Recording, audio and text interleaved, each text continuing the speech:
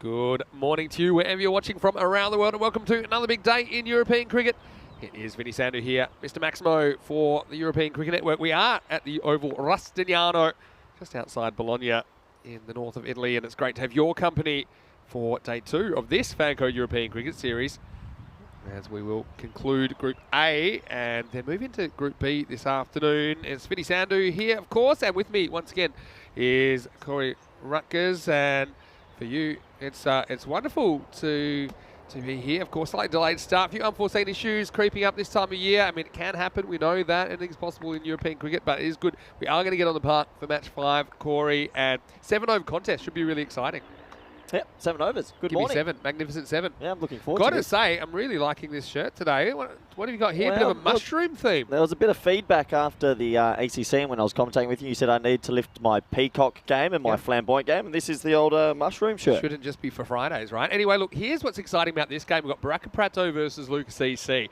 And essentially what we can tell you is whoever wins this game, they survive in the competition. So we pretty much got a sudden death matchup here. So we're going to have an S7 match. Have we ever had a 7-over game before? We would have had a 7-over game. It's not one of the more common ones, but we would have had a 7-1. In fact, if I'm right, I actually think that the last time we had a golden ball was in a 7-over game, and it was the one where I was with you in Portugal, where the second innings was reduced to 7 overs. Anyway, right now, we can kind of show you the teams here, and Baraka Prato winning the toss, electing to bowl first. So, yeah, I think that's sending in Luke CC, maybe a bit of a risk, but Baraka Prato, I think they fancy their chances to chase it down. Kulam Daskia, he's the one to watch because I know he's had a bit of an injury yesterday, but last year he scored 150 more runs than anybody else in the week. So he's always exciting. Now this was based on 10 overs. We're 13-run favourites, Baraka Prato. So let's get ready for action here on day 2. And it starts with a wide. This was one of the issues yesterday. But what I will say is that both these teams, if they want to make it to the Thursday Super 5 stage, they have to win this game. So we know it's a huge one, isn't it? Yeah, well, with 7 overs, S7 as you like to call it, it's all on the line, Vinny. Well, there's a bit of acrobatic wicket keeping. He put a bit of mayo on that, didn't he? He put a lot of mayo on that. Vanessa Ali is opening the bowling. That's nice on that chart. He's grabbed the gloves today and not afraid to take off. Why do you call it an S7? Because the T in T10 stands for 10. Oh, okay, is it? Yeah. What did you think it's Never actually really looked into that. Yeah, so if you go S7, yes, it's a 7-7 game, right? Yep. Smacked. This is flat. It's pretty hard, and this is 4. That's the first one to ping into the fence, and what a good shot that is. Shalika Asanka had a pretty good day yesterday. Pounces all over that one. A little bit short and punished. Yeah, well, that turns into 6 off 1 because the first 2 balls were wide. So, yeah, good start there. And Lucas EC, who had their first ever win in the ECS yesterday, looking for another one here today to get themselves through. Yeah, for sure. Now, there's a 2-over power play in this game, and only 2 bowlers can bowl a second over. Everyone else restricted to 1. This is a little bit fuller, worked away. Slightly mishandled, but only 1. See, that's something I'd like to see change, that if you do get a shortened game, a 7-over, 5-over, 6-over, I'd keep a 3-over power play. Oh, yeah? I think that adds to the flair of it because it's more impactful. Okay, that's not a bad suggestion. Yeah, I don't mind that. I wouldn't shorten it, but... What about, we have 3-over cricket then? So the whole thing would be the power play? Oh, well, yeah. Okay. It's interesting you say that, though. Yeah, I mean, what we actually have learned, I mean, people have talked about run scoring being higher in the power play and easier for batting, but it kind of evens out. What we've realised is when you realise you normally have the better bowlers in the power play and the slightly newer ball, actually they kind of counteract each other a bit. So yeah, sometimes people say, is it fair in a 10-over game, for example, if one team gets to bat 7 overs and then it's rained off and they had a 3-over power play, the second team only gets a 2-over power play, which seems a bit unfair. Yeah, so I would blanket it. I would just have the same no matter what regarding weather. But look, we're here now. Power play of 2 overs. And not a bad start so far for Lucas CC. A lot to get through in 7 overs here. First innings of the day. Come back in a second. Shot. First, we can see an uppercut, and he goes over the infield. Asanka doesn't try to keep it down. He gets a second boundary. And a pretty good start this for Lucas CC. Well, what will be interesting for me is to see if the batsmen sit back a little bit more today. We saw a lot of teams bowling it into the wicket like that, trying to get it through at chest height, Will the batsman now bat deeper in the crease and look to play the more cross-batted shots? Yeah, well, that's the thing. If it's consistent, you can kind of wait on that back foot. A lot of these guys like to get deep in the crease anyway. Yep. But I want to say, quickly, huge happy birthday to Keanu. Oh, wowee. Who is having a birthday today. Hope you're well. Many happy returns to you. Last ball the first over. And it's a pretty good one from Manasser Ali. Gets length right that time, I think. Left to Sanker in no man's land, but a pretty good first over. It's 12 for none after one. Yeah, you take that. 12 for none after one, especially in a 7-over fixture. But happy birthday, Keanu. I hope you're well out there. One of our faithful supporters on the ECN platform. Have a look, and so yeah, the other big news coming up is that having something which does happen from time to time. It's rare, but RCP, due to unforeseen circumstances, conceding match 6. So really? That means that Trentino Aquila can go 3-0, and they certainly have sewn up one of the 2 spots in the Super 5 available for teams with this group. So no more RCP. It comes down to a straight shootout between these 2 teams for that second spot. Another one starting over. Russell Booyah is the new bowler. So last over the power play coming up. And yeah, I mean, it is disappointing, of course. You know, RCP obviously just couldn't get it together. I mean, they're a team that did make the final last year in Venice, running into some unforeseen difficulties. So not too much we can do about that. We know that there's been a few issues surrounding that this week so far, but we'll concentrate on who is out there. These 2 teams competing for a spot in the Super 5s. This one's in the air, just out of the grasp of the fielder. It'll take a second. That's pretty good running. Salman Muhammad is the man that cleans up eventually. Yeah, good aggressive running. Coming back for the 2. And once again, that sort of short ball, back of a length at the body, cramping in for room, just gets enough wood on it to get it over square leg. And, good start this by Lucas CC. I fancy them for a little bit of an upset, actually. Yeah, Baraka Prato, and big concerns over the fitness of the captain Gulam Dastgir. We know that they rely a lot on him. Hassan Akhtar, who's got the gloves today as well, he's a pretty decent former with the bat, though. He'll probably open up as well. The bowl pushes this through. Oh, yeah. So tell us about your first night in Italy, because I know you had a long day yesterday. Started at 3 o'clock in the morning in Holland before you came over. It was a pretty low-key evening. I did try bolognese for dinner. Did you? Yeah, I've carbo loaded, a lot of carbs. The authentic bolognese. Yeah, right? pretty good. Okay. No complaints. I had a big night's sleep, to be completely pretty boring, Vinny. Tonight's the night I think we might have a look a little bit at the city. It's possible. Maybe. Fernando's facing up here. Says the captain. Goes straight pull. And well, it's a pull on the offside, basically. It's a flat bat smack from the captain, Tizara Fernando. Pretty good shot, especially because we're nearing the end of the power play. Mid-off was in the circle. He beats him and he gets 4 more. Good start this by Luca. Good bat speed. Gets his hands through the ball. Gets it on the offside. Like you said, the old straight pull. Bit of tape ball cricket in that shot. Another 4 runs and a good start. Quick hello to Selvakumar Murugasamy, who's in the chat as well. Good to have you with us. And everybody who is coming in to say hello. How far away are we from getting a poll up about who's got the better shirt today? Because I feel like this could be my one day I win. No, I think... What do you mean, I think? Call it a draw? Nay. This isn't a tie, nay. That's up to the robot. The robot controls the polls, not me. Booyah. Halfway through this over. It's gone for 7.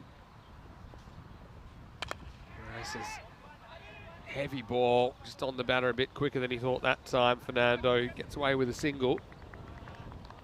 I mean, most people, we had a poll to see who people think will win. 67% were favouring Baraka Prato. Yeah, I'm surprised by that. I think Lucas EC, from what I saw yesterday, have pretty good squad depth. I think both these teams struggled to Trentino Aquila. That's basically what we know about them yesterday. Yeah.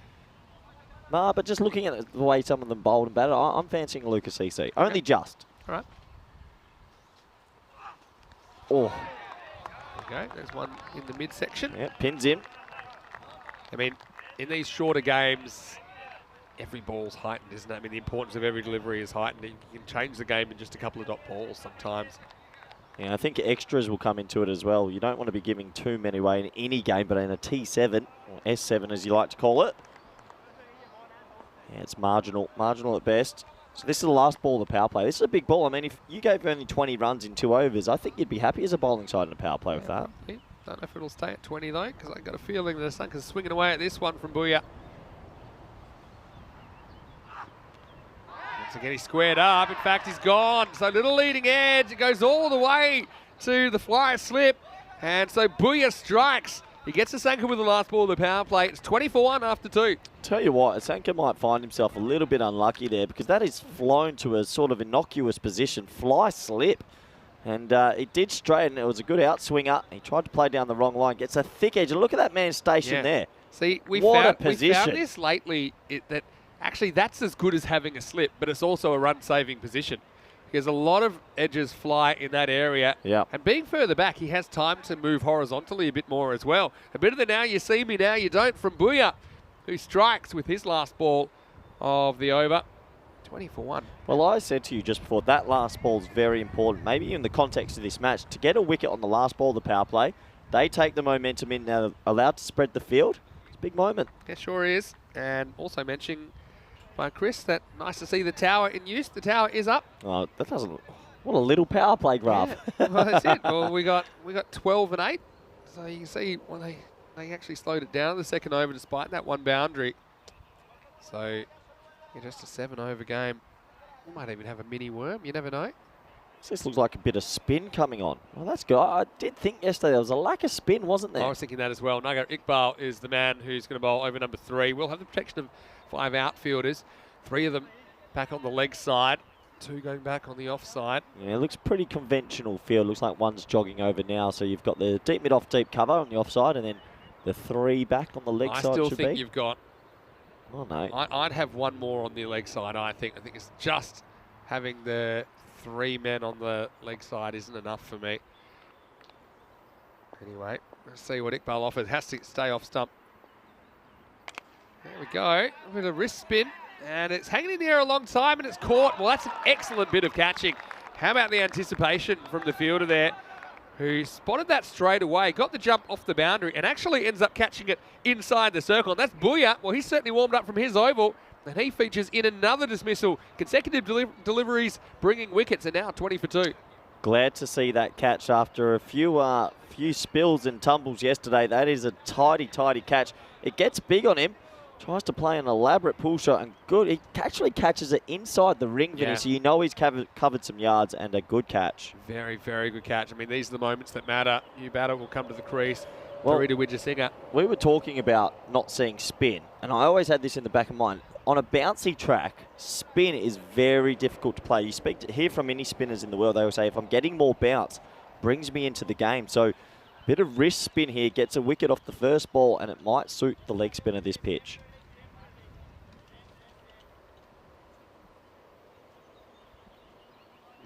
Yeah. Just letting that digest. No, I was pondering. I think you're right. I mean, think about when it bounces on. Nathan Lyon, Shane Warne, they all spoke about that a lot. More bounce for a spinner is difficult to get away. All right. Here's Nagar Iqbal.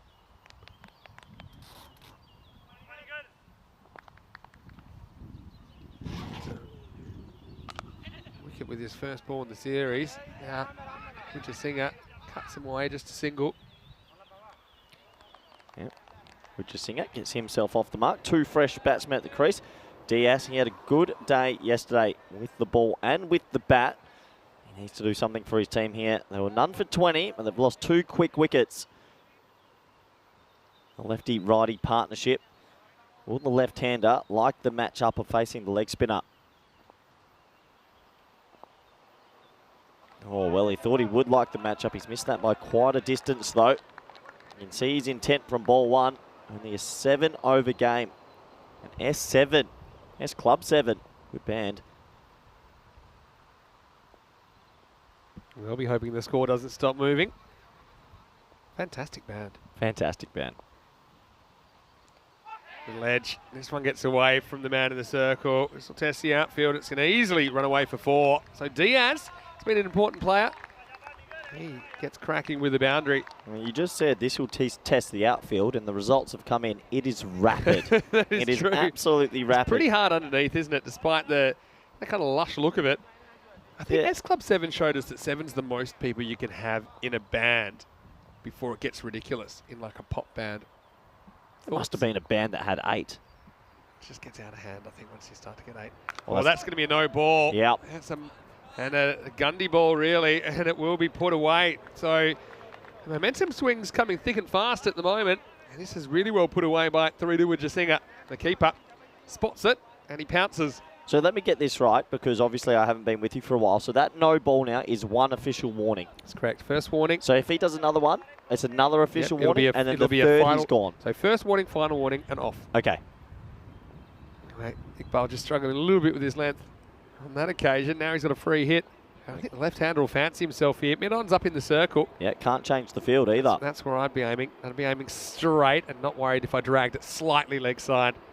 Yeah, and the umpire just wagging his finger. That's the one warning. That's finger wag. Yeah, that's exactly where he tries to go. Everyone realises it's a free hit, which is never quite as fun as me as when some people forget that it's a free hit. We had one in Sweden where actually everybody forgot it was a free hit, and the fielders were celebrating. The batters were in the middle of the pitch, and neither one of them realised. And this is actually going to test the long on. Does well to come down and field it. So in the end, it was actually a dot because there was no run completed and no wicket, obviously. But it was a really strange situation. Anyway, 3 overs down, 33 for 2. Hope you're well. Vinny Sandu here, Mr. Maximo. Alongside me is Corey Ruckers. And yeah, well, some people talking about the shirts. I mean, I don't think it has to be a competition. I actually think there's a little bit of similarity with the colour schemes of our shirts a little bit today. No, it is a competition. I don't agree. Listen, I don't usually outdress you, and this morning I thought he won't be ready for this. I'm coming in hot. You're coming in hot. Let me know on the viewer chat. Nice material as well. And I like that you don't have any holes in this shirt like the one yesterday. You had a bit of a wardrobe malfunction, didn't you? Let's not speak about that, Vinny. It happens. Anyway, great to have your company. Great to have Corey back. Why don't you say hello to Corey if you haven't already? Because, yeah, Corey, after a little bit of a hiatus, has been busy with your coaching commitments. Well, you and Rico have been doing a good job. Been tuning in sometimes. You've been busy. We're always happy when we see you in the chat. Anyway, let's roll on to over number 4. And it's Booyah who comes back. Now, this is hanging in the air. Won't quite carry. I'll just stick with 1 in the end. Yeah, so big happy birthday to Keanu. Said that already. And I know that there's a lot happening. I mean, we've got a lot happening in the world of cricket. I mean, we had Australia, who got absolutely rock and rolled by Sri Lanka in the second test. There's cricket going on everywhere at the moment. There's ICC qualifiers in Zimbabwe. Yep. There's also regional qualifiers about to go in Europe again. We're bringing you the ECN, T10 everywhere. So plenty going on in the world of cricket. But glad to bring you some cricket from Bologna. Gorgeous part of the world. And he comes again. Oh, he's cramped in for room. Just gets a bit of bat on that. And you can sort of see, I've mentioned this a few times, especially yesterday, the bowlers are really trying to hammer that middle part of the wicket because it does come through. You can see they're cramping him for room. Glad he got a little bit of bat on that. That would have hit him right in the midriff. Yeah, so just slow things down a little bit. Yeah, what else? Oh, the story of the day yesterday had to be the fake IPL. So, did you see some of that? I did see something on Twitter about that. Oh, don't even get me I don't even want to know. In Russia or something? Oh, I'll tell you.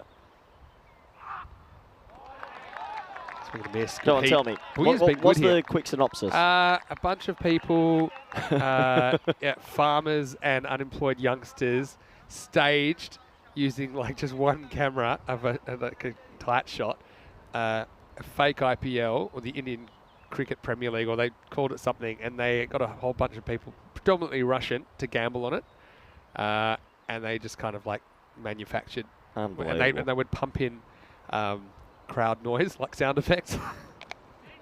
I'll show it to you in a second. Anyway, this one is going to be 4. Nice shot by Diaz. I like the way he just leans on this. I think Booyah, he's been rushing some of the batters for pace.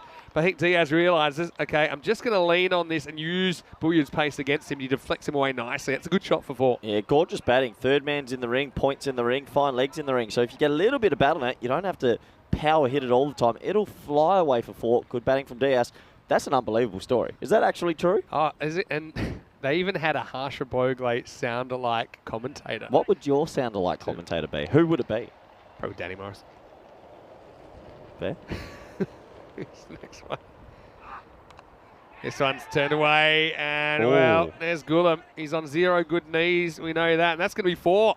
Well, that's So, a telling sign, isn't bit of a it? bonus for Diaz. I mean, yeah.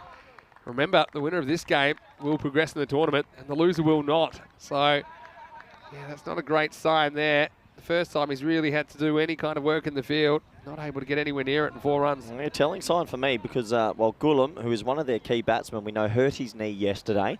He's back out there playing this morning. I thought when I saw him walk out, he looked okay, but he still seems to be hobbling a little bit.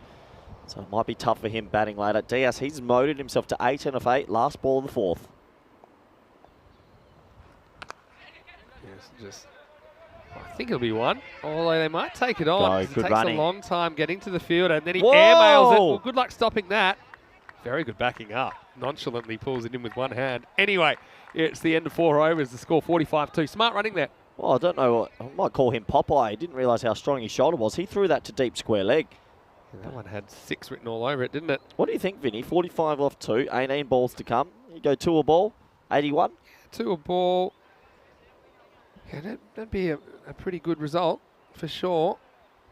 Yeah, what was good about that last delivery is the running. Don't see that enough. Yeah. Push hard. Push that first one hard. Yeah, and essentially you're racing the fielder to get to the ball. If you can get halfway there before they pick it up, you're rarely going to get run out. And also, you know, sometimes taking on an extra run like that can bring an overthrow. It can bring more. Yep. And that one could have brought 4 overthrows, for example. Now, Iqbal's going to get a second over. And remember, only 2 bowlers can bowl 2 overs, so they're deciding that Iqbal is the second of their bowlers that's going to get 2. And this is well placed by Wijesinghe. This will be 4. It's a nice shot as well. I think it goes with the spin. See, that's good batting shape there. Slightly inside out. Maybe a little bit late on it. But whatever he did, it works well.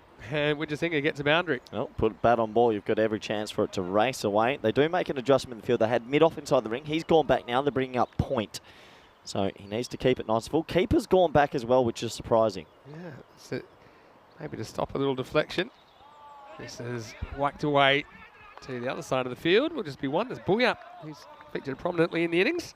Hello to Andy House as well. Hope you're well.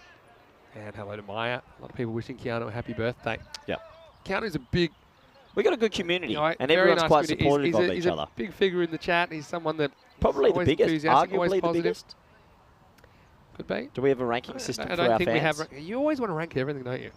As the number 3 Can't you just commentator. appreciate good people? Oh. Well, this one I missed out. Now, it's something that I haven't seen much of, but I have seen it done actually at all levels. Keepers going back to spinners. And I think what they're basically saying is, you know, I want to be able to cover more territory. Yeah, I'm all for it. Yeah. Well, this one is smoked down to the ground, steps across and whacks it over the leg side. Maximo! Diaz goes large and just hitting with the spin and hitting that one well. Yeah, well, there's an example of when you don't have the keeper to the stumps, the batsman will be a little bit more comfortable with coming out of his ground, and he's just walked out, shuffled across, and a big slog sweepers, 6 runs.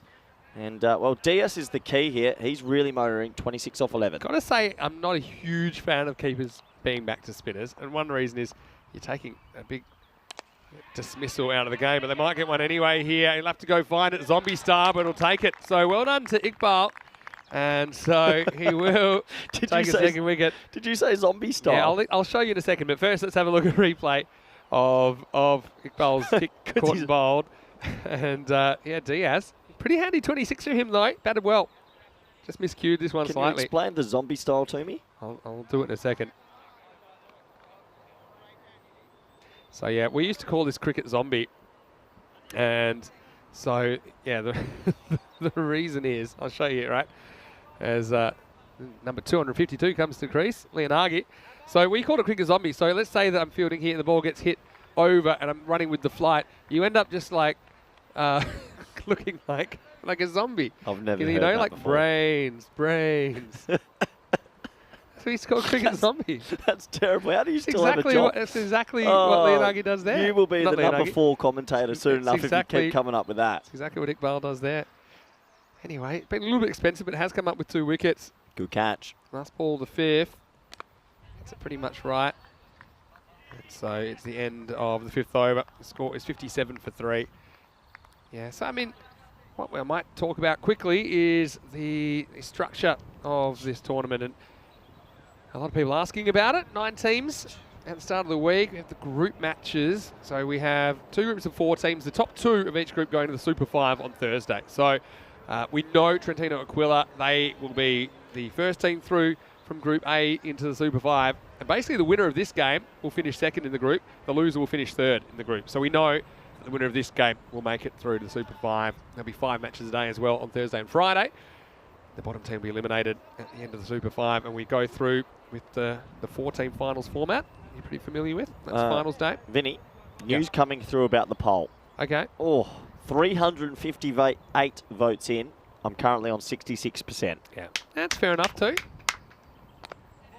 I'll tell you what, this is the day that you'll reach 250 games, and so I didn't want to... Well, do I still? Because the next game's on. Yeah. So last game of the day. Over 250 games. Did you end up getting me a gift? I got you a little something. I'm very excited. 250 games of commentary. Who would have thought it? Yeah. Couple of moments. Exactly. Didn't think I thought you would have had us yanked off the air long ago. Anyway, Ilyas Ahmed bowling over number 6. I'll have to go with 2 new bowlers here because they've already had 2 bowlers bowl the 2 overs. They had Booya, who took 1 for 20 off his 2. They had Iqbal, that took 2 for 25 off his 2. I'll tell you what, it's brave field settings. We'll paint you a little picture here. It's a 7-2 field. Deep mid on, deep square leg, and then everyone else is on the offside. So let's hit down to long off, where it should be handled. It is. There's some difficulty. Oh, no one's backing up. To be honest, this is why he should be running at this stage. Well, now they are. Oh, he's gone. Fantastic throw. I mean, that's a 50-50 at best, I think. But I think you've got to take it on. You've got 7 wickets in hand. You've got 9 balls to go in the innings. I think you should be taking the marginals and force them to take the run out. I mean, I think that's on there. It's just unfortunate, I suppose, for Leonagi that I think that does get a hand on it. So the bowler will get half of this run out. No, really? Does. Yeah, last 2 people to touch it. So that's a classic Ilyas Ahmed to Ahsan Akhtar run out. And they're all smiles, why not? So 1 and a run out. And the score now is 59 for 4. Yeah, I don't mind that. I mean, they were pretty alert, thinking about a potential 2. You've got Probably to be like should have taken it the first time. Yep. I mean, they only went after it went past the bowler. But I think if you go straight away, you force a good throw to the bowler. It wasn't one. We have seen some errant throws back to the pitch area, that's for sure. Yep, definitely. New man coming to the crease, Pradeep Kumara. He'll be looking to get it going straight away. Only 9 balls remaining in this innings. An extraordinary field setting. Still 7 on the offside. I mean, there's 2 extra covers, a deep point, deep mid off. Here's the run out again. Clever little deflection from Ilyas Ahmed. He just knocks it on. Yeah, you take it. Assist points. Yeah, why not? I'd like to see Pradeep. I know it's not easy to maybe bat on off stump here. Yeah. And just work it to the leg side if you can. There's a huge acre of space here. You're right. Nobody in the fine leg quarter either. That's pretty well located. He wants to go leg side kind of no matter what. The field's inducing that shot. Left arm bowlers in T10 cricket, Vinny. I swear, we need some analytics on this. I think left armers always dominate. Yeah, it's a bad shouts that we talked about earlier this year.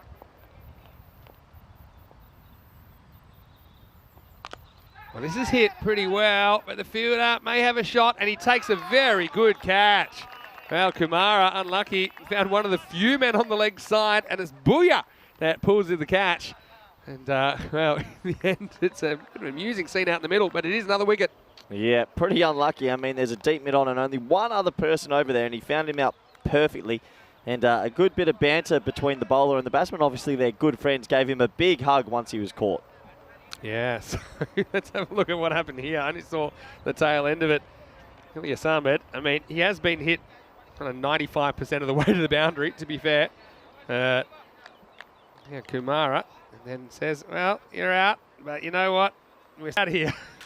Tell you, there's a lot of batsmen around the world that if a bowler came up and hugged me after I'd been caught, I'm not too sure I'm hugging back. I think they may have 0 good kneecaps, a bit like Gulam Dasgia. If anyone tried to hug me that so quickly. What's the best send-off you've ever seen? Where do you want to start? The pointing's been done, hasn't it? Yeah, pointing's a common one. I've seen some pretty good ones. We had one in Romania where the bowler chased the batter, then the batter chased him back and whacked him on the backside with the bat. In good humour. Okay, yeah, I hope so. When they were run out off the last ball of the innings. We've seen some good... Yeah. There's the whole, yeah, we had a couple of other good ones. Obviously the shoe phone celebration. Out. And this will be out as well. Wow, he's going to go off like an absolute frog in a sock. It's another. Are they friends or not? What's going on there? It's another bold and it's another wicket and hug combo. I don't know about I tell you what if he takes a hat trick here? He's on a hat trick. Can you imagine? He might lift the batter off the ground. Well, I don't know if the match referee wants to have a look at this because there's aggression turned into a cuddle. That confuses me at the best of times. It's been a tough love, I think. Ilias, you see here. Aggression. See you later. Oh, no, I'm... What is going on here? Full See straight. you later. Wow. Oh. Lucky it's the 7 overs. And anyway, we just... And then, it's okay, buddy. Don't worry. I've just told you where to walk. But we were just talking about best send-offs we've seen. That might be the best. Wow. Whoa. That is... Well, he's not going to get a hat trick. Here's the thing, though, and I was going to mention this earlier. We got more of this. How many times does he send him won't off? Get his hat trick. 1, 2, 3, 4. Now, let me give you a hug. That's passive aggressiveness at its best. I'm a bit confused here. Are they friends or is he angry? He won't get it. Okay, slow down. We won't get a chance to see his hat trick. It's the end of the over. It's 59 for 6. Oh, that's good. Dear me. Adil Ahmed starts with a dot. The thing is, like the inflatable man. Okay, here we go. Let's do our best impression of what that was. By Ready? the batsman? No, we'll just both be the bowler. Ready? He's just 3, like, 2, 1. Just you, mate, and then best friends. Best friends. That's cricket good for you. That's up there. So what I was going to say, one of the things was my strategy with the bowlers. I wouldn't want to bowl people's second over too quickly because only 2 of you bowlers can get second over, right? Yep. This is in the air. Won't quite carry. Just a bit sitting back on that ball. They're not going to take on the 2. One of the reasons is I'd kind of like to give everyone an over, then choose who I want to bowl their second. Because, I mean, you see it, and it's Ilyas Ahmed. He took 2 for 2, but he won't get his second over because he bowled after 2 other bowlers had bowled their second. Yep. You had 2 bowlers. Bhuiya went for 10 and over. Nagar Iqbal went for 12 and a half and over. So they did get second overs. And as a coach, you probably see where I'm coming from there. This is pulled away and it will be dropped. I don't think they'll take on the 2. That's Bhuiya. Normally has a pretty good pair of hands. Well, maybe I'm right. I've said they're crazy to only have 2 men on the leg side, and they keep picking them out perfectly. That's only 1 of 2 men out there. Unfortunately, this time he drops it. A couple of balls left in this innings. They need a boundary. They've just sort of stuttered, haven't they, Vinny? Still cannot quite believe what I saw. That's the best send-off I've ever seen. We just said, what's the best? That's the best. Gold medal. Nice looking cricket shot. Oh, no. There could be 2 here. Maybe even 3 if they go hard enough. Oh, it's a bit of a wild throw in, but they'll settle for 2. Yeah, that is gold. Still kind of... Yeah, you got to take a moment. That was... It was aggressive, and then I think he realised, no, let's just hug it out. It looked like... I don't want to... I mean, obviously... It looked like there was something seriously wrong with him. That's all I want to say with that. And now... Well, oh, good running. 2. You could actually probably get 2 here. Go on. Well, force the throw. I mean, I still don't understand how you can miss from here. This was exactly the situation when the scores were tied last week, and it would have been a golden ball if the keeper hits from here. Oh. And found a way to miss. Look at the bowler. He's sort of nowhere as well. So 63. Maybe that run will come back to haunt them. Potentially. Last ball, seatbelts on, everyone. Oh! Yeah, not a bad shot, and that is going to go the journey, I believe, and it has. Maximo Gayantha gets him to 70, so maybe the bye making a difference, changing the strike, and Piumala Gayantha just hooks that one out of the ground with ease. They're going to finish 70 for 6 off their 7 overs. I think it's more or less a par total, maybe a little bit light on, but we saw yesterday that runs weren't as easy to come by as we may have thought. But regardless, a very entertaining first innings of the day, albeit only 7 overs. Yeah, very entertaining indeed. That's 6, and that bye, that's changed it just a little bit. They needed that. I'd say they're just under par, but 70 in the end, 10 and over in this S7 match. Let's take a quick look at the highlights. I'm looking forward to this highlights package, Corey, because especially when Ilyas Ahmed is coming into the equation, I don't think we'll be able to hold it together. But before then, that was a Nice shot by Fernando. He was out there early, and Asanka was there as well. I mean, it may be a bit unlucky. That could have gone anywhere. And that was a tame celebration compared with what we're going to see a bit later in the innings. Got to say that Booyah, for the most part, he held almost everything that came to him. One got away from him a little bit later, a few lucky edges. But yeah, for the most part, I think that both teams will feel that this is a winnable match. Remember, only the winner of this match will progress to the Super 5 stage. Yep, exactly right, Vinny. It's all on the line in this game. There was some good batting early, and they did peg it back throughout that middle part. But like we said, this outfield is absolutely rapid, and those were some pretty big shots on the leg side to clear the pickets.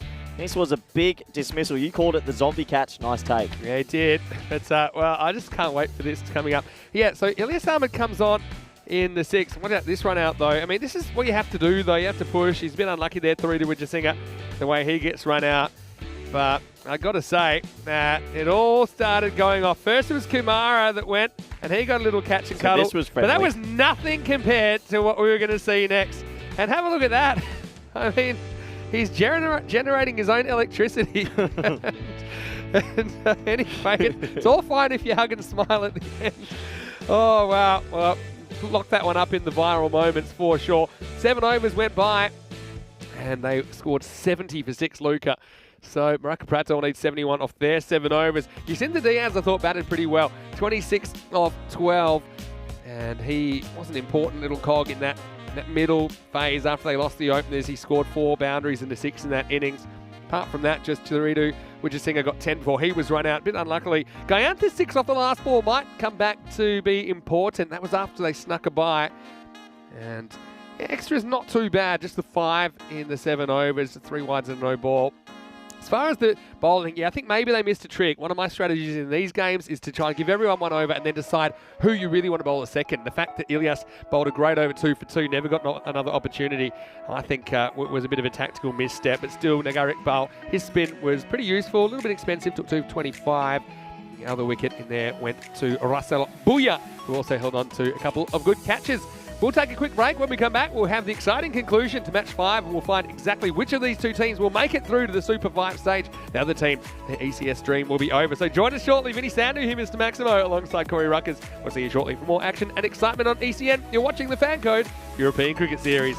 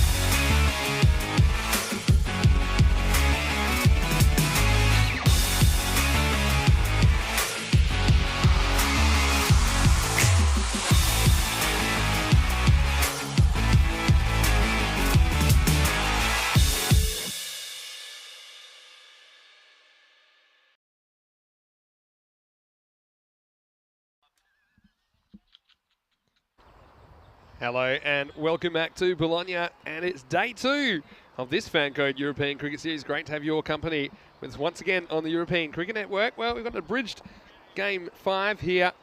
Just the 7 overs between these two teams competing for one space in the Super 5 stage. So, looking forward to, I think, will be a very entertaining run chase. One less pass score, I think, on the board, as Baraka Prato will be chasing 71 for victory. But, well, there won't be room for both these teams, like I said, later in the week. Vinny Sander here, Mr. Maximo for ECN. Joining me in the commentary box is Corey Ruckers. And Corey, Hi, Vinny. well, if there's anything to go by in the first innings, I think we could have another must-watch innings here in the second half of match 5. Yeah, potentially. So one of the funnier moments, but we also saw some good cricket as well. Well, we saw probably one of the most interesting post-wicket celebrations that we've ever seen, that anyone's ever seen. That does make me think I don't know about if we can go back, Martins, and show that again. some of the better send-offs we've ever seen. That has to be in the top 3 ever. Oh, top 1? I mean, it's less thought out and more kinetic, let's say, than the shoe phone there was celebration. aggression, and then it sort of realised that's too much. I've got to give him a hug. Okay, so 71 for a place in the Super 5s for Baraka Prato. This is Shalika Asanka who's opening up. He bowls the first ball. Asan Akhtar blocks it out. Left-hand, right-hand combination. Gulam Daskia as the non-strikers, and he's a real key for Baraka Prato. We know that he's not 100% fit, but he's such an important player for them. Yeah, you have to wonder how much is he hampered while he bats with that injury. Actually, that isn't Gulam Daskia that's out. That's Nagar Iqbal. So, not opening with Daskia, but, well, he might be in now because Akhtar goes for a duck. And he just tries to play this probably slightly to mid-on, gets a leading edge, catch is taken. So, Asanka strikes early. I know you like Lucas CC, and I bet you like the start now. It's none for one. Well, big wicket early in that short third man position's working a treat today. And the first wicket falls, just tries to overhit it, loses all his shape, can only edge it to that man at the short third position. So 1 for none, and a little bit of a salute as he has to walk off the field. Lucas CC, I tipped him to get through. What a great start for them. Yeah, sure is. But yeah, big story for me is no Gulam Daskia opening up. So I wonder whether... I imagine he will bat at some point if he's physically able, but I don't know whether he's made his injury worse. Arguably bigger story, the shirts. Yeah, I'm assuming you took that out, 67-33? So we'll go, what we'll do, Monday you won, Tuesday I win, so it's 1-1. Why does everything have to be a competition with you? We're on the same team. We'll let the viewers decide over the week. A better poll would be, are the viewers happy with our shirts today or not? No, I don't want to work with you. I want it to be a contest. Well, the easiest contest would be to just leave you on the bench the whole time, the whole ECS year. So here's an idea. How about turning screensaver off on your computer so to touch every 2 minutes? I don't mind. Keeps me moving. All right. Asanka off to the perfect start. It's going to be Hassan Ali to come out at number 3. 2 over power play, don't forget. Oh, this one moves away just a bit too much. Goes past the off stump. Well, when you're chasing 71 off 7 overs, it's not out of reach. You don't need to slog every ball. I mean, the outfield's quick. I'd like to see a little bit more conventional batting. You can still play cricket shots and chase this down. Assuming Daskia is going to bat, I think the batters above him have the absolute license. I think that's what they're thinking. Yeah. But again, you don't want to swing and miss and chew up dot balls. That's what I mean. Bat on ball and you still chase this down, you'd imagine. He goes for this and doesn't quite get it. Fielder's herring in. It's Kamara, who does a very good job to get there. In fact, he almost overruns it. And then he will be able to get back on it. Basically, it's 2. I do like to see that initiative from the fielder, but in the end, he actually runs too far under this ball. Yeah, he doesn't steady his feet at the last moment. See, he's still got too much momentum going forward, so a little bit under it. It should have been 2 for none. That's a big, big miss. They scamper back for 2. Yes, you can see Hassan Ali's in there for one reason only. I think that's to go over the top. This one goes over the top of middle stump. This is what I mean. I mean, I get it that you want to try and hit 6s, but there's going to be a lot of dot balls if you don't play cricket shots in between. That could have easily been worked on the leg side. So, yeah, interesting gameplay here. You see the bowler disappointed. That was a skerrick away from the top of the barrels. That's true. So last ball, the over, has been a very good one from Asunke's. Only conceded the 2, and that was off a drop catch. Yeah, could have been a double wicket maiden, Vinny. Don't get that often. Potentially. Last ball of the first. Swing and a miss again. So Asunke's done his job. Score now is 2 for 1. Yeah. So, I mean, he is one example of someone that said, well, if he's bowled that well, then I definitely want him to have the second over. So then maybe I would bowl him in the third. I suppose I'm just not a huge fan of bowling second overs in this format where people have bowled marginal first overs. You can see, Corey, how whoever wins this game, they will go through because they'll be in the top 2. This is the last Group A match, and whoever doesn't, they'll be out of the competition. Yeah, all to play for. One of them will be going home and one will be advancing. So I expect a pretty tight contest here. It's like left arm seam now. Here we go with over number 2, then last over the power play. It's going to be Gayan Lakshita, who's going to be the bowler.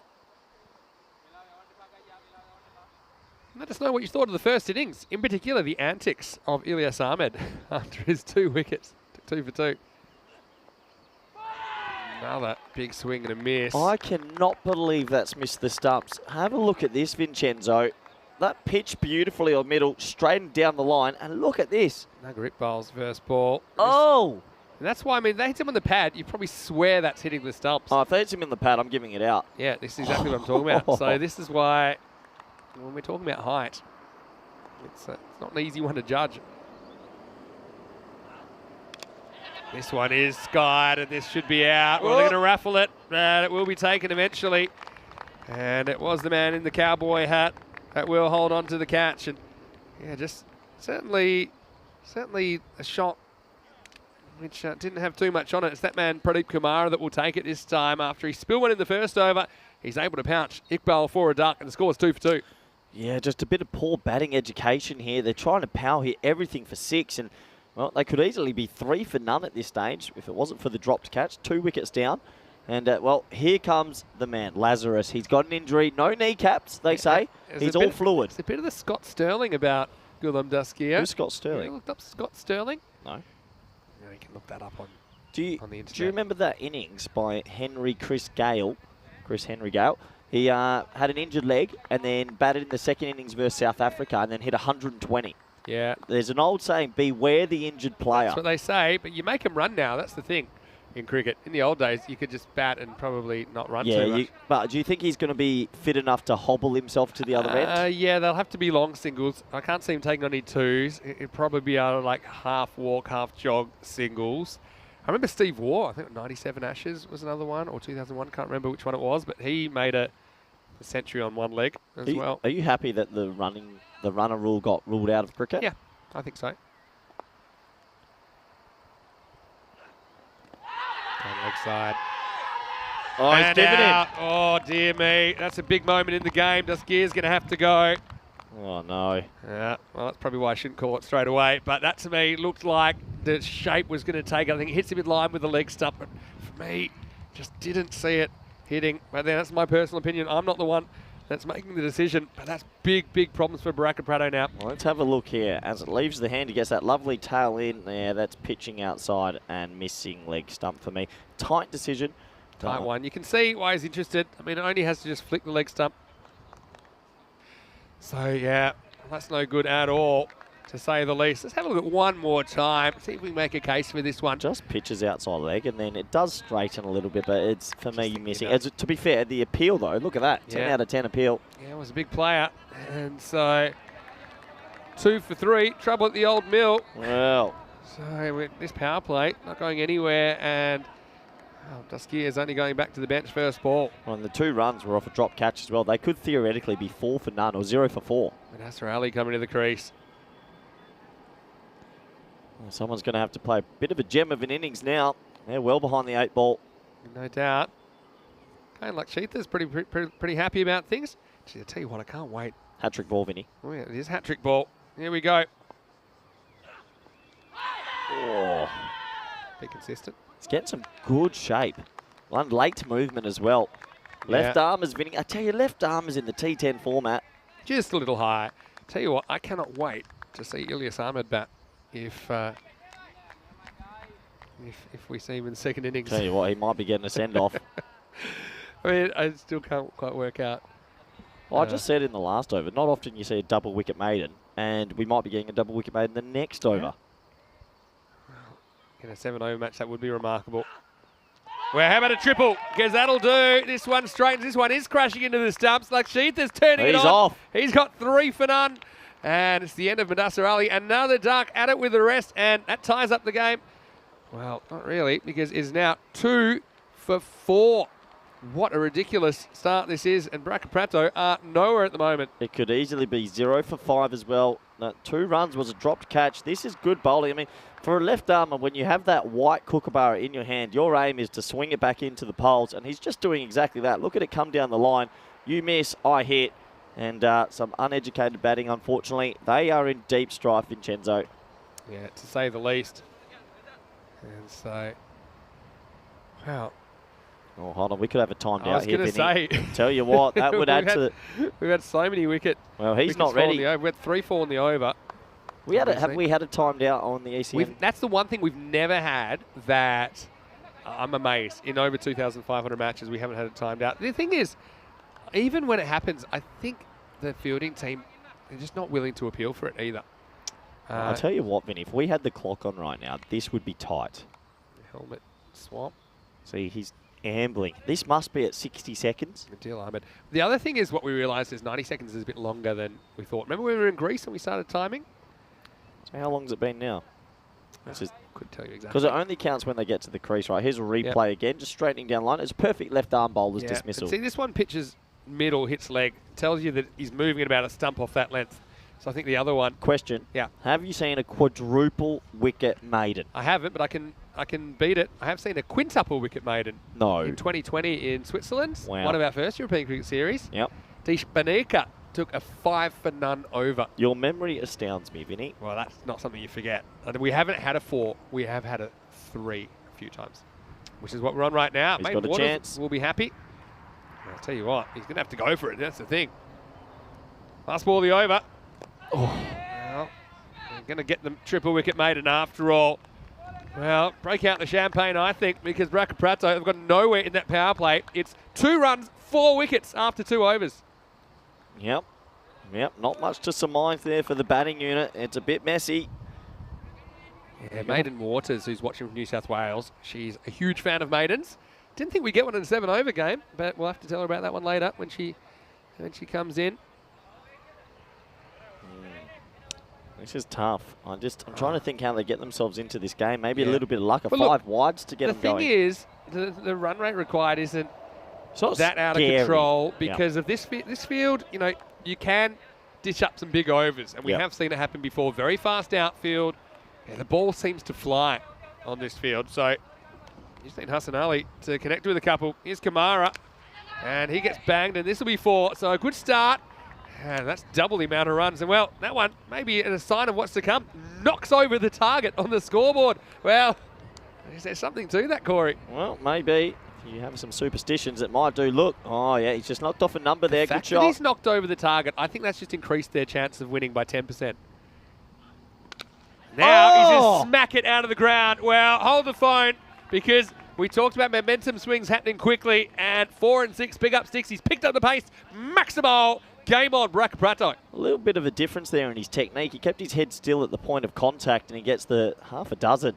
Doesn't overswing. I think first over that he faced, he was overswinging. Lifting his head. Hello to Mr. Maximo Jr., who's in the chat as well. Nice to see you back with us.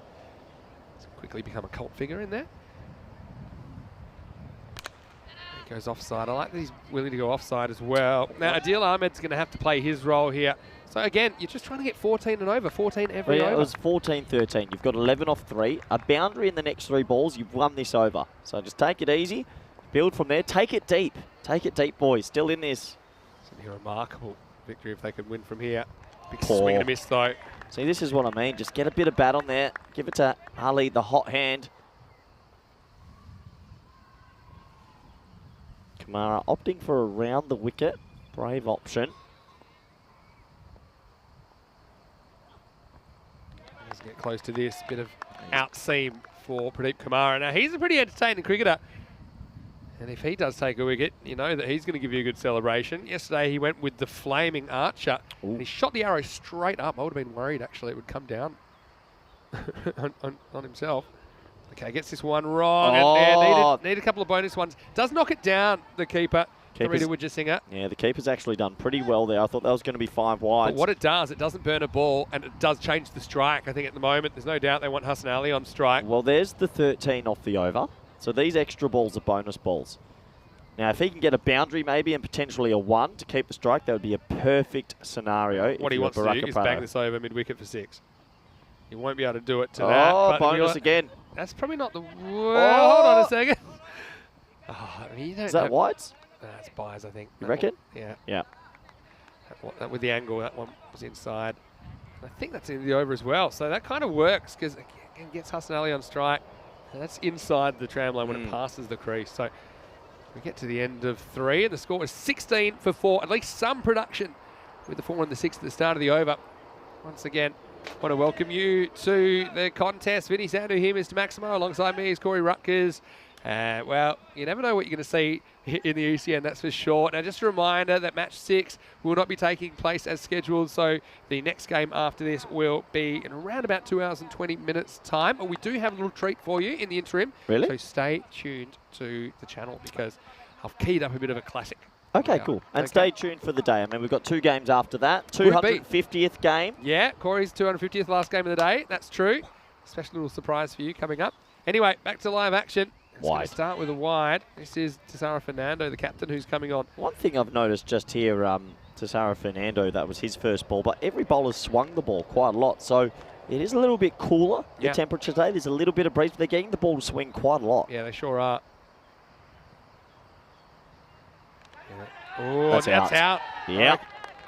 And he's been given. So, yeah, just swinging wildly. The old back-stumping keeper was on the move. And so Fernando will get the wicket. It's stumped by Rita Widjasinger. And again, he kind of decides to go slightly across this. You'll see here.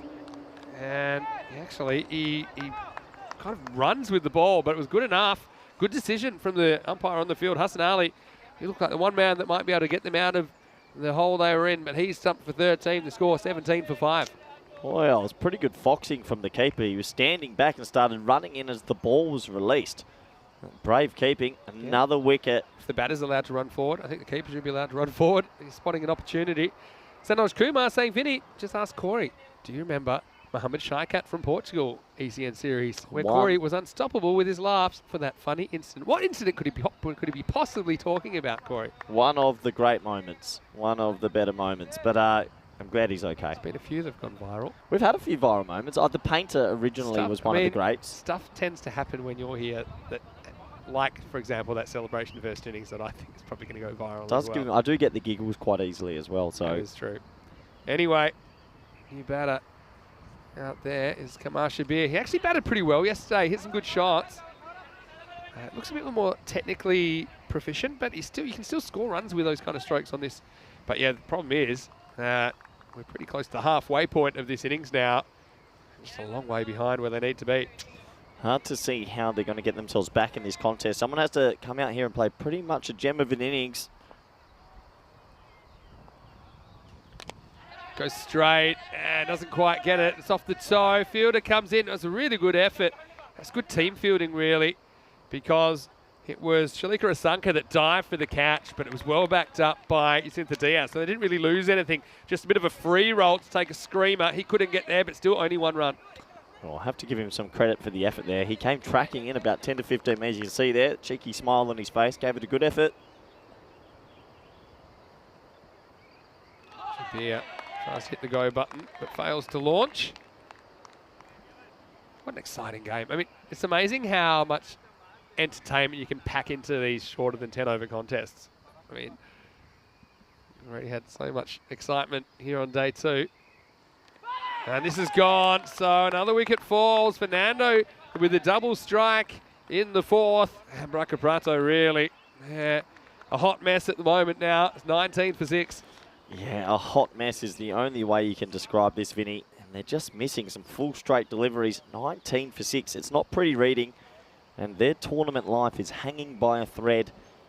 Yeah, it's difficult to see how they can get themselves back into this game. I mean, assuming, okay, let's say they get 2 off this ball, you need 50 off 3 overs. Nah, it's tough. Yeah. And so, yeah, disappointment for Shabir, who actually, I think he's got a bit of potential with the bat. He batted pretty well yesterday, but I mean, probably the situation, the run rate climbing, he plays the shots, not really his game. Just misses out, leg stump out of the ground. The ball's still swinging. Still swinging. New batter out there is Russell Booyah. Well, old boy is going to have to do something pretty remarkable. Tough to see. Tough. How are they going to do this, Vinny? Swing and hope? It feels like they've been swinging and hoping the whole time, though. 10 penalty runs, slow over rate. That's what we had yesterday. Was that the game? I think it was the first game, was it? Was that the game where you were here? Or you just arrived? When we had the slow over rate 10 penalty runs? Yeah, first game I was here was 10 penalty runs. Yeah. Just happy to play this away, but they don't even try and run. So, Booyah eats a dot, 4 overs down. The score is 19 for 6. And look, Lucas EC, you said you liked him. I mean, obviously wanted them to get 11 on the park. That was part of their strategy. And, yeah, certainly they're looking like they're pretty confident in this format, despite not having played ECS cricket till yesterday. Yeah, they're gelling well as a team, and they're pretty confident at the moment. They are well ahead in this T7, or not T7, my apologies, S7. S7. S7. People say T7. I get it, but... S Club 7. S Club 7. Take me back. Can you name any other songs except for Don't Stop Moving? S Club.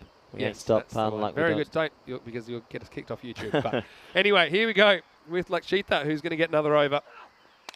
Starts with a full toss, and it's hit down the ground, but there is a fielder there. This is high-ish, but I don't think it's above the waist. Just under, I reckon, Vinny. Yeah, probably thigh-high is my guess. Yeah. Tough. That's why you need to have your shirt tucked in. Helps the umpire. Yeah, good point, actually.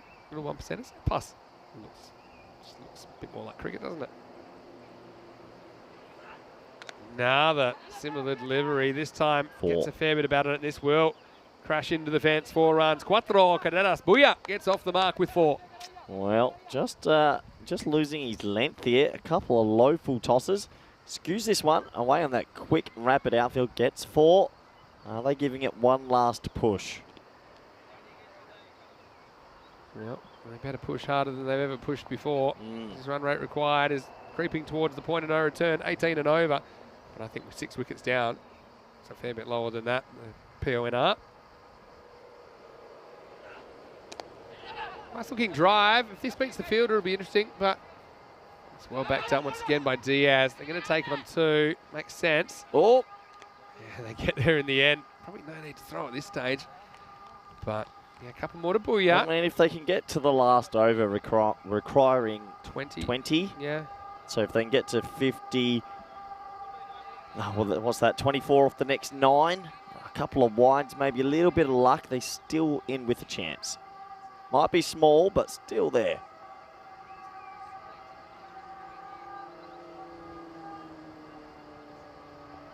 Like Seetha again. 3 wickets so far for him.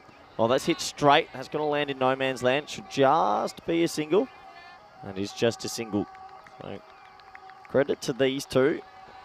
Partnership building steadily. Just struggling to get the ball away enough, though.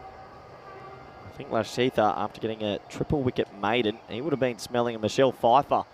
Fortunately, he's only got 2 more balls to do it. He'll still do it, potentially. Yep. Good maths, Vinny.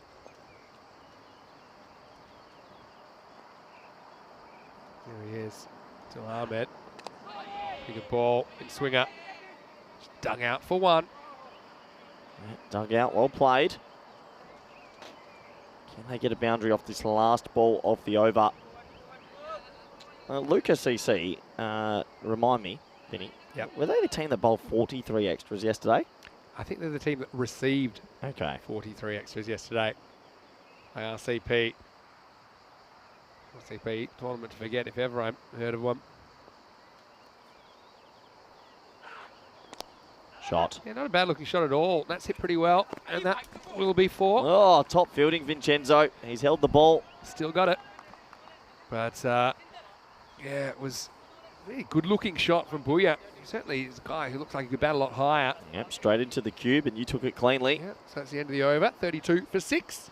Well, they got the boundary off the last ball, so what we're saying, well, here's what's happened in the Italian summer so far. Well, this is what we're searching for by the end of the week. We need to fill in the golden ticket from Bologna to join the 3 teams that have already qualified for the Super Series in week 5. And those 5 teams in the Super Series, they're competing for a spot at the ECL in 2023. It's a big prize. I reckon Fresh Tropical is up there with Friendship CC for my favourite names. Fresh Tropical is a great name. It's a great guys as well. Very entertaining. They're back-to-back champions in Milan. Have you seen Semi-Pro with? Yeah, of course. Fresh Tropical. Great Name. It's got some great quotes which I can't read out on air from Semi-Pro. Especially like what he says to the referee. We'll talk about that off air. We can. 2 to come. Well, they need 20 and over, basically. 19 and a half. Magical over. Well, you take a golden With ball shots from like here. that from Booyah. I mean, You never know. Who say they can't? Let's go. First ball has to go for 6. Diaz is good, though. Touch with a wide. That'll help. Yeah, you get this last over needing 20. Anything can happen. But they need a little bit of luck. A little bit of the cricketing gods on their side to get there. It's been pretty impressive from Lucas CC. I tipped them this morning. They've almost got the chocolates. Shot. Flat bat, Vinny. Yeah, it's a good shot, but the fielder's got a bit straighter and just squeezed the sight screen a bit more. I think that's smart. And just a single. Yeah, unlucky there. Got quite a bit of wood on that. When he first hit it, I thought it would have been 4.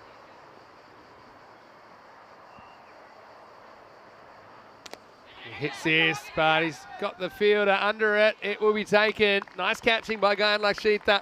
So Booyah, he tries his best. He goes down the ground, but he's not able to get it over the man patrolling the boundary. So it will be another wicket. Bracabrato are 34 for 7. Yep, that might be all she wrote because Boyer, he was the only one looking capable of clearing the pickets. He was 11 off 5. He's been caught. Got a pretty much a decent amount of bat on it, but sort of splices a tad and gets caught a couple of metres inside the rope. It's almost all she wrote for Baraka Prado. They'll be disappointed unless we see something quite miraculous. Does happen. Did you see Bracewell for New Zealand the other day? Yeah, he smacked him, didn't he? Well, they, at one stage, New Zealand was 7 for 200, chasing 300. Yep. And a last wicket partnership of 40, and 20 were taken off the last over in a 50-over game to win. Magical finish. It's happening more often. As a tail ender myself, or a lower order batter. Yep. I always love those stories. We just surprise. Well, the thing is, people. I saw Jason Gillespie congratulating Dinesh Chandimal on his 200, saying it's pretty difficult to make 200 in subcontinental conditions. That a boy, Jason. That's a very clever tweet. Tail enders these days are working more on their batting than ever before. Yeah, they got time because they don't let them bowl much. Quarter wide. I'd be interested to see this one again because you've got to pick out exactly when it passes the crease. Probably a bit hard on the bowler, that one. Probably was a bit harsh on Well, the have bowler. you ever heard of the buddy system? What's the buddy system? Now, I'll tell you after this ball. You get like someone that can bat that teaches you how to bat. Yeah, correct. I have to talk to batters though, they're so annoying. So because in the nets, you usually have your top order bat first, your middle order bat, and so on.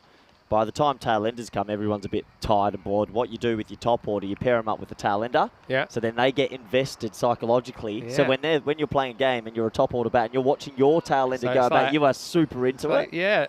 It's called the buddy system. Does work. Interesting though. Okay, this is whipped away, and this should be 4, I think. This outfield is lightning fast, so not a bad shot by Sama Muhammad. And so, yeah, put 4 on the total, but Braca Prado seem to be a long way from where they need to be. Well, if he has a buddy in the top order, that's a gorgeous cricket shot. Who we haven't seen yet is Ilyas Ahmed. Yeah, well, he's hiding. He doesn't want to come out. I really want to see. He's got 8 balls to get out there. I think we'll see him at the fall of the next wicket. We need a little 5 wides here, just to spice it up a tad. 32 off 8. Well, 2 Maximos gets you to 20 off the last over. That's one. Oh, it's a good block. You know what? I don't see enough of this from keepers. Okay. Body on the line sort of stuff. Yes, he's almost lost several teeth here, and it wasn't that far away from him, to be fair. But look, he is willing to get down and cover that bounce no matter what. That's almost like football goalkeeping. Yeah. Making your body large. Yeah, or in baseball catching, we say we block the pitch in the dirt. Yeah. Yeah, well bowled though. You know that he wants to go leg side. Doesn't give it to him. So, look, let's give credit to Lucas CC where it's due. Well, people didn't tip him at the start. They've proved they belong. Yeah, They've been very, very good, Yeah. considering how inexperienced they are in the format. Just got one guy, Kamara, that we've seen before. Straight over middle stump. Almost loses his balance, but it is the end of the over. So they'll need something supersonic to finish. Can't see it happening. 6 overs down, 40 for 7. We were just mentioning Bracewell hitting 20 off the last over versus Cricket Island to get up there. What's the most we've seen off a final over, Vinny? You're good at this stuff. It was here. No. It was here. Well, Game 1 last year. Kings 11, who we saw playing in Brescia last week, they needed 23 off the last over, and they hit 26 off 5 balls. wow. And in that game, they hit 69 off the last 2.5 overs to win the game. That's so pretty they were, incredible. I'm going to say, they were like 65 off 7 overs Well, and needing 131, and they did it. we're at the same venue. Does lightning strike twice? No, we're about to find out. Here we go. Last over. Sarah Fernando with the ball. That's a low full toss. I think this will just be one. I'll tell you who thinks lightning strikes twice. You ever hear about those people that have been hit by lightning like 6 or 7 times? That's a lot. But That's the record. do you know that the Empire State Building gets hit by lightning about 25 times a year? Wow. It's built for it. That's it down to long off. Yeah, just off the corner of my eye. Is this straight boundary 50 metres? Seems a little bit. Is it a little bit longer? Because there's been a few straight hits that have been caught right on the rope. Yeah, I think it's maybe a metre or 2, but Okay. it wouldn't be too much longer. Yep. Hit straight again. Fielder will clean this up. He's been a busy man down here. Yeah, you got to have your best fielder straight. We're talking about that a lot. Yeah, you think so? Best fielder straight? I think most of the time. A lot of balls get hit there. A lot get mishit there as well, I suppose. Well, this one's in the air, and case in point, this should be taken, and it is. So, I'm going to say this guy, Shalika Asanga's had a pretty good week for Luke CC so far, and this will make it 43 for 8. And well, firstly, I want to say quick hello to Maiden Waters, who's joined in the chat, and now we've found out that she has found about the triple wicket maiden.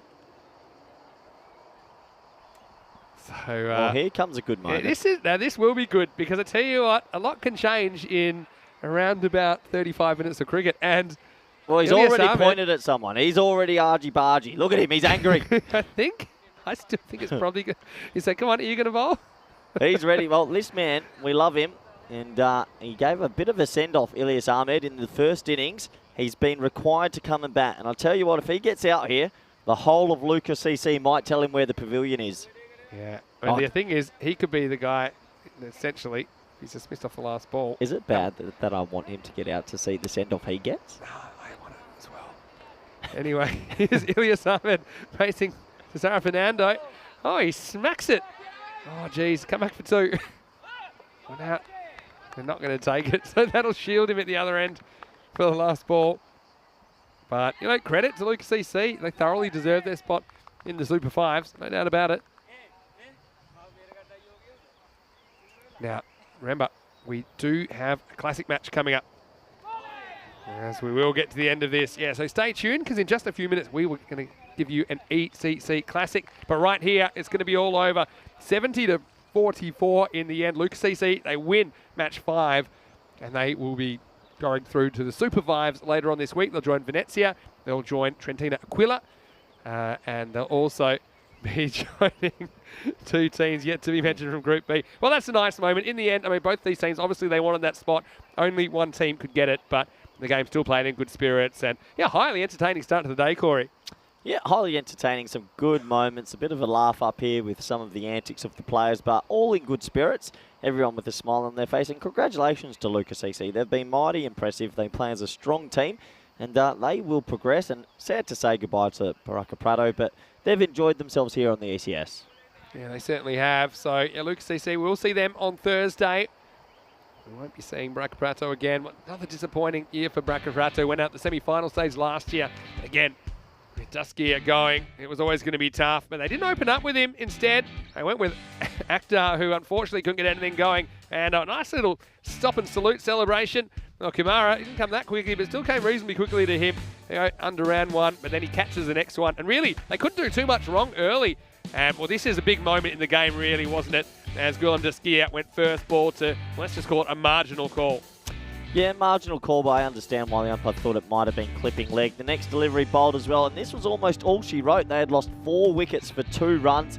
There was a little bit of a counter-attack here at the top, trying to get themselves back into this game. A clever stumping here by the wicketkeeper, Wissasinga, and they did a pretty good job overall at stemming the flow, taking wickets throughout, and really Lucas CC dominated this bowling innings. Yeah, they did, and they never let him back into the game, really. There was a little bit of a counter-attack, wasn't there, from Hassan Ali, and then later Buyab, and then he fell.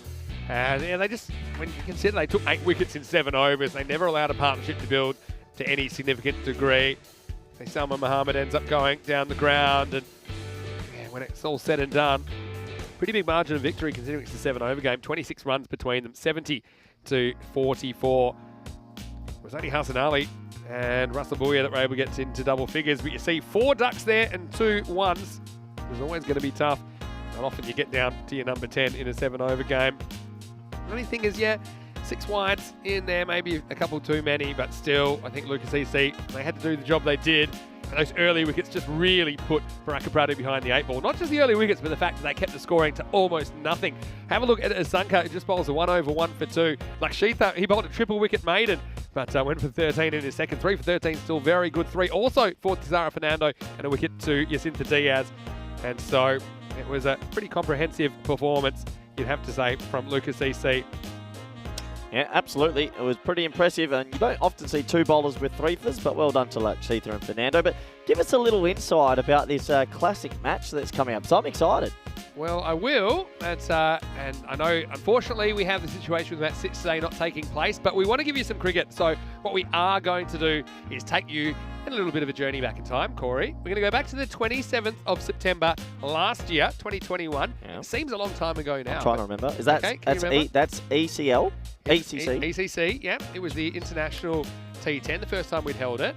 And I'm going to sing we're in Italy, and next month we'll be in Germany. I picked out this match.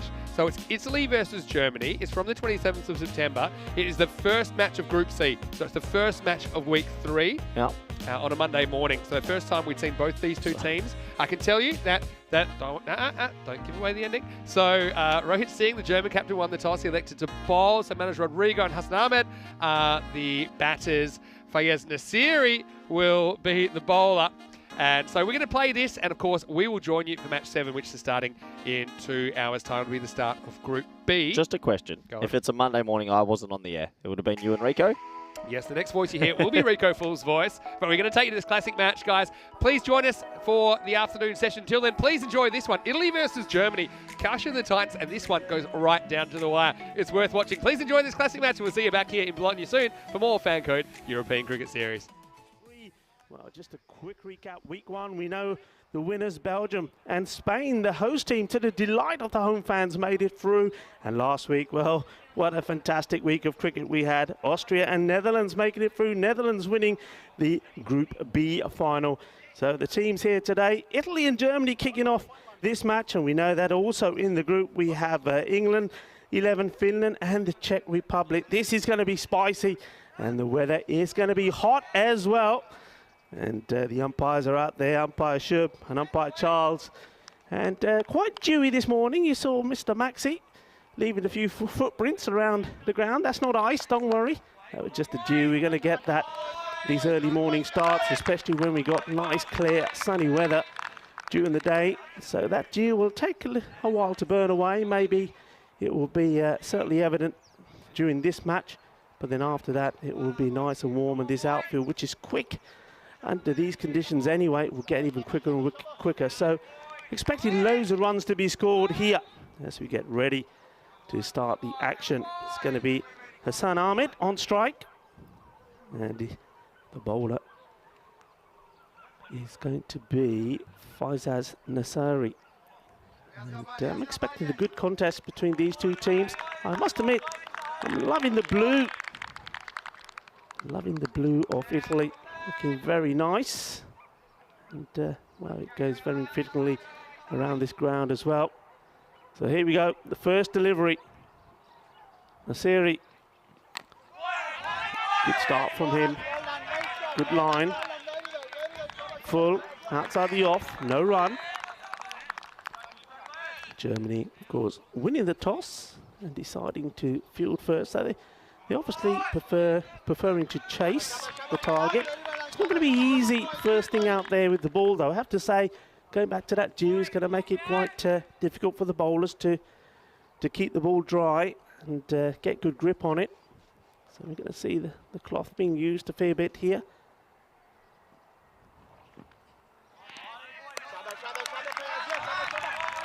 This one is given a wide, just goes too far outside the off stump on this occasion. And actually it's Manoj Rodrigo who's facing the first balls. The information I have is just slightly incorrect. Don't worry, I'll sort that out later. It's not going to get a cup of tea from me. So Rodrigo, Manoj Rodrigo. San Ahmed is the non-striker. And there he goes. Well, just as well I got the name right. So Rodrigo, he's got to go, and he goes without troubling the scorer. Just the one run from the wide, but he's got his radar spot on this time. And well, that one, boogie, oogie, woogie, Kookaburra 5-ball, first thing in the morning. Well, it may be a bit dewy, but that ball was too hot for the batsman, and he has to make his way back. And look at this. Just playing all around it. Won't be happy watching that again. The batsman knows it wasn't a good shot. But that's just, I suppose, the frustration of not getting any real bat on ball early on. But Fayaz Nasseri right there, right on the button, knocking the stumps over. It's a great start here from Germany. These two teams, I'm expecting a lot of battles from them. I think both of these teams, I mean, when you look at the teams in the group, I mean, these two, a lot will consider them as maybe being one of the favourites to go into the championship final of the group on Friday. So it's a lot riding on this match, I think, the first one. Oh, good start to the new batsman, Baljit Singh. And it's just that line, isn't it, outside that off stump. It just has a little flash at this. So the heat is definitely on. Remember, in total, 15 European countries will be taking part. So we've seen 10. We're going to see the last 5 this week. And one of them will be crowned the very first champions of Europe. This is the Euros of cricket, no doubt about it. Up in the air, has he got lucky? And well, yes he has. I think this has gone all the way. But what a way to get a Maximo. With the umpire just checking, and he's going to say manos arriba or not. Well, I think it's going to be manos arriba. 6 carreras. Well, there's a bit of luck involved in this. The bowler can't quite believe it. Well, the third man is right on the boundary. We'll see it again better here. Look, has a whoosh. Tiene mucha suerte. And the fielder backpedal. Look, yeah, look, nothing he could do about that. And that was Serena Vas on the boundary. And then it comes back with a beauty. Well, this is a very, very good over so far.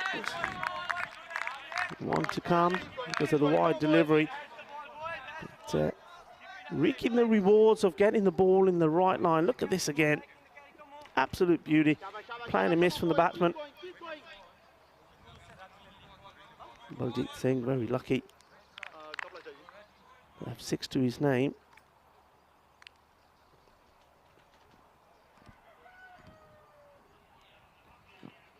This one a bit too wide. He got the width and he puts it away. This is an effortless boundary. Ball! Balle, balle!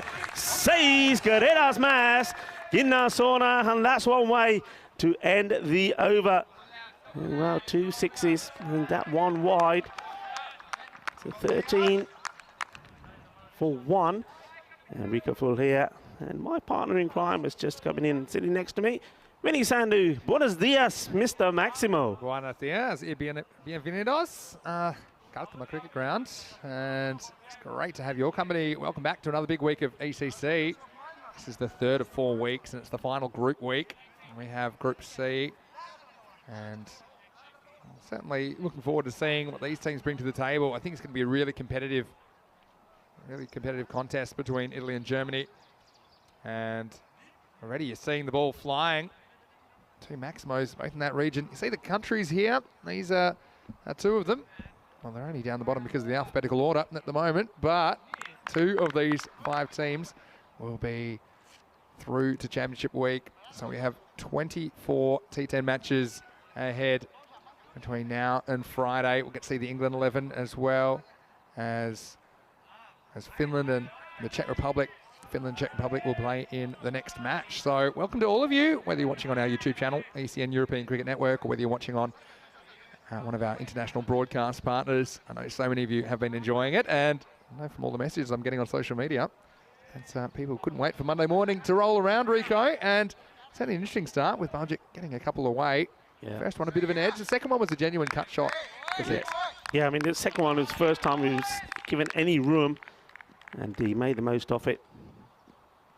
So Malik Zai now to bowl. He gets it right to the left-hander, but he certainly didn't look like he's got his run up right. It was a bit of stop, start before he sends that one through. So, I mean, we saw Manoj Rodrigo come and go already. Remember, we saw him for Royal Cricket Padova back in the Venice series, the ECS, earlier in the year. We were in Italy for 5 weeks, so we actually know quite a few of these players. We had 5 different locations in 5 weeks around Italy. We'll be returning there soon, around about 6 weeks.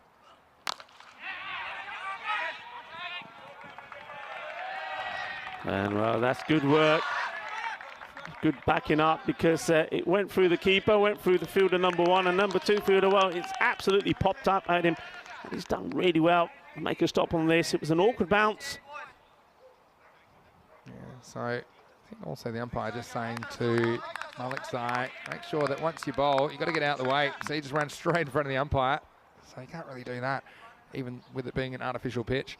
But yeah, no, it's going to be really fascinating to see these teams go head-to-head. They do have a lot of T10 experience, both these countries, compared to England 11, who probably don't have as much, if any, T10 experience a bit later in the day. So, yeah, real fascinating encounters. There will be some fascinating encounters here on day 1 of Group C.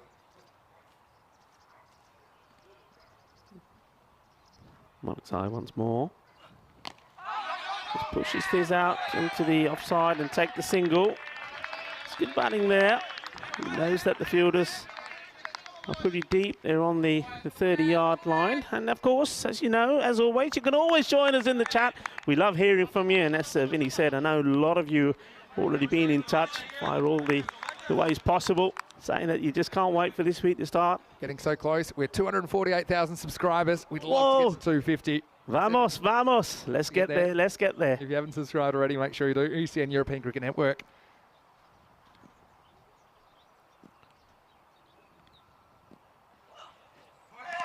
Well, I think he was waiting for this one. There's the batsman for the one that just gets pitched up. It's not able to get anything on this. Just have a look. Let's see it again to see if there's any movement there. There's a natural kind of in-swing action just away to the left-hander. Yeah. So much really hoop there, was there? Just a bit of angle across Hassan Ahmed, who's a powerful striker of the ball. Generally bats in the opening on number 3 position for Gina Brescia. We've also seen him playing in Switzerland. We saw him also at the ECL back in 2019. This time takes a single. Hassan Ahmed. Yeah, I mean, he's scored 274 runs in that European Cricket Series in Brescia. And we saw him feature in the ECL, didn't we, for Gina Brescia? Yeah. And also in St. Gallen's, he scored 230 runs in that one as well. So he's an experienced campaigner. Loves the T10 format as well. He can do a bit of everything. He can keep wickets. I don't think we'll see him keeping today. But I remember back in that Brescia series, back in March, he was launching them onto the helicopter pad nearby. So let's see if he launches a few here in the ECC this week. going up for this. I think we'll just keep an eye on the umpire. I wonder if he's got a bit of bat on this. No, it's obviously pad bat. Certainly heard something. It's heading down the leg side for me. I think the angle as we take it to the end of the second over. It'll be 17 for 1. So not a bad over from Alexei at all. When you consider there's only 4 runs off it, including that leg by. We'll get a good look at it here. Just heading down, missing by a stump and a half, I think. But still a very economical over. And a pretty good start this by the Germans. Yeah, it is. I think majority of the time they've got the ball in the right places. They've made the Italian batsman play and miss.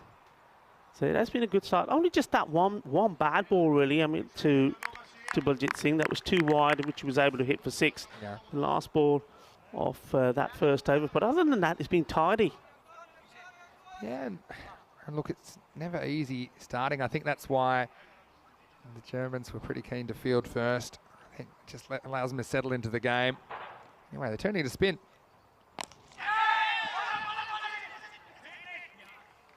Well, almost gets a wicket there straight away. He almost just loops this up, Baljit, to the fielder at mid-wicket. This is Srikesh Srinivas with his off-spinners. There's a little bit of a risk when you're bowling a spinner in the power play. They do have a long on in place. Got a deep kind of forward square leg as well. This one's for shorter and quicker. Batsman doesn't really get hold of it, but it's a good work there. Fielder coming across from third man. A lot of noise though out there, isn't there? And you'd expect that first morning of a crucial series. I mean, each of these teams will play 8 group matches this week, and then there'll be a finals Friday for Group C to determine exactly which 2 of these 5 teams are going through to Championship Week. So these teams, they've got a 1-week trip, and they can extend it by an extra week if they can be one of those top 2 performers. I've certainly been looking forward to this match, though, Vinny. I think these 2 teams, knowing some of these players that we've seen in the European Cricket Series as well, it's really a clash of 2 teams that know this format really well. Well, this one, it looks like he's getting ready to play this on the leg side, but then looks to change his mind and just sees it go through. It's the field. There's nobody back. There's a very straight long on, but he's thinking, he's definitely got in his mind. It just wasn't there to hit. He wants to go leg side. And he does go, and he goes big. Balle, Kinna Sona Shakalagya. Crystal ball's working perfectly this morning. They set the trap to Hassan Ahmed and said, well, you're good enough to hit this across the line, then go for it. You see, this one just gets a little bit too straight and he launches it. And that's his first Maximo of this ECC. And his Italian teammates, they're loving it. Yeah, nice shot. And as you said, Vinny, no risk. But there is now. That field has changed. Long off comes up into the circle. So they've got a deep mid wicket and a deep long on.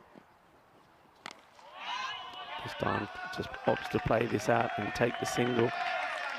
And Germany, they don't seem too disappointed about allowing the Italian batsman to rotate the strike there. They seem to be pretty deep. There doesn't seem to be anybody in close to stop those singles.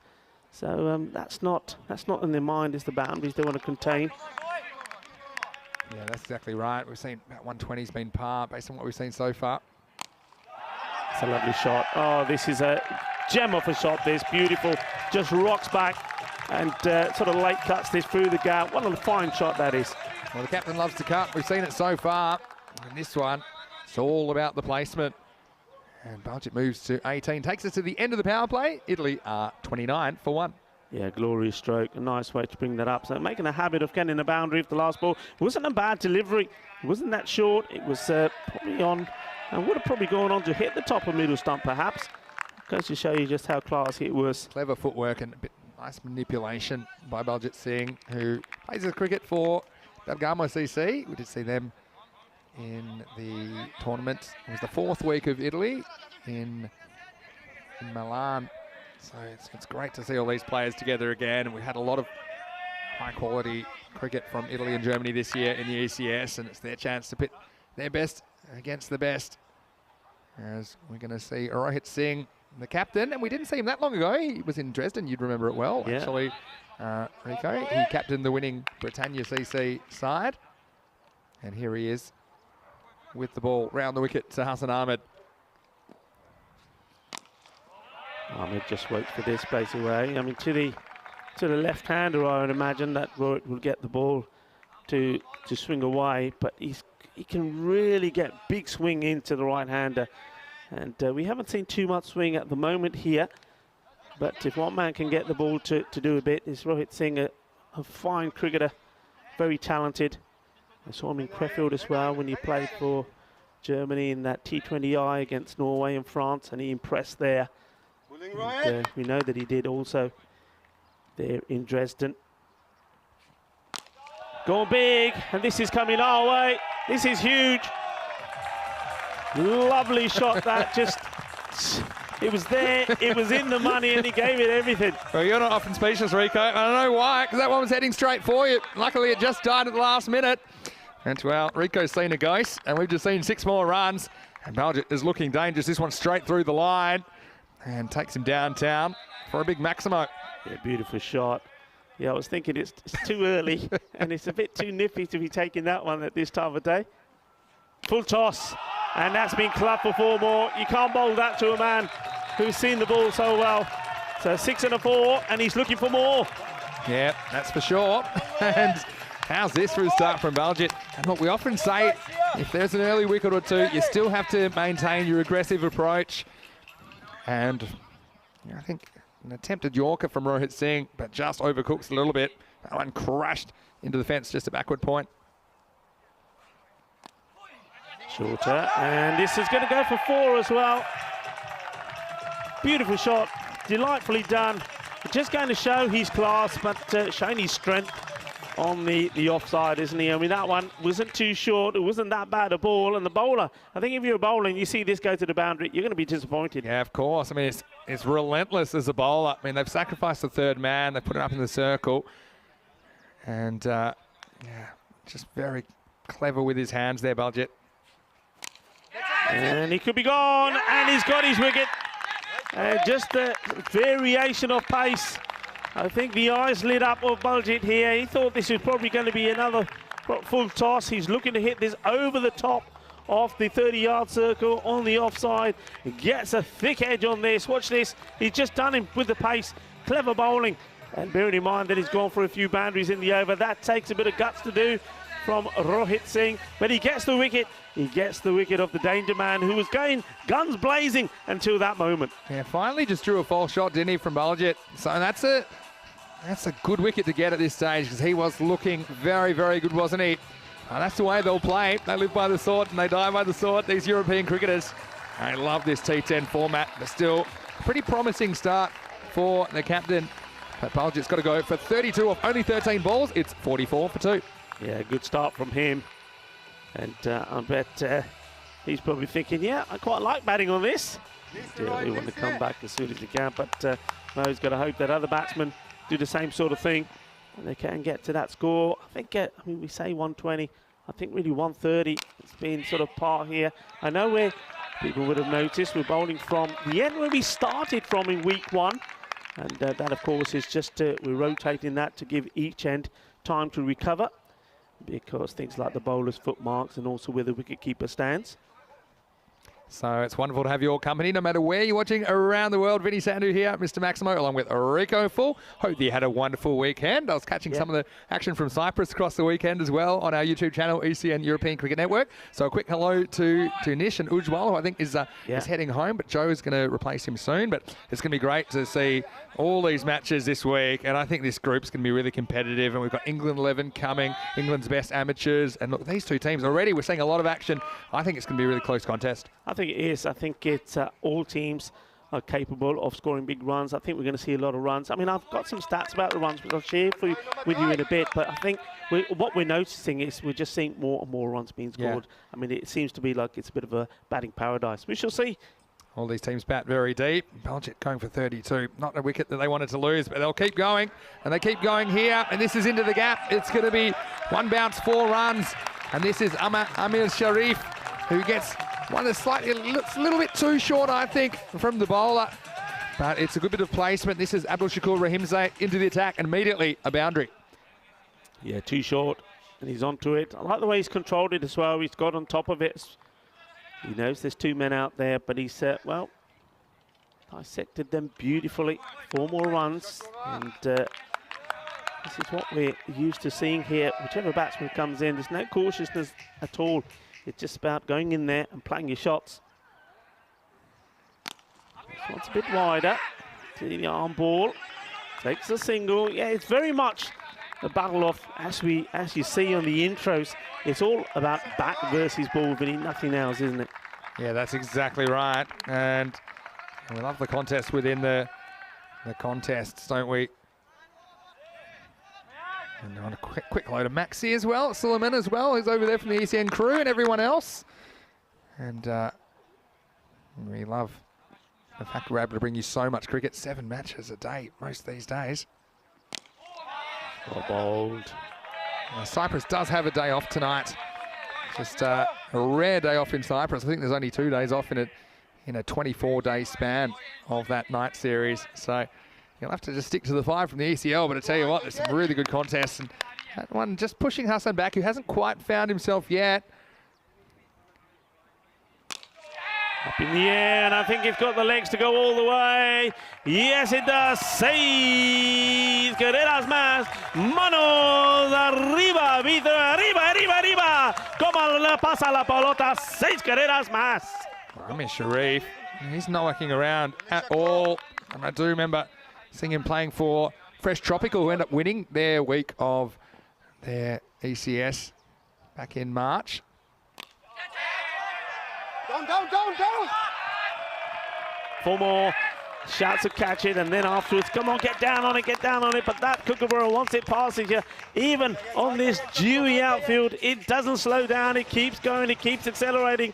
4 more runs, so it's 6 and 4. And maybe he's after more as well. Certainly hitting the ball well, Mir Sharifi, but that one not quite timed. 3rd man almost in action once more. So reaching for this one as well, just variation of the pace. Good throw. He had to make sure he got that bat down pretty quickly. And then sloppy bit of backing up there, which allows the batsman to take 2. Yeah, well, it was. Backup fielder was there. It just left the gate open. I think he was looking straight into the sun. So they do allow a double off the last ball of the over. That does keep Sharif away from the strike. He's immediately outscored Hassan Ahmed. At the end of 5, it's 63 for 2. Yeah, you see this again. Just held this cleverly, and he just managed to get a bit of toe end on that to get it away. The first throw was from Shoaib, but well, the backing up wasn't so good. So now we get the halfway point, and I think we've used this 120 as a bit of a par to a ball. And, you know, sometimes you see teams taking a little bit of time to get into the tournament with the bat. Again, there's nothing like really getting out there and getting used to the conditions, but we know that both these teams, they bat deep, so that's why they'll keep taking risks. Hassan Ahmed, I think it's time. It's now or never for him. He's got the one big shot in there in his 11. He'll be facing the spin of Srikesh Srinivas in the 6th over. Hits it firmly, scores long off. Well, this one has been absolutely lunged back to the bowler. And the bowler, credit to him, takes it. His hands are stinking, as you see there. There's a lot of adrenaline out there. If you couldn't tell that from the throw of his shoulder's arm, then you'll never see it. But that's a couple that have just been miss-hit well enough to bounce before the man at long on. Says Sharif on strike. Oh, he's hammered this, and he's nailed it over the boundary. And we've seen him play that shot once already. 6 carreras más.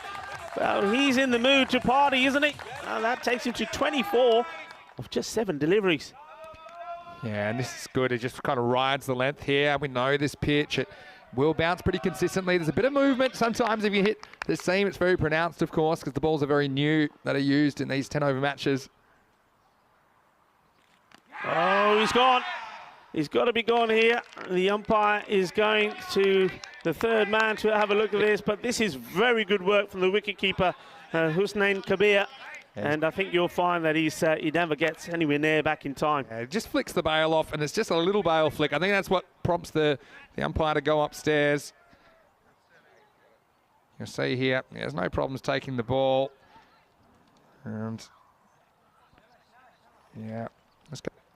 Well, let's have a look. It's bat versus ball for survival. Well, what do you think? And I think that just needs to be slowed down a little. The third umpire's having a look. Yeah. It's very, very close, I have to say. It's closer than I thought. I thought at first that he took a while, but his bat speed was pretty quick getting the bat back down here. But was it quick enough? Let's have a look. So. Here we go. Oh. And the other thing was, did he have it in his hand? Did he have bat in? Was he in control of his bat all the time? Well, it's being given out. And Yeah, there you see go. there. There's Yeah. the shot. There's the shot there, no doubt. Yeah, so there we go. And it's a smart bit of work. And, well, I suppose they're the kind of shots that you're a hero if they come off. But Sharif maybe just leaning a little bit too far down the continuum into the reckless, I think. Trying to hit that one out of the ground. But still, that's what this game's all about. He goes for 24 off only 8 deliveries. Italy lose a third wicket to 70 for 3. yeah, well done to Srinivas, and also Husnain Kabir, the wicketkeeper, and also good umpiring as well. You can see there, I mean, why he did go upstairs, because first instinct made it look like it was going to be an easy call. But you see, the batsman always gets there. But remember, that bat hitting the line's not good enough. You've got to get past that line. Back to the action, that's hit firmly. The bowler diving to his left, can't stop it. But fortunately for him, long on the boundary, gets a single, gets off the mark straight away, can't. That's that credit to the keeper, his name Kabir, who we've seen for Darmstadt in the German competition. It was a really smart bit of work, and you see, he didn't have as much time as I thought he might. He just flicked off the bails very quickly. New batsman out there is Ahmad Khan.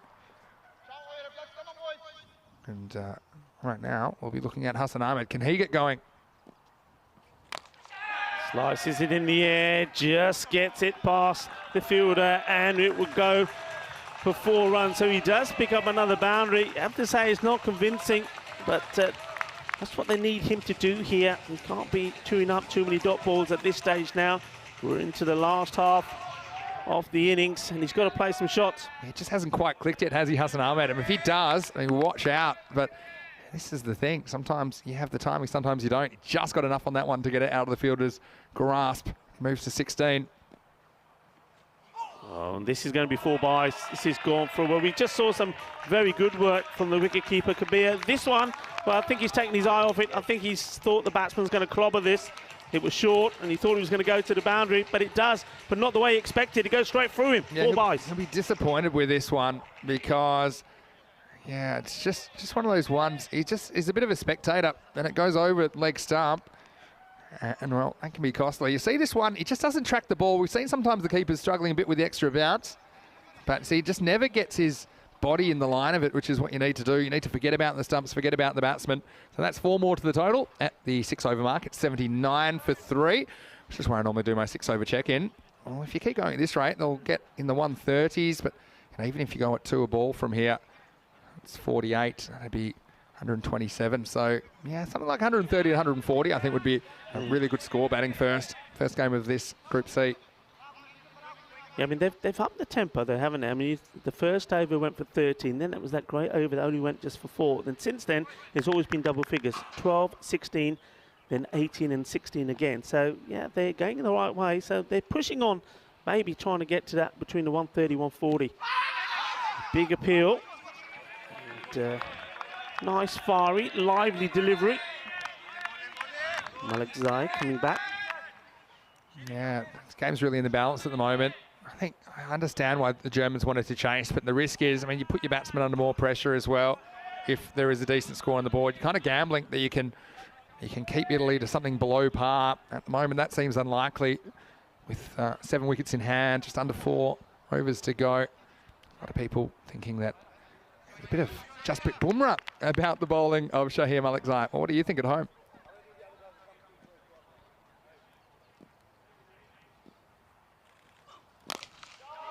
Firmly hit, and misfielded on the boundary. And well, that's Abdul Shakur Rahamzia, and needs to do better here. This is sloppy, really. He's a gun fielder. Abdul Shakur Rahimzai is an absolute gun fielder, but this one just eats him up. I think it just kind of skates off the surface. And he sets very high standards. You mark my words, Rico.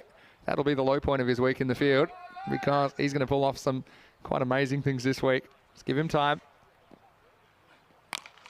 In the air, this should be taken.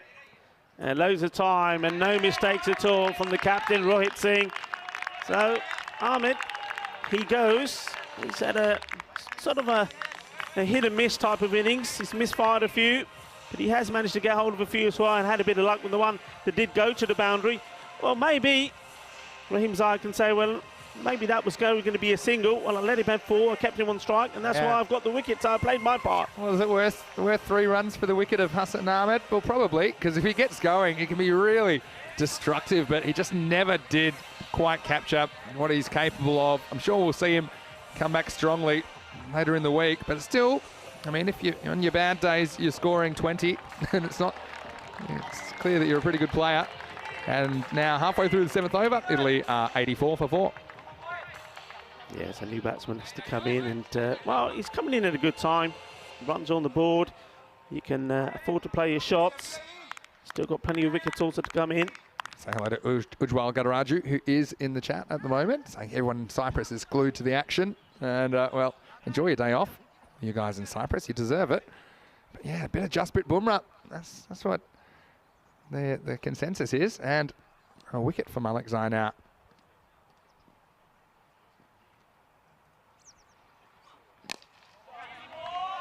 Hold of this will be single is taken. Yeah, I mean, talking about Nimazol. Well, what about Saturday night? Well, it was party time Saturday night because we saw a hat-trick What a being hat-trick. taken there as well, and it was Kamal Rise who took it. Now, not only did he take the hat-trick, but I think he did it the hard way. We used to think hat-tricks towards the ends of an innings. Yeah. He did it in the very first over the innings. Ball number 2, 3 and 4. So well done to him. Also picked up 5 wickets for 12. He did.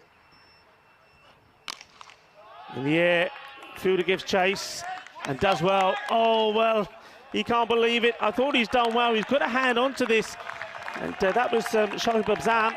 You think he stopped it, but then the ball sort of spins backwards and goes to the boundary.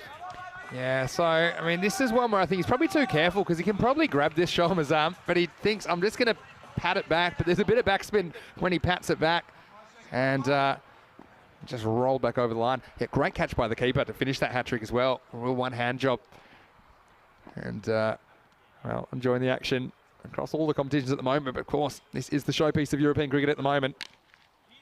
This will be a single. Yeah, so once more, well done to Kamal Rise. He's from the Sri Lankan Lions, and that was a match against the Nicosia Fighters. So well done to him, and, of course, well done to everybody that's there in Cyprus. You're certainly entertaining us during the evenings, and well, we just can't get enough of cricket at the moment, and how sport our European cricket lovers around the world. Not only do we have these 5 matches here, 5 a day is what the doctor says you need. Well, we give you those 5 a day, and then we give you 2 in the evening as a bonus as well. And this is where we are, an exciting group. Look, England 11 are there as well as Finland and the Czech Republic, and we're going to see all of those teams in action today. Yeah, so it's going to be great to see. In particular, I think a lot of buzz about the England 11. Yeah, let's see if they can do what the Netherlands 11 did last week. But, I mean, the Netherlands 11 a bit of time to get into it as well. And, yeah, everyone in with a chance, aren't they? Shouts will catch it. Hits it on the full, but again, because of that pace taken off there from Rohit Singh, not able to get the power into the shot. They do take a single. Both these batsmen now need to start playing a few shots. Ahmed Khan, 6 or 4 deliveries. It's Ahmed. That's a full toss. That's got to be a no ball for me.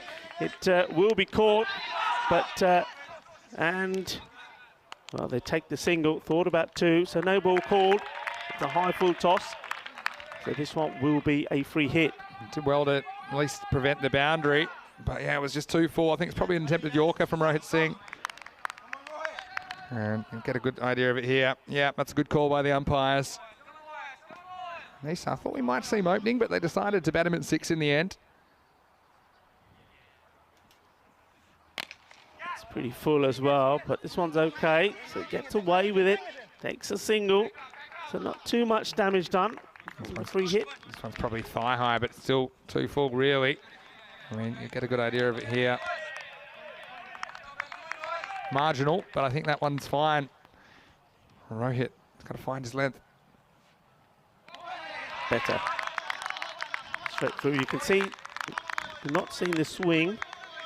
Sometimes we can get from Rohit Singh's bowling, but maybe that's again because of the dew. The ball's got a bit heavier. It's going to be wet. That's well bowled. That's two very, very good deliveries. He went for 16, didn't he, off his first over, but that was courtesy of 2 boundaries towards the end of that first over. And this one, well, look, he's right on target. That's where you've got to be. Yeah, the length he's got right now, Rohit. Very talented cricketer.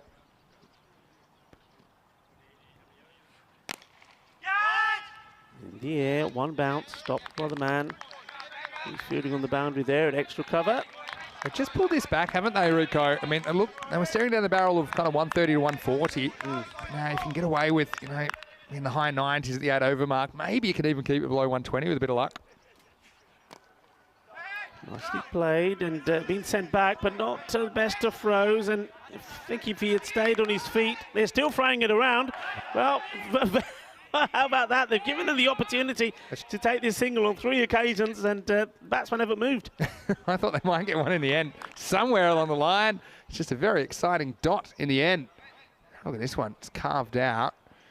It's well done, actually, because that one spun a bit on the third man. This one, it would have been gone by plenty, I reckon. Yeah, maybe not plenty, but he would have been gone.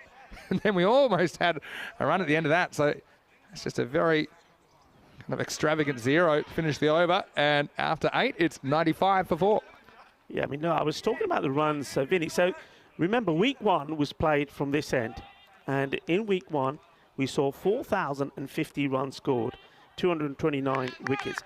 Now, week 2, so Group B matches were played from the opposite end. And we saw 5,075 runs scored. So 20% more. 20% more. And as I was saying, the runs, the team certainly getting used to the pitch and scoring more runs. And of course, this week the weather is going to be good as well. Yeah. So well, it all happens in the 9th, and Naseri's got it for Germany.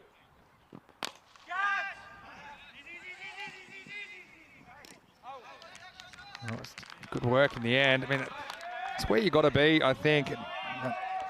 Yorker / low full toss. It's a difficult one to dig out. And there's a nice bit of work as well. It was Abdul Shakur Rahimzai again, who was very quick to hustle in. And now they are pushing him back. So it's kind of a sign that you're probably going to bowl full because they're bringing up the deep backward square leg into the circle. They push back Rahimzai at long off.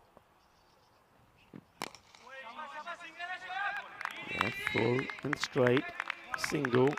And they really have clawed this back. And we were talking at one point, remember the halfway point, 5 over mark was 63. They scored 2 wickets down. And well, that great over, got to say, from Rohit Singh, he's second. Has really put the squeeze on, and there's no length being given here to play the shot. So batsmen have to craft something out of these deliveries. Up in the air and a chance. And no mistakes at all. And an easy catch taken by Shoaib Azam. No problems, nicely done. So that's what happens, doesn't it? Good overs, dot balls, only singles. They know they want big shots. They want to get beyond the 120 mark. And at the moment, they're starting to struggle here to put a good score on the board. Well, he's been fed a steady diet of Yorkers, and then when he finally gets one a length that he can hit, probably just got a bit of overexcited, mistimed it there, Nisar Ahmed, but Shoaib Azam took a good catch. It's a long way in the air, and so they do have the staggers. They're only 5 off the last over, and that's wicket number 5. Nisar Ahmed goes for 4. It's 97 for 5. Yeah, good time to get a wicket, good time to send in a new batsman. And Nisar Ahmed there scores 4. Just really wasn't able to get a hold of anything, but they did bowl well. No short deliveries, no width, all wicket to wicket. The new batsman is Singh, Jasprit Singh. Yeah, he can bat. Don't worry about that. He's got 9 balls to play with.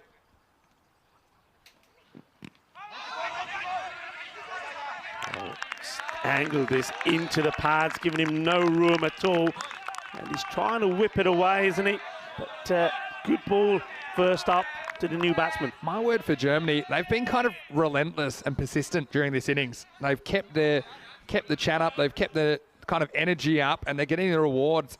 I think, it was only Baljet that really got away for Italy. With the exception of that, there's been little bursts, but they're getting their rewards here at the back end of this innings.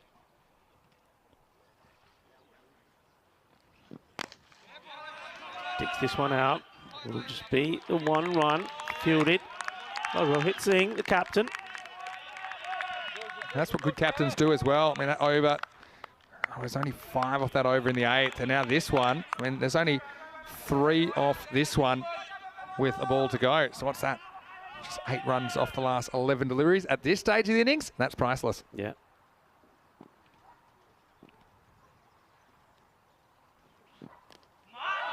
And that's a beauty.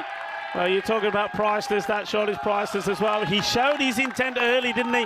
So the bowler had time to adjust, but he just went with the same old same, and that's a really good shot. Takes a lot of courage to play that, and he's nailed it, hasn't he? 4 runs. Yeah, and this is clever. It's still a difficult one. The bowler's trying Yorker, and so you're just hoping you can dig it out, and he did get it on the full, didn't he? And that brings up the 100 for Italy. Off the last ball of the 9th over, it's 102 for 5. 102 for 5. And the man who took the catch is Shoaib Azam. He's going to bowl the last. A very good cricketer as well.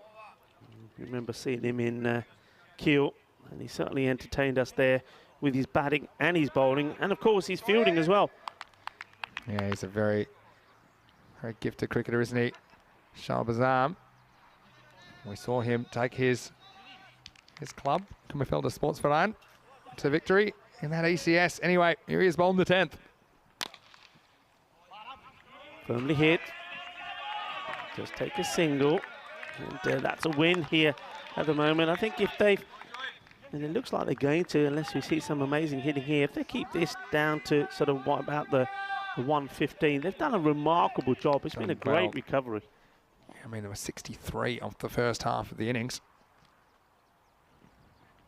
Oh, this one, he had the width that he wanted. It was there for the shot, but he beats him, doesn't get anything on it.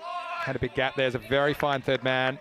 There's deep cover, and there's just one lone man, like a hermit, at backward point in the circle. So if he got around him, he would have had 4 for sure.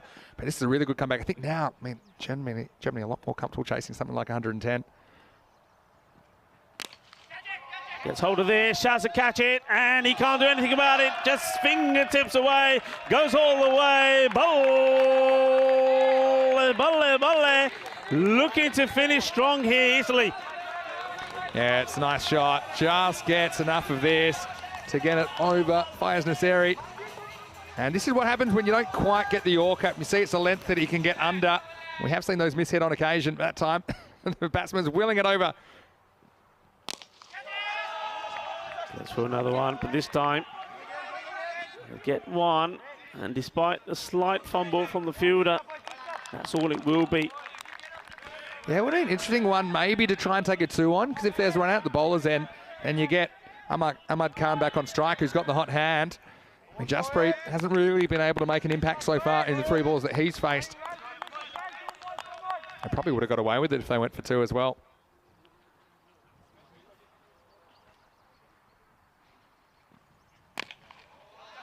A single, well bowled, full, not allowing the batsman any room to manoeuvre this anywhere else, so it takes it to the Nelson. This could be a really good chase. I can just tell. It's that kind of a score, Rico. I know we haven't had a golden ball yet in the tournament, but it's just right in that golden ball, Goldilocks zone. 1-1-1 with a ball to go. He gave himself some room, but wasn't able to get bat onto ball and finishes. Well, you're talking about the golden ball. Well, it finishes with a bit of golden dust. Gold dust, that's what these dot balls are. And that's a remarkable comeback in the second part of this innings from the fielding team, Germany. They've done ever so well. And, well, they'll go back knowing that on this pitch, that this score, if they get a good start, they should comfortably be able to get that. But Italy well, we know that they've got some depth in their bowling as well. It's not going to be easy. I Yeah. think it is going to go right the way. This is going to go, for me, into the last over. I think so. 63 and 48 with the splits, and we know that par's about 60, so it's a really good second half of the innings from Germany coming back into this match. It's Group C, 5 new teams. I can see in the background there the Czech Republic and Finland. Well, they have arrived as well to play the next game, but, well, it was week 3 and we're ready to go. 2 teams each desperate to register a win, and, well, we got Maya as well in the crowd who is supporting the Germans. It's great to see the fan zone filling up. And, well, didn't have to wait too long for some action. Manos Rodrigo, he went without scoring. But Italy, we knew that their approach would be all-out attack, and it certainly paid off for the first few overs. In particular, Baljet looked pretty impressive to me, the captain, before he went for 32. You saw there all the thrills and spills, everything you expect here in the first ever Dream 11 European Cricket Championship. Yeah, and that's where Baljet was at his best. You see, any bit of width on the offside, he put it away. And he got a bit lucky as well with 1 or 2, you got to say. But in this format, well, I think fortune favours the brave. But on this time, it was a good delivery. This just took the pace off it. And Rohit Singh, well, his first over, it was expensive. It did go for 16, but he did pick up that huge wicket. So the captain of the bowling team got the wicket off the batting team captain. This was great work from the wicketkeeper, very quick hands. We had to look at it a number of times, but you see there, the bat may have beaten the ball back to the line, but it's only the line. You've got to go past the line. So that was a good bit of work there. Good stumping to remove Amir Sharif. And then, well, there were some good hits, weren't they? And from him, he certainly did take over from where Baljet Singh left off. But then towards the end there, not too many more, and that was the thing. But you can't take anything away from the bowling, because I talked about Rohit Singh's first over, when his second only went for 5 runs, and then that 9th over, only 2 runs from it, which was amazing. And though they did get a few boundaries there towards the end, it was certainly below par. We just have a look at that for Hussain Ahmed. It took a while to get going, and never really did. Scored 20 of 14, 32 from Baljet Singh of 13 deliveries, and 24 of 8 balls from Amir Sharif. And there at the end, Ahmad Khan, well, he made a good contribution there, the not-out batsman. And with the ball, well, 6 bowlers used, and Rohit Singh, despite those figures, 21, and he picks up 1 wicket. There's also a wicket there for Srinivas, 1 for 24, and well, those 2 overs from Sahir Malik Zahid, fantastic, 1 wicket for 13. And then, of course, the opening bowler, Fayyan Ansari, he took 2 wickets there in the end for 20 runs. So good fight back, as we keep saying, from Germany. Italy, they've got it all to do. But I think the key thing for them is they've got to take wickets early on. They've got to try and restrict the power play. They themselves made 29 runs in their power play. So they're going just under 10 and over. And, well, they will be believing that if they can get some early wickets, they can then pile on some pressure themselves. So this, the first match of Group C, match number 1. It's evenly poised. Italy have had a bat and scored the Nelson. It stayed on 111 for 5. So Germany 112 for victory. Join me, Rico Full and Mr. Maximo in under 10 minutes time when we come to the conclusion of the first match of Group C. Hasta pronto!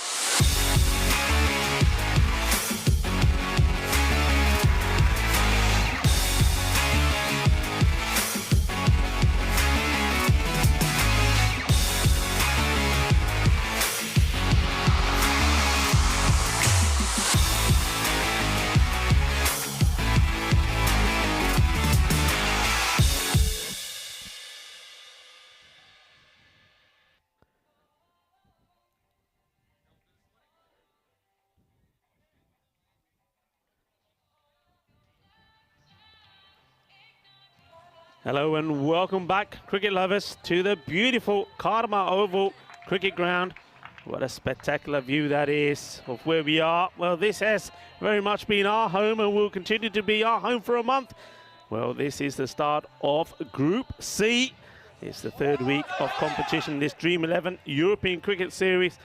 And, well, this match underway is between Italy, scored 111 runs of their 10 overs to Germany, 112 needed for victory in match number 1 of Group C. And still to come, we have Finland, the Czech Republic, and also we will see the England 11 as well today. All teams will play 2 matches. And, well, it's been absolutely fantastic so far, the first 2 weeks that we've had. Remembering in week 1, the winners, Spain and Belgium. When I say winners, the table toppers, Belgium were the team that won the final, the Group A final. Last week, Group B was between Austria and Netherlands. Netherlands winning that Group B final. And 2 more teams will join them, and those teams will make up 6. And those 6 will battle it out in week 4, which will be the Grand Championship final in Championship week. Well, that's still all to come. So that's what's at stake for these teams in this group. England, Italy, Germany, Finland, and the Czech Republic. 2 of them will join the likes of Spain, the host team, Belgium, Austria, and the Netherlands. Thank you for joining us wherever you're watching from around the world. Namaste, salam alaikum, sasri akal, aibowan. And let's get ready to rumble as Germany take the field. Nasrullah Zadran will be facing the first ball, and at the non-striker's end, Shoaib Abzam. Both are very explosive batsmen. I mean, I saw Shoaib bat in Kiel, and well, when he gets into the groove, he is absolutely devastating, and he doesn't take time to get going either. And expecting to see some big innings from him this week. Bowling up first is going to be Mohamed Imran. As we wait for Norkhan, our official timekeeper, to give us the go-ahead. The Swiss watchmaking company. And here we go. First ball of the innings is up in the air, and it could be a wicket straight away. Oh, he's put it down. It could have been a dream start to the international T10 career there for the bowler. Mohamed Imran, but the catch is put down. What an opportunity. You see that? A bit of a way swing, which meant the batsman doesn't get full contact on it. Well, Jasprit Singh, he can't believe it. Just can't believe it. He does stop the ball going to the boundary. Well, that could have been the dream start that Italy needed. Zadran gets a life early. Well, how costly could that be? Shoaib Abzam getting ready to face his first ball. It's nice and full. Just softly played out towards the offside and take a single. And he wants to go back and have a little chat with Nurullah Zadran. He's probably saying to him, look, come on, don't throw your wicket away. You've already had your chance, you've had a life, make the most of it.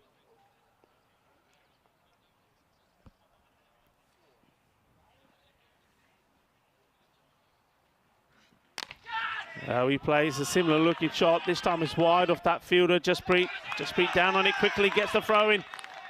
And not able to get enough power in the throw. Very good running though from both these German batsmen to take 2.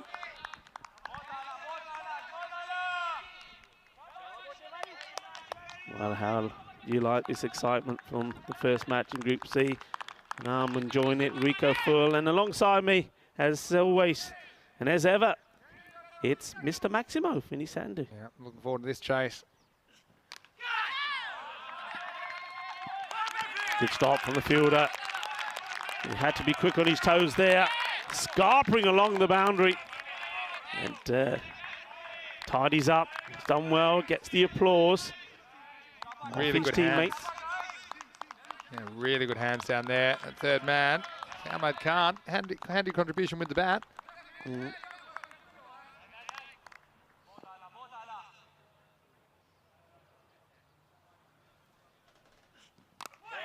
Shorter gets him on the back foot. No run. Sent him back. Ouch. And He's worn this one. I suppose it's better than getting out, but I worry where it's hit him. well, he's It's down above the in, pads. yeah, well, look, he's down in agony. He's doing all sorts of things. So, I've got a bad feeling about this. well, I think High he's, thigh. yeah, high thigh. It's not a bad feeling, as you were thinking. If you got a bad feeling about it, I don't think the batsman, Shobazam, he's got anything other than a bad feeling about it. Well, at least he's still there. There was almost some indecision. Well, there was some indecision. Almost led to a wicket, but yeah, well, chasing 112, yeah, 11 and over. They haven't quite got that so far. It's been a good start, hasn't it, from Mohamed Imran. It's a man that we saw in the pressure series as well.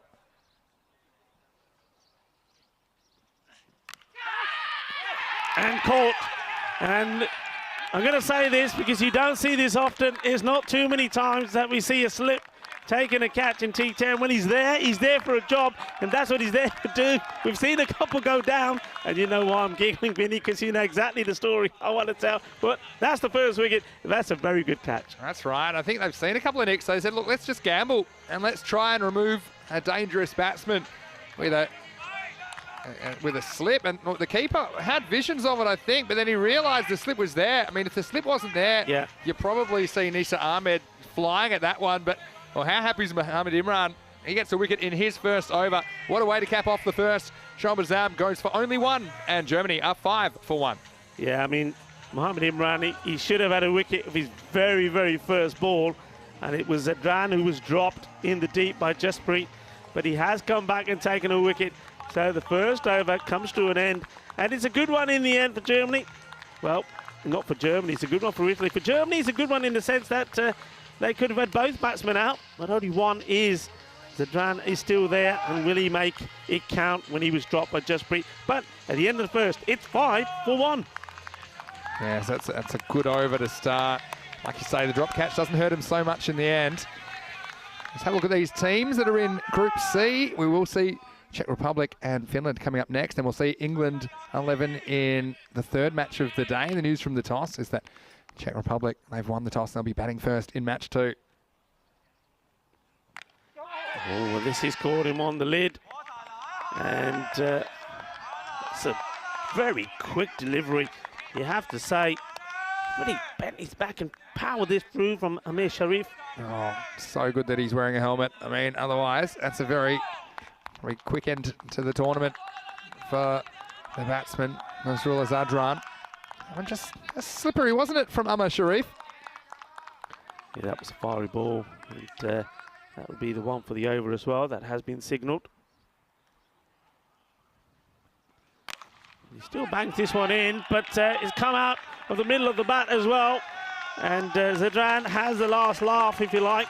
Been hit on the lid, shake it up a little bit, but not that much. He saw this one short, and he had room to rock back and fire it through the gap 4 runs. Yeah, it's a good shot, because I think basically he knows he probably wants to go short again, but he can't go as short because he can't get above the shoulder because he's used that one up.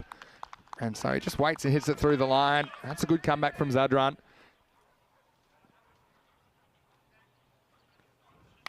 Still going short in the air. Will it be second time lucky? Yes, it will. No mistakes this time. And the catch taken from Jasprit. So finally, he's got something to feel good about. It's a long time out there, isn't it? When you're on your own, you drop the catch, you're wondering what everybody's thinking. It's been seen around the world as well. So this one would have been pressure, but he holds on to it, and he sends another one back. So the 2 openers have gone, Vinny. Yeah, they're gone. And they haven't wasted too many balls, to be fair. Nasrullah Zadran, I should say, goes for 8 off 6. And look, he hits that better, it probably goes for 6. If he hits it wider either side, it probably goes for 4 or 6. And in the end, he hits it straight down the throat of Jasprit Singh, and he gets to make amends pretty quickly. And Germany now, some early trouble with the wickets. It's 9 for 2. Yeah, I mean, This is a man that we know very well.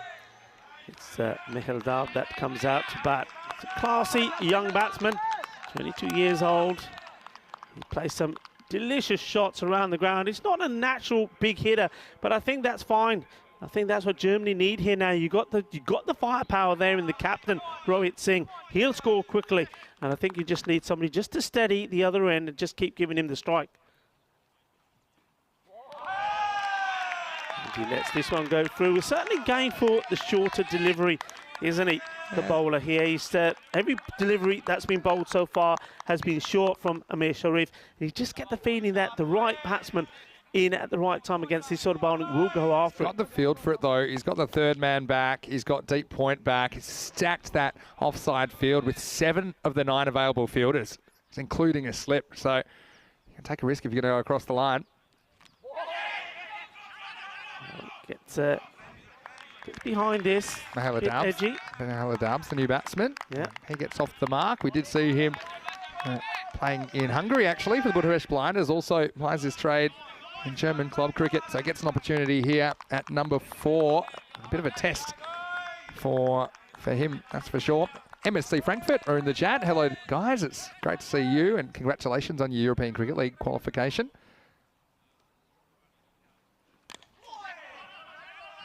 Should be 2 here. It's a long chase. This is the consequence of only having 7 or only having 2 fielders on the leg side. I think it requires you to maybe be bold. Yeah, maybe in this form of the game, you take up a stance, maybe outside the off stump, and you dare the bowler to change his plan. But in the end, that's an excellent over from Amir Sharif. And at the end of 2, it's 12 for 2. Yeah, it's a good over. He's got his wicket. He's got the man. He's put his team now. I was saying they needed good power play. They needed to take wickets early. They have. And what they got out there now, well, I think you've got a combination of 2 men. If they get in, that can take Germany to this target. Rohit Singh, he only bats one way, and that's his philosophy. No matter what the situation is, he's going to play his shots. Well, this is a big swing here from Mahela Daub. I think he sees that the two men straight are inside the circle. He wants to take them on, tries to go over the top. Got some more hellos to say in the chat. Wakas Virik is in the chat. Hello to you, Wakas. Hello, Wakas. Joining us this morning. It's great to see so many familiar faces in the chat. It's a real sense of community, isn't there, in European cricket at the moment? Here's Mohamed Imran. Oh, another swing and a miss. This is a good start from Mohamed Imran to the over. Yeah, Wakas Virik, I tell you what, I would love it if Wakas Virik was here. You know why, Vinny? Because Wakas Virik always brings me parantas. He does. He always brings me I aloo wish parantas. he was here. I haven't forgotten. The aloo parantas are magnificent. It's the best way to start the day. Yeah, hello, Wakas. I am hungry.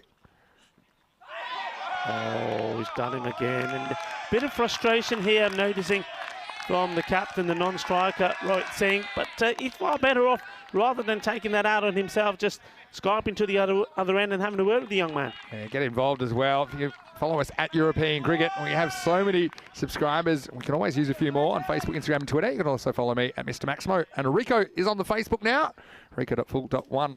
Don't forget to go to our website, europeancricket.com. Oh, this is just top-class bowling, it really is. And and it's pressure that builds on you exponentially, ball by ball. yeah, he's made room for himself, but look at the movement. Yeah. He's the only bowler we've seen so far that's getting that amount of swing. And even with the batsman trying to compensate for it or making that movement, it's not able to do anything about it. Yeah, well, all the highlights you can find at European Cricket, they're always up there. Little snippets of the day, and there are so many highlights, aren't there? This one goes through him as well, so this is turning out to be a fantastic power play for Italy here. Just what they needed. It's tough for Dow because he knows there's 7 fielders on the offside, so he's kind of torn whether you just take on the fielders anyway or whether you try and go across the line. You see, he's trying to get a long way outside the off stump, but he just keeps getting beaten by that away movement. It's good bowling.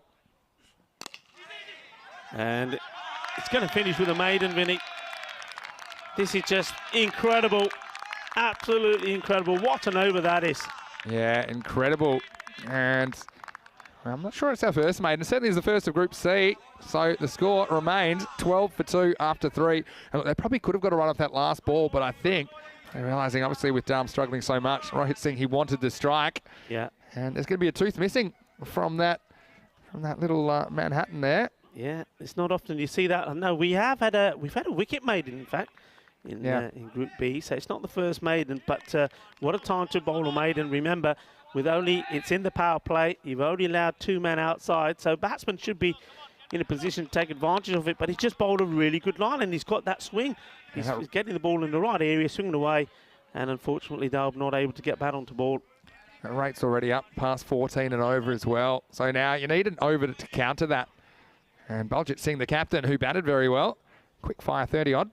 He's in to bowl over number 4 at the end of the power play. And this one's just a little bit too wide, and it's called as such. You know, you've got to give credit to the bowling as well. I mean, they've been asking questions of the batsman that time. Too much movement, takes outside the wide line.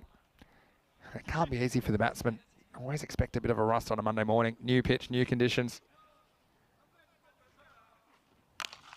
Hammers this, and this goes all the way. Balle, balle, balle. Rohit Singh is up and running. Yeah, well, finally gets one that he can go after. It's a bit of a half tracker from Baljit. Not his best delivery. And he just got this one right out of the middle of the bat. Have a look at this one. It's not super short. Maybe it wasn't a half tracker, but it's good footwork from Rohit. And he gets in a perfect position to play that shot, and 6 very sorely needed runs for Germany. Yeah, like you said, they need a good one to counter-react that maiden. Wide was the first ball. Second one's been hit for a big 6. And that one's better. Just stops there. Almost comes to a stop with the run. It's almost losing his footing a little bit, but still gets the ball in the right area. Bit of a question in the chat from Gordon, who noticed that on my Instagram I was celebrating the AFL Grand Final, the Australian football. We had it on the hotel, and then a bit of a concert. But he wanted to know what you were doing over the weekend, Rico. It's a good question. Oh, that's a very clever delivery. Well, I must admit, I did go back and watch some of the highlights and the key points that I wanted to go back and watch. Watched a bit of Cyprus Limassol as well, because I didn't quite catch the second game. I know the main thing you did. I didn't see the hat trick, but the other main thing I did, go on, you tell him. Yeah, Rico cooked a feast in the hotel room, and Rico is a very, very good cook. So thanks for that, Rico. You're welcome. He's taking on the fielder once more, and he's going to get there despite a fabulous diving effort there from the fielder. Well, how about this? He's Good lost effort from Rodrigo. Go, Rodrigo. Vamos. I'm liking that, but not able to stop it. Yeah, Manos Rodrigo really launches at this one. 10 points for effort, 0 points for result. And so, you see, have a look at that for some air time. It's cannot keep it away from the boundary. Still a lot of cricket left in this match. They just need a good over. It was a clever bit of work because he took off from inside the field to play. If he could have somehow pulled that back before he touched the ground, would have been an amazing stop.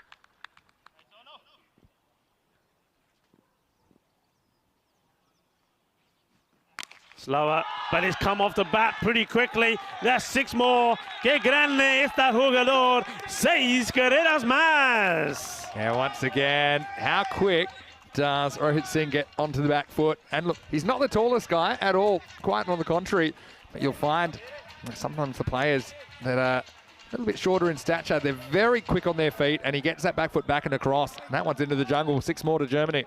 Yeah, good shot. And I think you're seeing here, anything that's slightly short, he's onto it. They're still reluctant to put a second fielder out there on that leg side, though.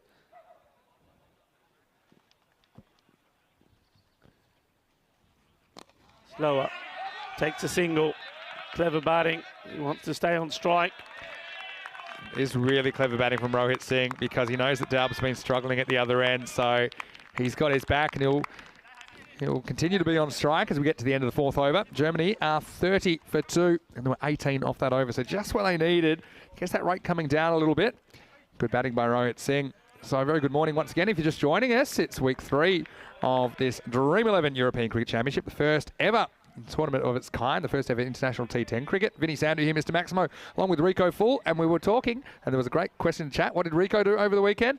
He cooked a magnificent feast on Saturday night for all of us, and I don't know if there were any noise complaints. It's long after I went to bed. May have been one or two. It was still going, but anyway, so we don't often get 2 days off in a row, do we? No. The Saturday and the Sunday. It was very nice to get the whole team together. I mean, the teams out there on the field, there's a team of umpires as well, and this is the European Cricket Network team as well, so it was an opportunity for us to get together and socialise a bit. Of course, we had to say goodbye to some of the teams from last week, and we welcome the new teams in, and of course only 2 of these 5 teams that we'll see this week will actually remain in Spain, because we have the Championship week coming up next week, and they'll join Belgium, Spain, the Netherlands 11 and Austria. So it's going to be a huge couple of weeks of action as we have just started the second half of this first ever ECC. Yeah. And look, this is a man coming on the ball we know very well. He's a Ravi Paul. Let's see if he can get those demon Yorkers going. It's a slice, and it's in the air, and oh, he's dropped an absolute dolly. This is a dolly, and that is going to hurt, because that is the captain, Rohit, who's, oh, this is really going to hurt them. He's looking straight into the sun, to be fair. People often say that. There's no real swing. It just kind of slides across him, but there you see, it's the last moment. Doesn't hit the middle of the hands at all. And that is a moment that Jannik Avas will want to forget. Ravi Paul does swing the ball prodigiously into the right-hander when he gets it right, but he doesn't have the new ball today. Still, it's only 4 overs old. Well, this one was very wide. He didn't need to be playing at that. And, but that's the mentality of Rohit Singh. I mean, I've had the pleasure of interviewing him, and did it when in Crefeld, the T20 Eyes, when he made a huge knock, a match-winning performance from him. And he says his mindset is just to attack. And that's the reason why I think he'll play some shots and balls which you think maybe he should have left it. And yeah, it's going to drop short, I think. Yes, it is. And now it's going to be tidied up. He gets 2 runs to his name. And I think maybe here, Mihela Dalbin's just made his mind up to say, right, he's going to play some shots. He's going to take the chance. If he goes, he goes. Yeah. Because, of course, he can say another batsman who's in maybe better form can come in and take over. The thing is, sometimes you just get a bowl that troubles you. Which I think is what happened to Mihela Dal back in that over number 3 when Mohammad Imran seemed to have his measure. But this is why I think, you know, it's a new bowler. Ravi Paul is most dangerous when he's swinging the ball back in, but I haven't really seen any evidence of that as yet. Swing bowling is one of those things. Sometimes you have it, sometimes you don't. Well, this is a very good delivery, and there he goes, Ravi Paul. He says, "Hello, chunka there, fatte." But that's a very cleverly disguised slower ball, and it was too good for Mihela Dalb. He goes. But I think he'd already decided, Vinny, that he was going to go after everything here. I think he decided he's not seeing it well, he's not timing it well. It's probably better that he makes way for somebody else. Yeah, you see, so he really takes a big risk by going across his stumps and trying to flick it away, but it's a difficult one. The middle stump gets tilted back, and Ravi Paul, his signature celebration, just have a look at that. I think it was a slight off-cutter, his little celebration, and we saw it before, didn't we? And we had to wait a while, but we see it again on the European Cricket Network. So Mihela Dal, not the start to the tournament that he was hoping for. Germany will get a new batsman to the crease. It's 33 for 3. Well, he gets a wicket in the end. And Mihela Dal, he goes for 3 of 10 deliveries. But Ravi Paul really could have had a wicket off his first ball, and that would have been the prize scalp of Rohit Singh. But that one got dropped amazingly. It was such an easy catch, you have to say. But he does get a wicket, and he has sent back Mihela Dalb, the new batsman, to face. Yeah, looks like this is Abdul Shakur Rahimzai, who's coming in to face Ravi Paul. Hasn't swung one yet.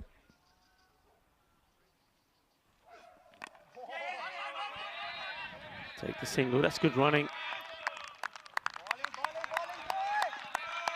And it's one of those things that sometimes a batsman just won't get going. We saw it last week, actually, on Monday. Navjit Singh from the Netherlands 11 had a similar kind of innings where just couldn't get anything going. So yeah, maybe it's not the worst thing at this stage. Hopefully Dalb can make it up a bit later in the week. A slower ball from Ravi Paul, and he knows the ball's not swinging, so he's just used his pace cleverly, I think, to compensate as we get to the end of the 5th over and at the halfway point in the chase. Germany a little bit behind the 8 ball. They are 35 for 3. Yeah, 35 for 3. Just have a look at those overs. I mean, that's a really good over from Ravi Paul, but there's only been one expensive over, and that was from the captain, over number 4 from Baljeet Singh. That went for 18. All the others have been under double figures. Well, you're 18 off one over, and you got 17 off the other 4. So that just shows you that most of the bowlers have been very, very tight. But I mean, look, they have bowled out Mohammad Imran. He bowled very well. Ahmad Sharif does have one left up his sleeve. Looks like they're going to go for Janaka Vas now. And he's the man who dropped Rohit Singh. So they've said, all right. He's still there. Maybe you can get rid of him this way. So he'll have the ball as we start the 6th over. That run rate's gone up above 15 required. 15.4 are required.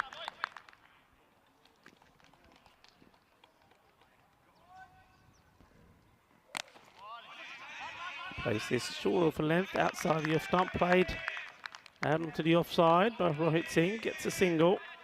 So him side. I think it's important now. Rohit Singh can't be expected to get all of these runs on his own. Yes, he's in and he's going, but the other batsmen, they have to also fire if Germany are able to pull this off.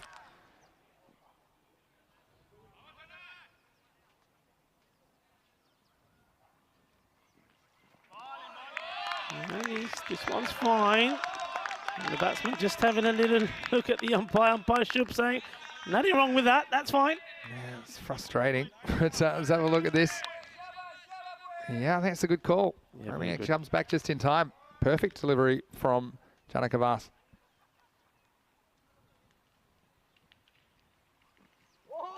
And it's another one. They're taking him on. And that's really, really quick running. Such a clever cricketer. Such a clever cricketer. He knows that if he spends too much time at the other end, this game is going to slip away. So he decided it was worth a risk. And he was backing up there. He was so alert. Rohit Singh taking matters into his own hands. And let's see if he can do anything with this 6th over from Janaka Vas.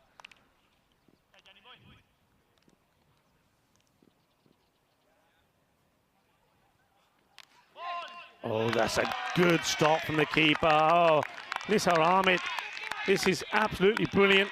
He's going one way, the ball goes the other off the bat, stops it. Good work. It's all reactions here.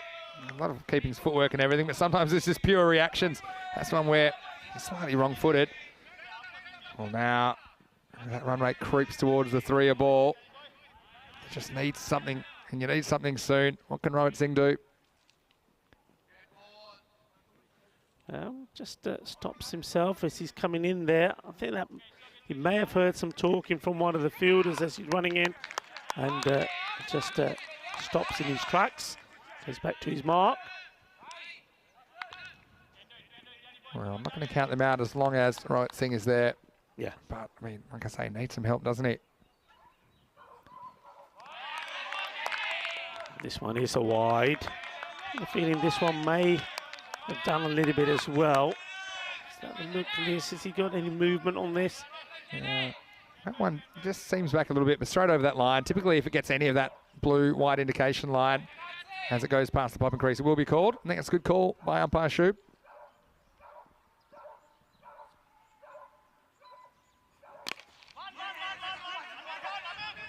1-1 is a shout, and that's a very good pick up and throw, and that's all they will get. And I think they'll take note of that arm as well. That's not one to be taken on. Yeah, they were clever because they went to the keeper's end just in case Rohit was thinking about 2 and trying to steal the strike, thinking the throw would come to the bowler's end. I think Rahimzai was on board with it, but he realised, no, this isn't the moment. So last ball, the 6th coming up. A bowl from Janaka Vas, and Rohit Singh reluctantly has to take the single to get to the other end. Does take us to the end of the 6th over. Germany still a long way behind in this contest. It's 40 for 3. And now they hit that 18 and over required, which I use as my PONR, my point of no return. You rarely see it go past 18, the required run rate, and come back. But having said that, we did see it in the impossible chase. That's why I called it the impossible chase, Rico, because you don't often beat the point of no return. But they need something to go their way, and soon. And it's Rahimzai who's on strike. And with the exception of Rohit Singh, no one else has really gotten going in this innings. Ravi Paul back into the attack.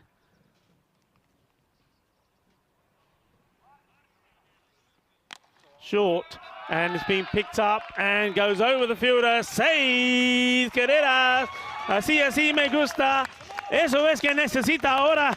Necesita las 4 o las 6, no la tiki-taka. Necesita the boom, boom, boom. And that certainly will help. Well, that's a good way to start the over. Yeah, they needed that, didn't they? And Rahimzai, who gets a bit of length to work with this time. Yeah, Ravi Paul, I'm a bit surprised he didn't get the new ball. But you know, he just doesn't have that movement, so he's a bit less effective. He's making up for it with some clever slower balls. Probably see one here from him. He's got enough of this as well. Balle, balle, balle. Ginasona Shakalagya. Well, let's go big or die trying. Time now for Germany. And Rahimzai rolls the dice, comes up double sixes. Just what they need. And, you know, at that rate, the only way to get it down is with like so-called magical over, something 20 plus. This is a very, very good start to this one. And Germany now move past the 50 mark in the 7th over. Yeah, 2 good shots. They needed that, didn't they? And that sets up this over. Could be the magical one they need.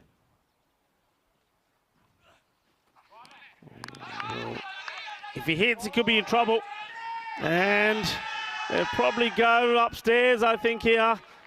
Well, he doesn't think, well, looking at the batsman reaction, he's not happy. I'm not sure if he's happy about missing out on the full toss, because it was a wide full toss, wasn't it? I think he's in here. I think he's hurt himself in the dive.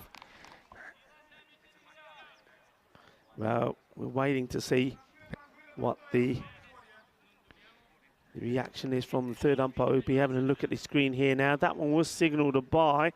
So again, very good running to get to the other end, but I do believe that if it had hit the keeper's end, I think that Roy was struggling to get in. So everybody waits in anticipation. I mean, this is a big moment because both these batsmen have started to get set. We've seen some good shots from Rahimzai as well. We're just waiting to hear. I mean, it was diving in. And I think when you look at this again, I think because the ball's come, he's had to pick up and shy. And I think he's made it, yeah. That's a very good call there. And good work again from our team there, courtesy of Spring Productions. The production crew doing a wonderful job. Tom, Kristaps, Martins, Germans, Karina, Richards. Excellent stuff. Yeah, nice work capturing that one. So they do survive. Once again, I'd be going for Rohit. I think I'd be going for the keeper's end, even if you give up a run. Here's Ravi Paul around the wicket. And this is going all the way over. And this one goes over the photographer, the ECN photographer, Diana. 6 more. And she's saying, that's where it went. Go get it. Go fetch it. Yeah, this one just goes with the angle from Ravi Paul, who's changed to around the wicket. And yeah, that one just goes with the angle, doesn't he? Clever batting, and he's single-handedly keeping the German team in this game. Well, they stared the point of no return in the face. They haven't gone over it, but they were at it.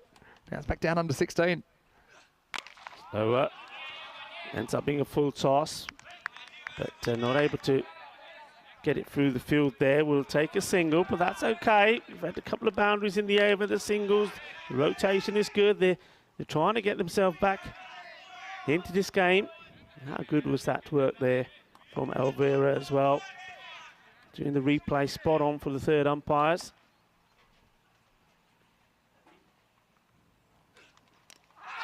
And he's got him. Here we go. Wait for it. Boom. Well, clever bowling. He's been expensive, but he has taken a huge wicket. And just as the batsman, Rahimzai, was getting himself in and giving some support to Rohit Singh. He departs, and it's very similar attempted shot as what we saw Mahela Dao play. Steps right across the line, showing all these stumps, and clever from Ravi Paul. Just takes the pace off the ball, just concentrates on getting it on the stumps, and he takes a second. Yeah, so Rahimzade, it was one where he had to just kind of go big or go home, I think, because he knew it was the last ball of the over. He goes for 14, and the score now is 60 for 4. And, well, let's see what Fayaz Nasseri can do.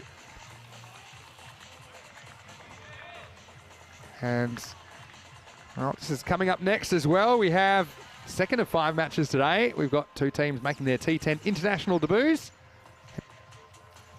We've got Finland and the Czech Republic, who will be going head-to-head. The news from the toss: the Czech Republic have won the toss and elected to bat first. And, well, quite a few familiar names there. The one that sticks out to me, the beast, Sudesh Wickramasinghe, likely to bat 3. But Finland, they've got a pretty exciting opening pair as well, and Collins and Gallagher. They can be fiery when they get going. So I'm looking forward to a really good contest in match 2. That one starts in around about half an hour from now.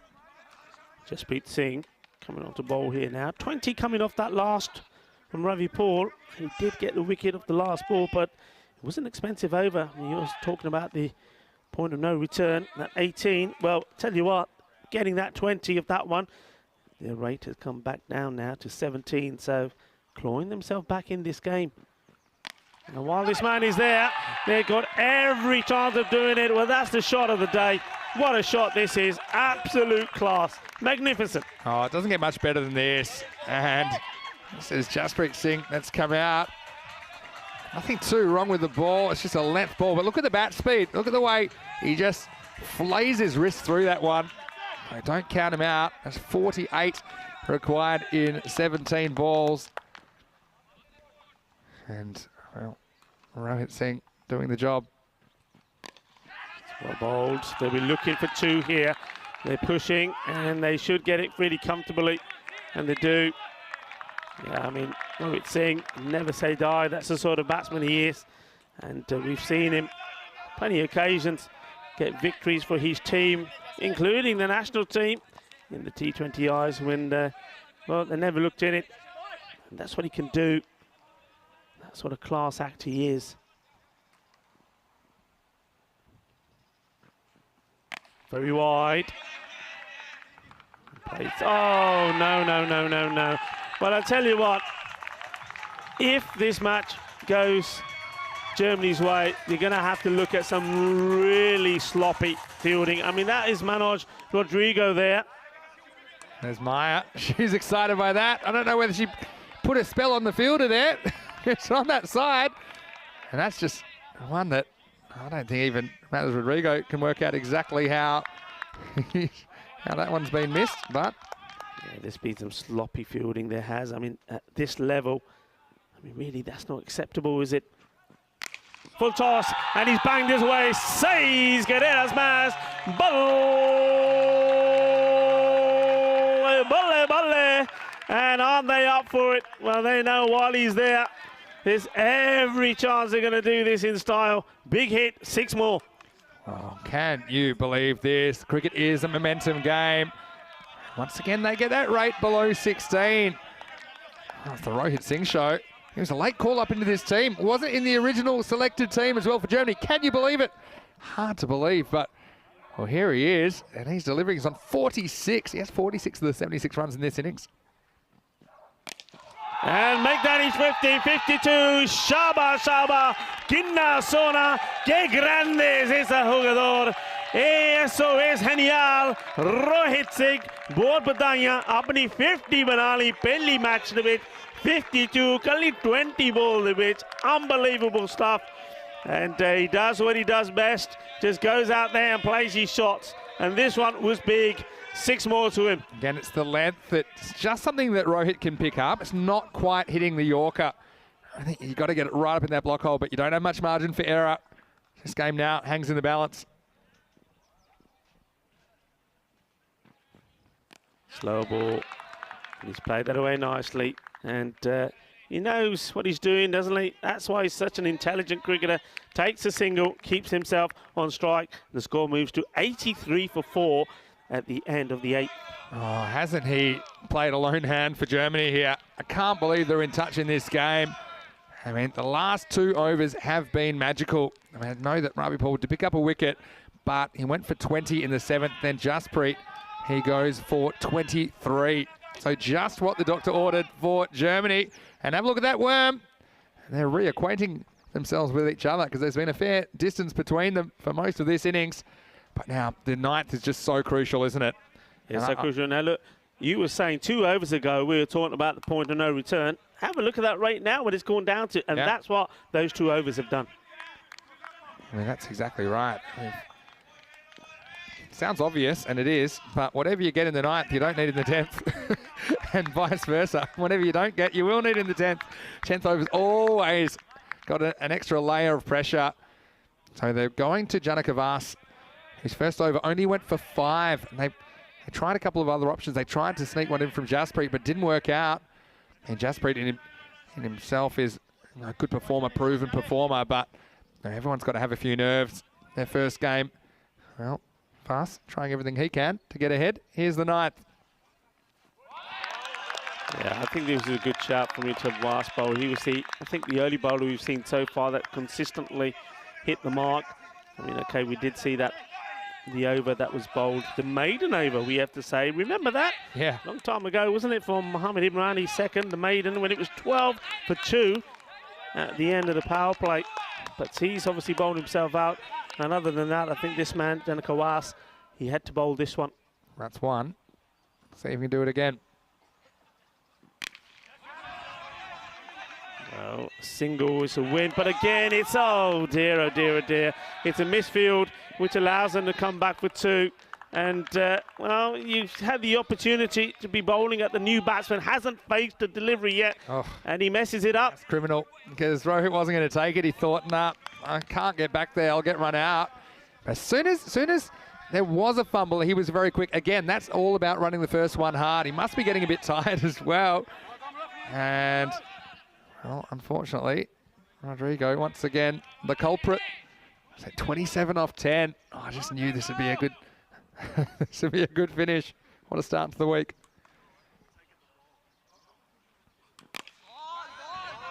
Full this time will be just the one. I mean, spare a thought for the Italian coach, Korea Wasam. He'll be watching some of this fielding and some of these catches that have been dropped, and I think he knows, we know what we're working on, boys.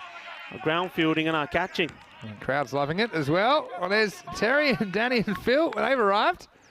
But see, that's the difference. This is one where the length was right to Rohit. Couldn't pick it up. If you're going to miss the Yorker, miss it slightly full.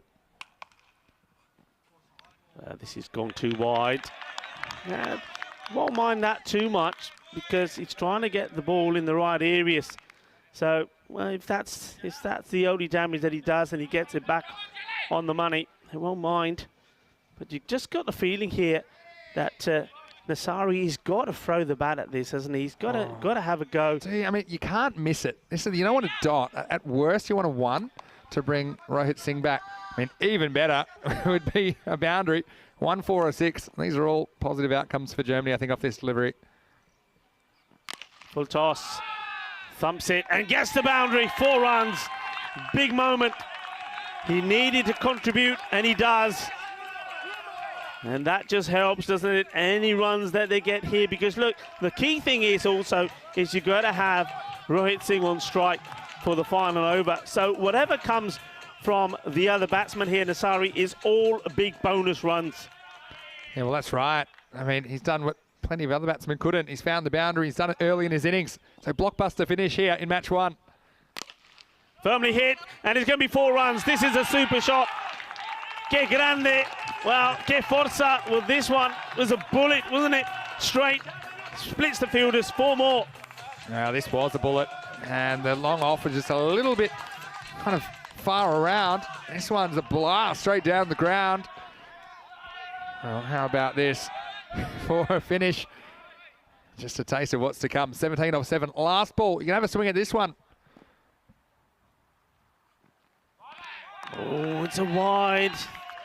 Clever batting, just lets it go. That's 10 runs there already. Yeah, this one, good call by the umpire. Couple of lengths, but didn't quite get the line. Janik Avas trying to hold his nerve. Last ball of the ninth. And this is going to be 4 as well. No pare, siga, siga. No pare, siga, siga. Que partido eso es. Mamma mia, 4 more. Well, it doesn't matter how they come. Well, you got to say there was a few that went that way when Italy were batting. So Germany, they say we're entitled to those. Yeah, that's right. And again, all those little ones that Italy let slip through their fingers, probably coming back to haunt them a little bit at the moment. As we get down to the last over, how do we get here? Only 12 runs. I say only, but 12 runs required off the 10th over. And Rohit Singh, the captain, will be on strike. And he's flying. He's 56 off 24 deliveries. And he's hit 5 6s and 3 4s in his innings. But how about Nasseri? He faces 3 balls. He gets 3 4s. Yep. Oh, that could be the difference as well. How's this entertainment? Certainly hope you're enjoying it, no matter where you're watching from, whether you're watching from Europe or anywhere in the world. I think you'll agree. You'll never quite see anything quite like the European Cricket Network. Well, they're going for Amir Sharif to bowl this one. He bowled the second over, went for 7. And if he can repeat that, Italy have a victory. But look he's bowling too. And I think it's going to be very important where he gets this. Just having a look at the field, they've got the 1 man out deep on the offside. Then you've got Long on his back, mid-wicket, square leg. They've got... Just search it. And also, 2 men straight. All the men out are either square or they're in front of the wicket. Now, for me, you take a 1 and take your chances against Nasseri. You don't want to give up a 2. You don't want to give up a boundary. So I think you fancy your chances 11 off 5. Even though Nasseri's got 3 boundaries, but he's still near to the crease. And all right, here we go. Strap yourselves in. Last overtime. It's Sharif. Oh, that's really well bowled, right in the block hole. But what's the umpire giving here? Well, he's giving it as runs, because I think otherwise he could have been putting that finger up. This was a very good delivery. Have a look at this. It's right up there and just gets a bit of bat onto it. Maybe sliding, but you're right, just a bit of a feather. So now this is where I think Italy fancy their chances. They put the 3rd man back. I think that's good. I mean, you want him to earn his runs. It's a very offside-dominated field. So 11 off 5. Oh, this should be a wide. It's on the leg side. So goes to 10 off 5. That's not very intelligent bowling from the bowler. Just strays down the leg side. He's got to get this outside the off. What a finish. And this is where I'm trying to think about this field. I mean, do you bring someone in on the leg side like a mid-wicket to try and stop a single? I mean, a dot would be so valuable. Up in the air, and the opportunity, and they've taken it, so wicket goes. And remember, because of the new rules here, Rohit Singh, well, maybe he hasn't caught it on because he's staying at that end, and he's got to go back. He's going to have to go back to the non-striker's end. Yeah, maybe he doesn't realise it yet because some of the players, it's probably their first game ever being played under these rules. But Rohit, even though they crossed, he'll have to go back to the non-striker's end. And this is why I thought it was a decent matchup, even though Nasseri did get 3 boundaries. I mean, he's fairly new to the crease, so let's see who they send out. Whoever they send out, I can guarantee you, their heart will be beating right up in their throat, I'm guessing. But Nasseri does go for 12, and the 100 up now for Germany, 102 for 5. Yeah, look, with Nasseri gone now and a new batsman coming in, this is where I would back up what you're saying. This is where I'd have men in, because there's going to be whatever happens here, it's either going to be a boundary or it's going to be a single. Rohit Singh is going to be going like the clappers to get to the other end. They've got to try and stop it. And it doesn't look to me at the moment that they're doing that. And that surprises me. If they miss it as well, you know, it's important. This is Hussain Kabir. He needs to hold his crease and make sure that that keeper's end remains safe, even if it means he gets run out of the bowler's end. You don't want to risk Rohit Singh getting run out at this stage. So 10 off 4. And Kabir, I think he has to score. Doesn't matter what he scores, but he has to score. 1 4 or 6 once again. All outcomes that Germany will take with 4 balls remaining. Oh, and he scores 4. Well, It's sun, sea and sand and sexy cricket here on the Costa del Sol. Well, what a brave shot this is, and he's absolutely nails it. What a beauty. Oh, well, the line between bravery and stupidity is so unclear sometimes. I mean, if this bowls him out, he's the villain, but they had the fine leg up, and he said, okay, I'm going to take it on. And now Germany, they can win it with one swing of the bat. 6 off 3. What a dramatic chase we've seen here in the first match of Group C. Well, what a brave shot to play. It was a slightly slower delivery as well.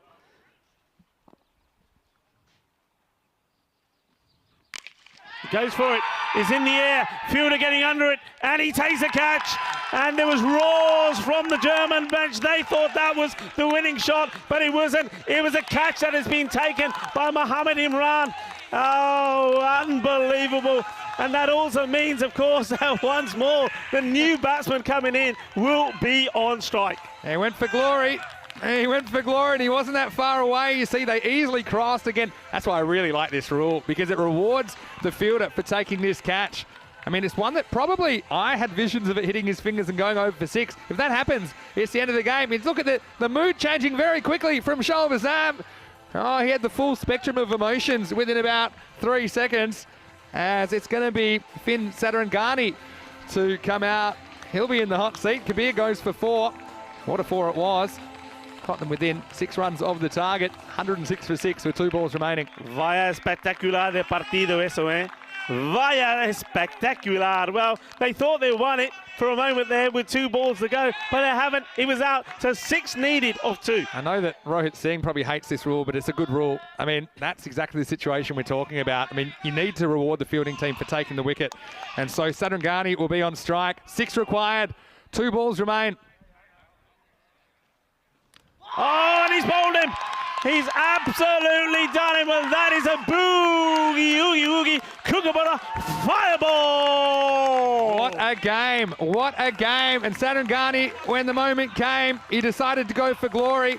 And Rohit Singh, he's going to be a spectator for this entire last over. Just cannot get on strike.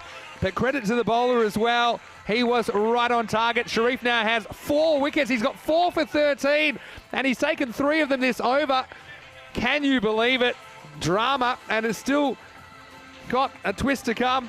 Sadarangani, he goes for a golden, 106 for 7, and whoever comes out, I think it's Srikesh Srinivas, he's going to have to hit a 6 to win the game, and I can't see a 5 happening for a golden ball, so he's just going to need to hit a 6. I think 2 things are happening here, and one is we're going to see a bowler pick up 5 wickets, and he'll be the first man to do so in this Dream 11 European Cricket Championship. All this ball's going to go to the boundary for 6. What's your money on, Vinny? I mean, I think it's very difficult to come out. I mean, especially when the bowler would be feeling so confident. But then, look, left-hander as well. He's got to adjust his line slightly.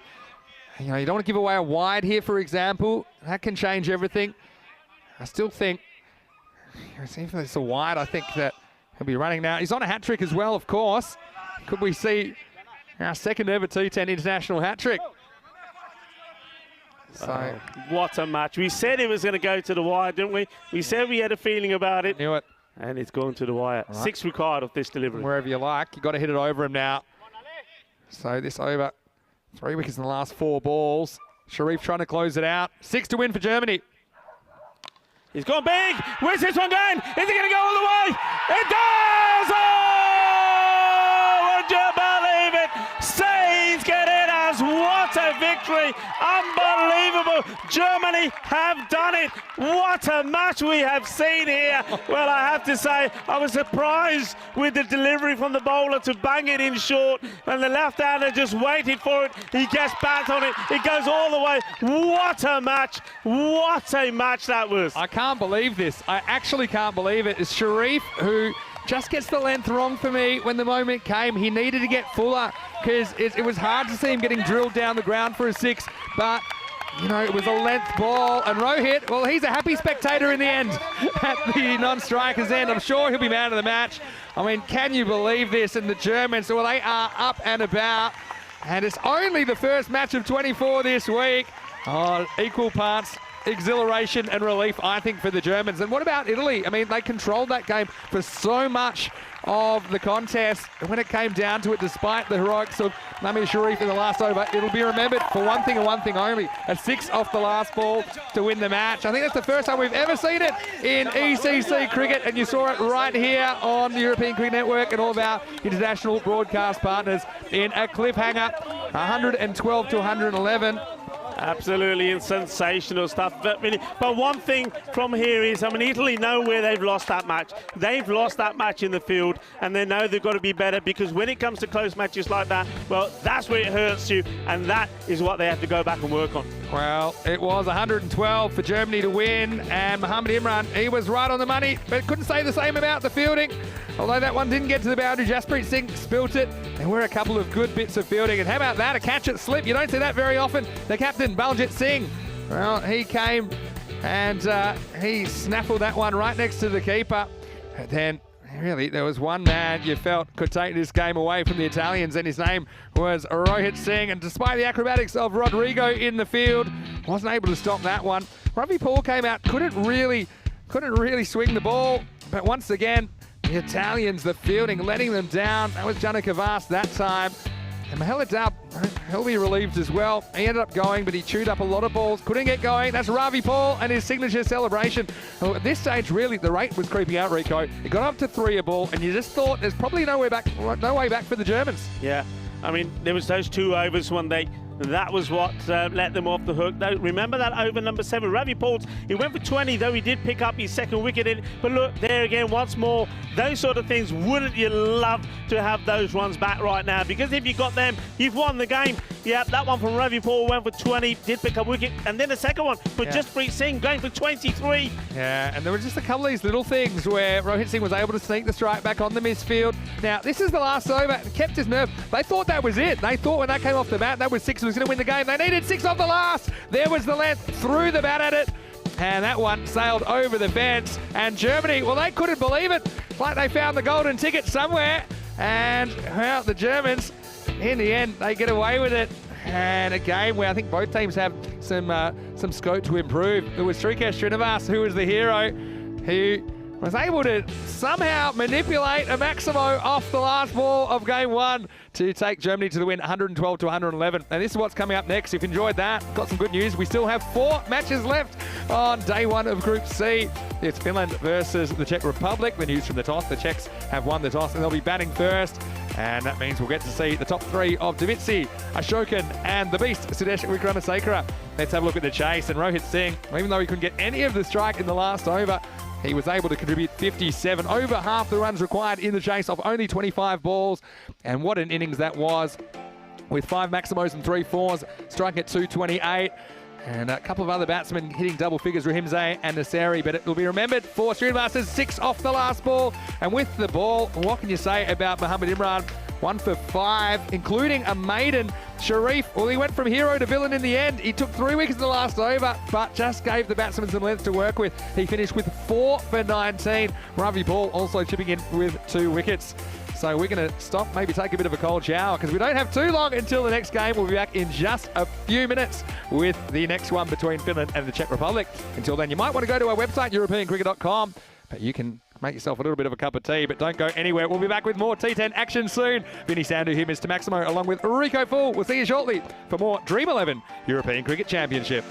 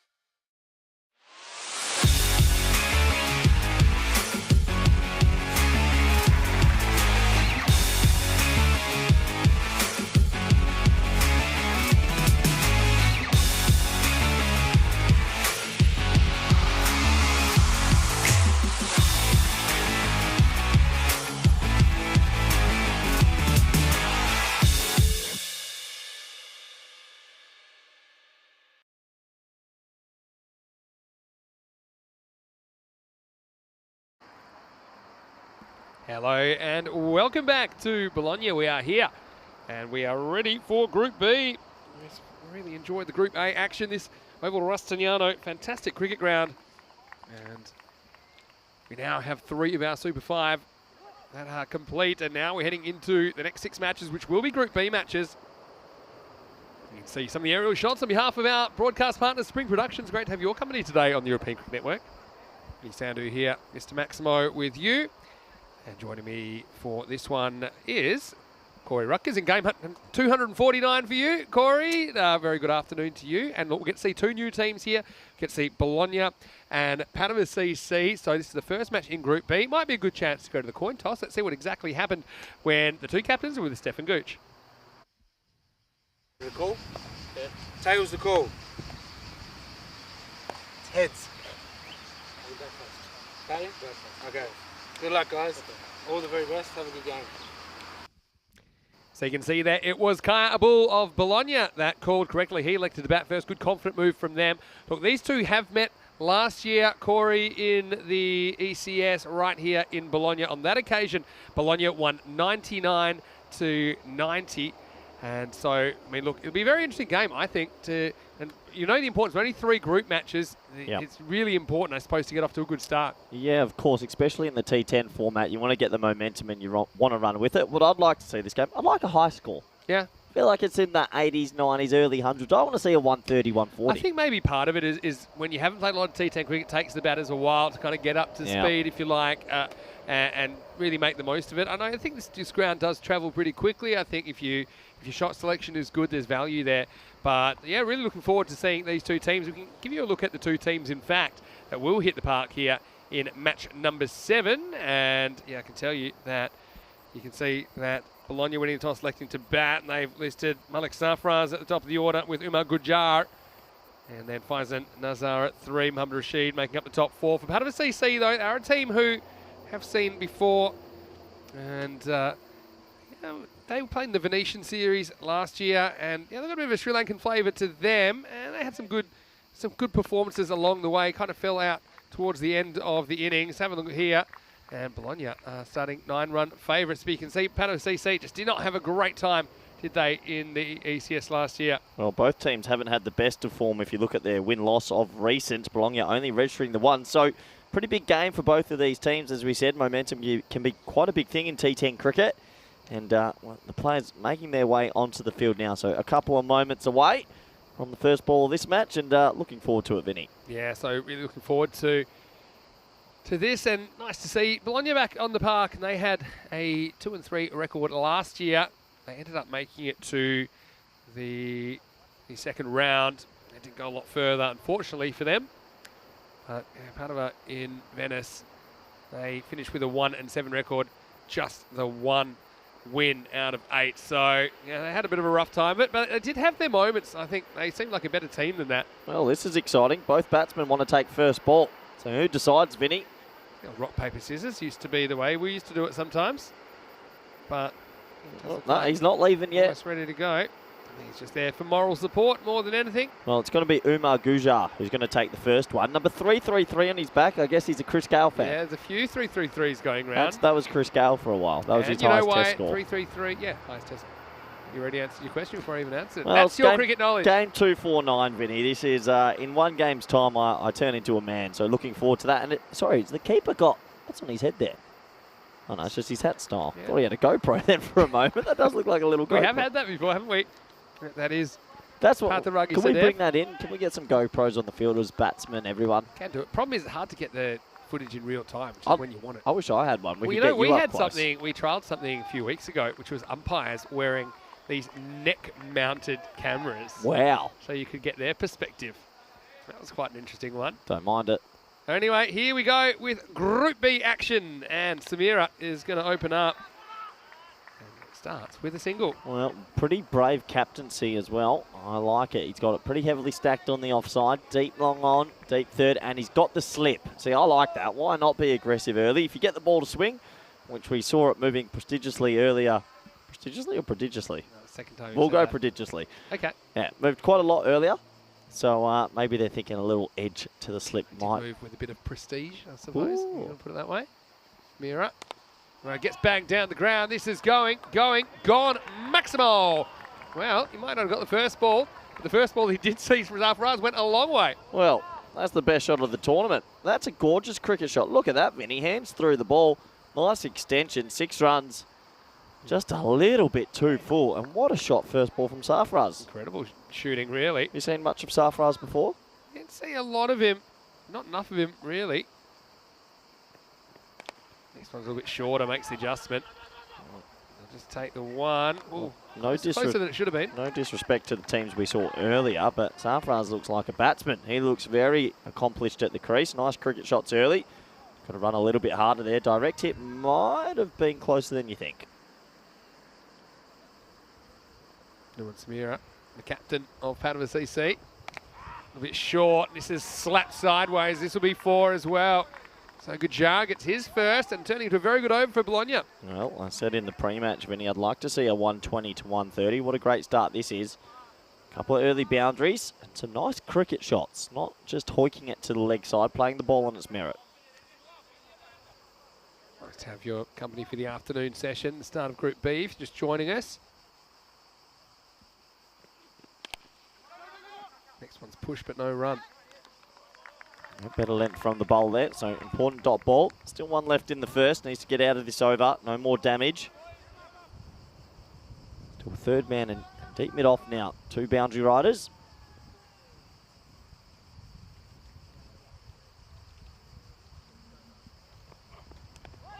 Tucked away onto the leg side. Just a dot ball, so not the worst first over. Impressive batting there, a couple of nice shots, but it takes us to the end of the first. The score is 12 for none. Sure is. So, say a quick hello to Chris Smith as well, to Mandrake as well, to Helix. Nice to have you with us. And to Lily Panda. Nice to have you with us as well. Always happy to see the Panda hit the chat around this time of the day. Yep. So what do you think is a good score here for Bologna? Well, anything over 3 figures is always nice. It always makes it pretty difficult for the opposition to chase. We haven't seen scores in that 120, 130 region. Tough to say though. Look, not gonna lie here. Haven't seen too much of these 2 teams myself. This is my first time in Italy, so looking forward to discovering some new players and seeing who stands out from the crowd. I do think the Italian way of playing and the Spanish way of playing domestically kind of similar for the most part. I think there's quite a few teams that relish the shorter format, the ability to express themselves with a bat. Well, 2 Spanish teams will make it to the ECL this year, which is pretty exciting for Spanish cricket. That's exciting, isn't it? Any questions you've got regarding the Spanish side? I'm sure Corey's happy to answer as well. ECN European Cricket Network in the chat.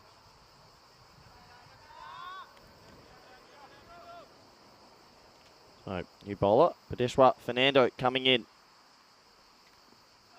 And he's gone, and he's absolutely zinged that one through at hypersonic speed. And what a start to his tournament. Zafraz, 6-1 and done. It's 12 for 1.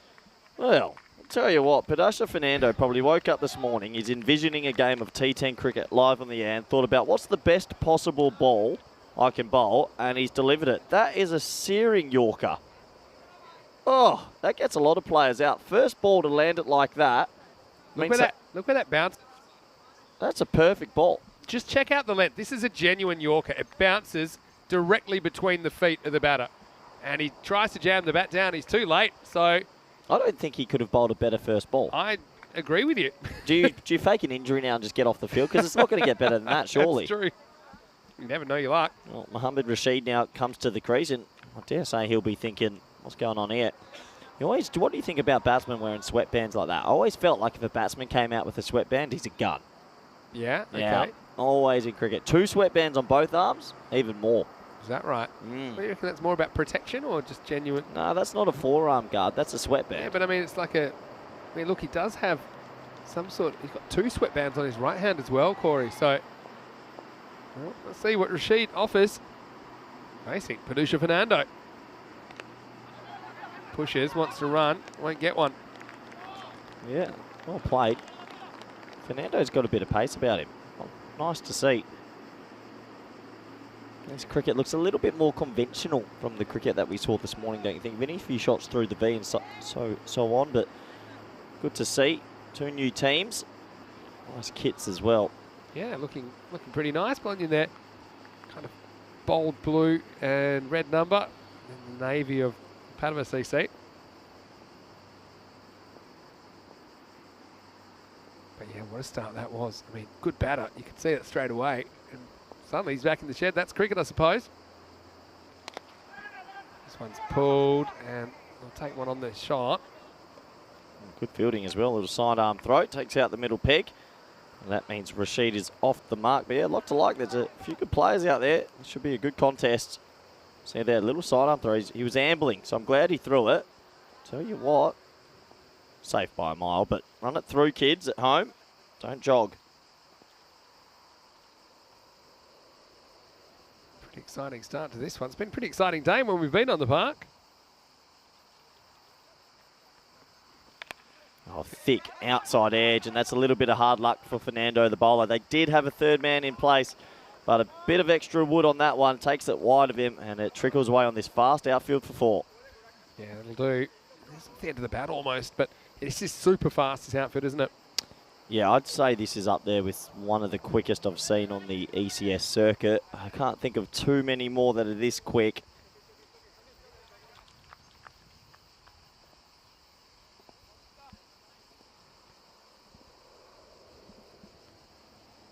Fernando gets this slightly wrong attempted Yorker, but well fielded, and that's something I think is going to be super important. We saw that making a big difference yesterday. Trentino Aquila, for me, they're the only team that kind of turned up in the field, and it's no coincidence they had the success. Yeah, absolutely. Got away with that one. Low full toss. Could have been put over the bleachers. Misses out. Can you think of any outfields that were quicker than this one?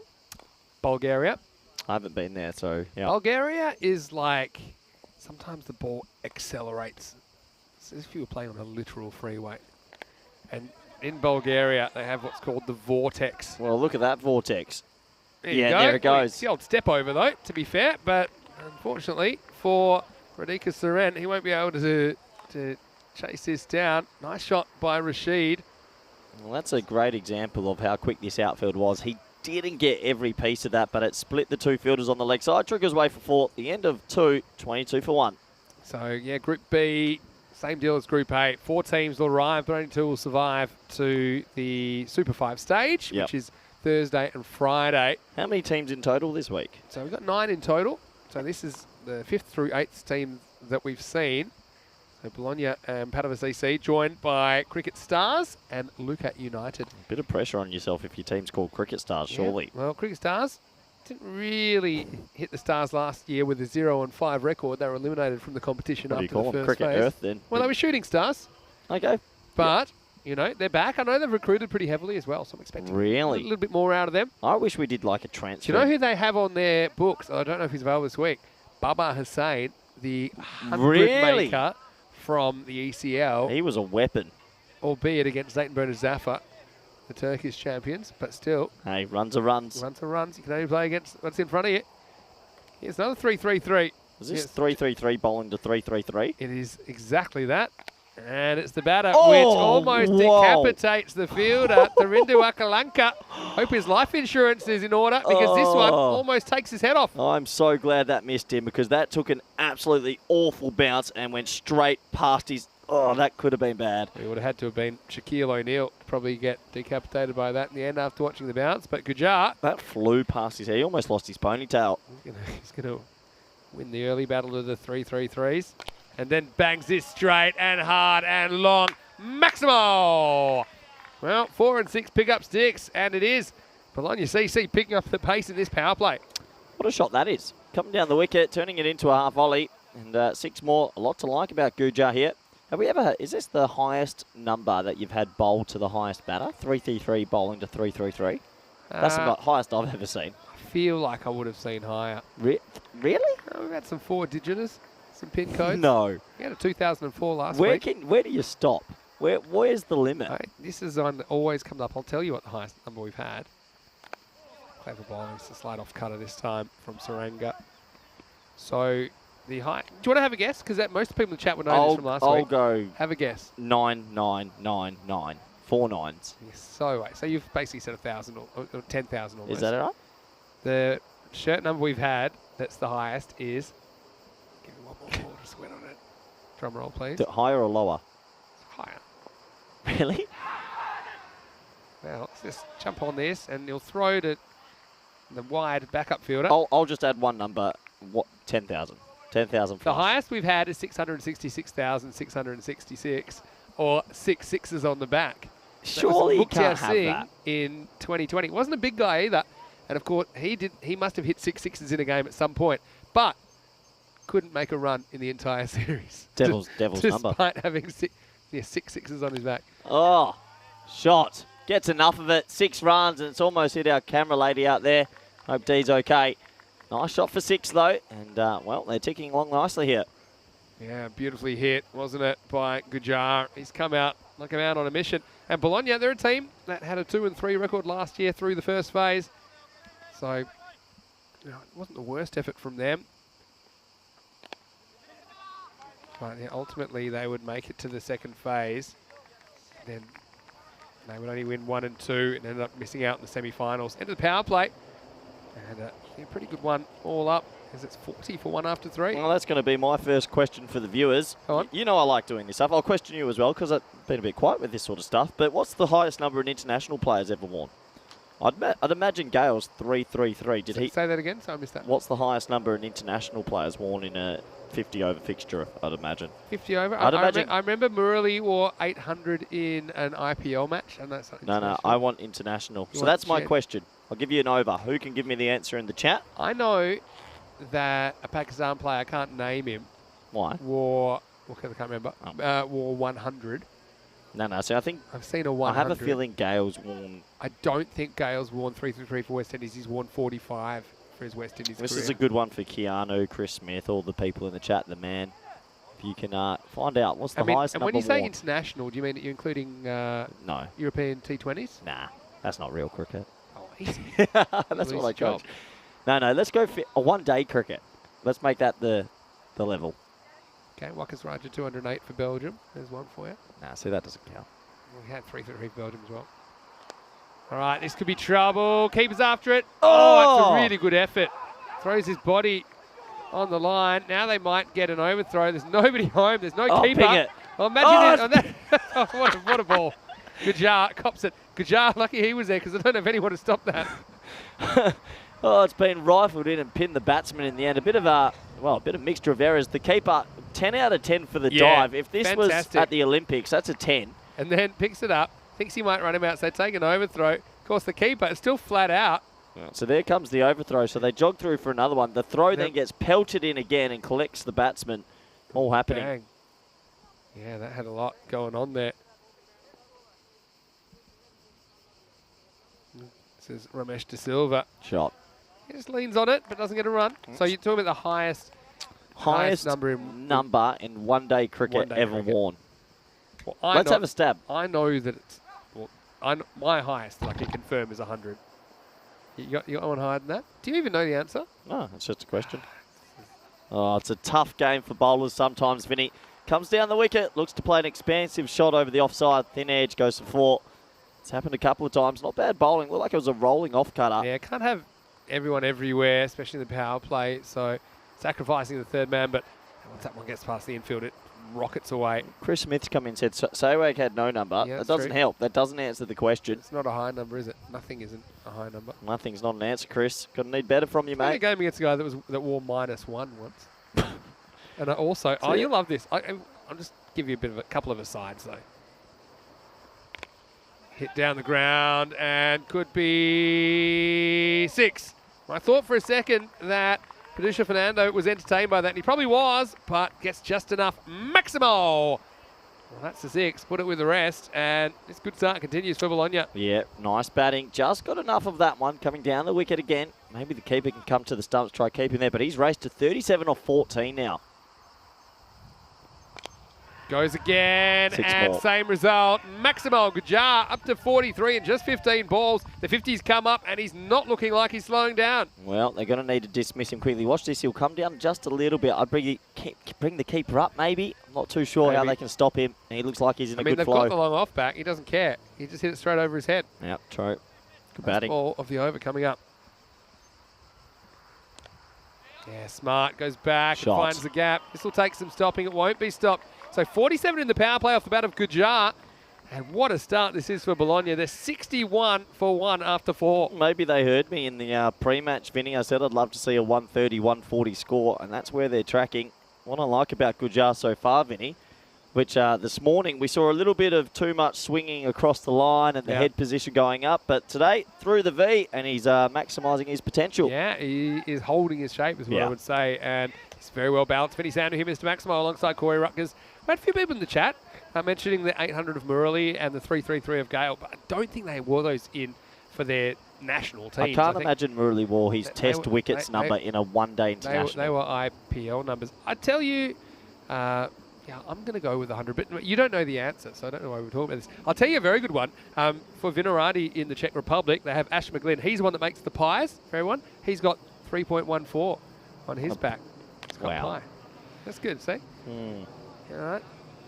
Anyway, typical Corey giving us the trivia question that he did not know the answer to. But yeah, appreciate them. Here's one for Crash Gardup. Corey, why are Netherlands players playing for New Zealand?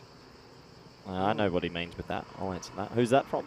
That's from Prakash. That's your friend that you're always in IPL versus PSL Barneys about. So that will be about Michael Rippon. Yeah. Rippon played for the Netherlands for years, but then moved to Otago.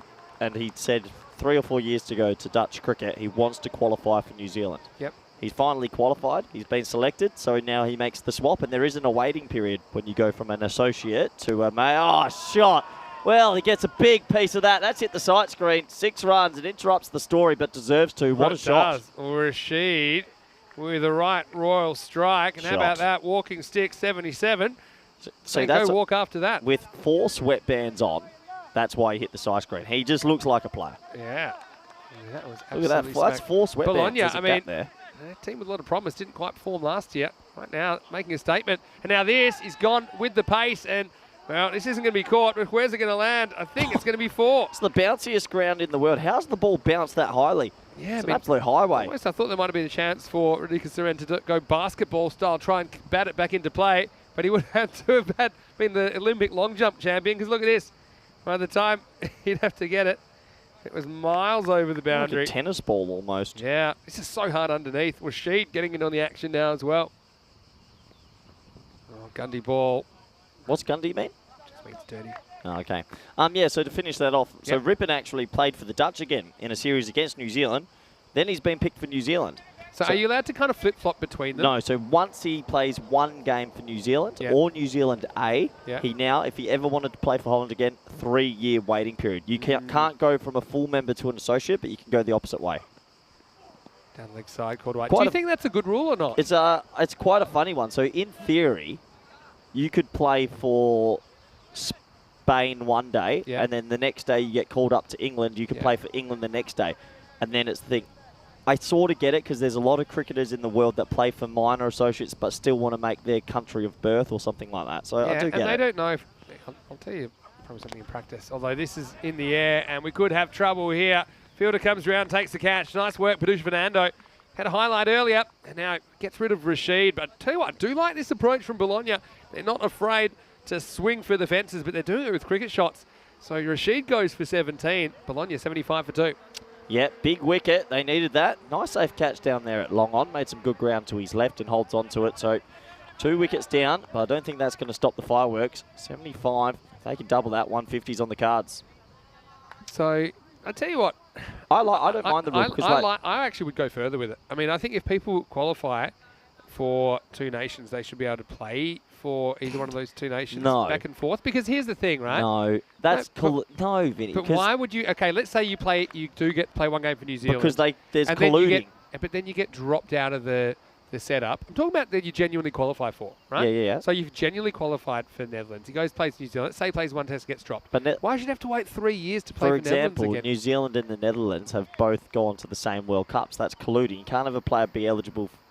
And you have to choose sides eventually. You can have 2 passports. I'm just saying that cricket's a funny one because there's tiers of nations, no matter which way you look at it. Quite a few cricketers have done it. I mean, Roelof van der Merwe was South Africa, and he went the opposite way. Stopped playing for 3 years and went down. Well, that's the other way, from associate to full member. Boyd Rankin. Oh, this one was passing before he knew much about it. Will just be a single. Yeah, so my point being, as we get to the end of the 5th over. 76 for 2. Watch this one. I've got Bang. a good one. One of my favourite Two Nation players, Jonathan Trakos, played for South African Zimbabwe. South African Zimbabwe, and there was a 22-year gap in between. Yep, I heard of that one. That's a good one. Kepler Vessels. I mean, my point is this: if you qualify for Two Nations, I think you should be able to. I think 3 years is a long time to wait, because imagine having an experienced player like Rippon coming back into the Dutch setup if he gets discarded by New Zealand. I understand, but I think that's the risk you take. If you want to play for a full member and say goodbye to your associate nation, that is the risk you take. If you don't make it, well, you have to wait 3 years. Because like Boyd Rakin went and played for England, didn't work out for him. Couldn't just go jump into Islands next year. You got to wait. That's just the way it is. 3 years seems a lot. I find it quite interesting that Rippon can just go no waiting period straight in. I would actually make it a 6-month waiting period. I think that's a little bit too I don't know about airy-fairy. that. Because I'm trying to pick the best players. Well, hold the phone here. What a bandana. This Kamara Lakmal is parrot. coming on. When we talk about Peacock Fridays, what a genuine cockatoo. Cockatoo Tuesday that is here. a peacock bandana, that one. Wow-wee. Wow. Tell you what, if I'm the batsman, I'm saying, oh, no, keep it on. No. Don't take it off.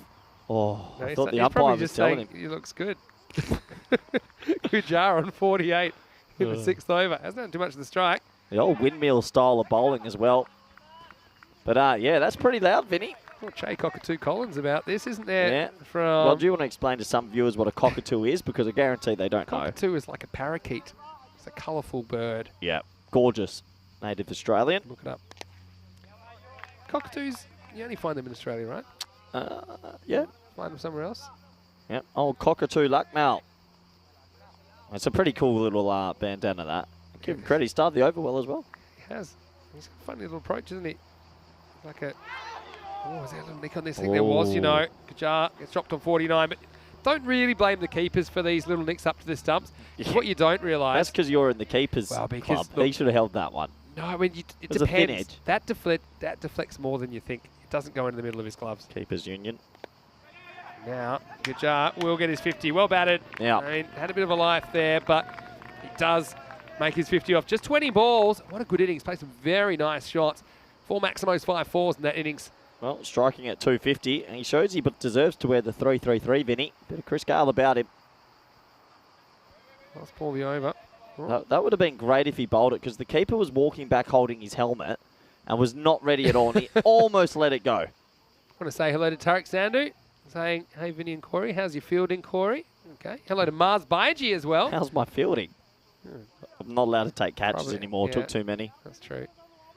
Last ball the over. Goes leg side. Should just be the one. Tell you what, in the circumstances of this game, that's a sensational over. It's only gone for 5. Yeah. Brilliant. But that man, Gujar, still there. Been joined at the crease by Mustafa. And at the end of the over, 81 for 2. Hardik, this is a good one. Cricket lover, and he's right here. I think Hardik Pandya for India used to wear 228. That's true. I reckon he wins. And Kamran Akmal also wore 158 for Pakistan. Hardik Pandya wore that 228 before he kind of got a tap on the shoulder and said, look, that looks a bit ridiculous. And now he wears 33.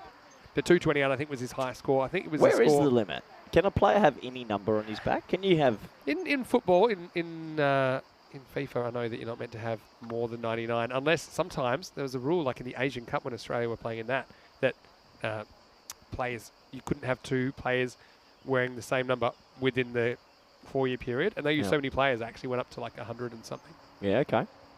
Anyway, look who's back. Padusha Fernando.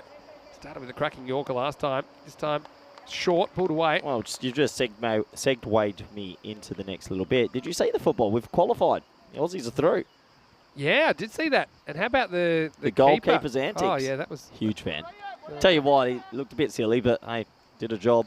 The science of stupid. I think I read an article You about apply that most days to the commentary box, so... Oh, one of us does. Rico. Hello to Rico. Hi, Rico. He'll be listening. I miss Rico. Deserves his couple of weeks off, doesn't he? Yep. I'm coming for you, Rico. Here's Gujar. Let's see what his approach is to Fernando. Well, it could be big, big trouble here, and that's a big moment in the game. So, look, credit to Padusha Fernando. He's removed both openers now, and they both look like they can whack it. So 50 even for Gujar. He just top edges one. Return catch to Pish Fernando. And so I think Pish Fernando will be pretty happy to see the back of Gujar as the score is 82 for 3. He's removed both openers, and it just shows you a little bit of what extra pace can do. He's definitely a yard quicker than anyone I've seen this week so far. He's banging it in, decent length, and he's rewarded with another wicket. And in the last 8 balls, they have started to peg this back. They sure have. A few more shirt number things coming in. And William Camfield saying Thomas Odoyo of Kenya used to wear 00. I know that Niall O'Brien used to wear 00. Thomas Odoyo, what a player. I used to love Kenya the golden cricket. years. Morris Odumbe. Martin Suji and Tony Steve Suji. Tickolo. Give it back to me. Steve Tickle Me Elmo. Collins Aboya. I used to love Kenyan cricket. Remember they finished 4th in the World Cup? Yeah, well, they did have 2 walkovers, but still, they knocked off Sri Lanka, I believe. They pushed a couple of teams a long way. And now you know where they are? 31st in the world. Times are tough. Above Spain.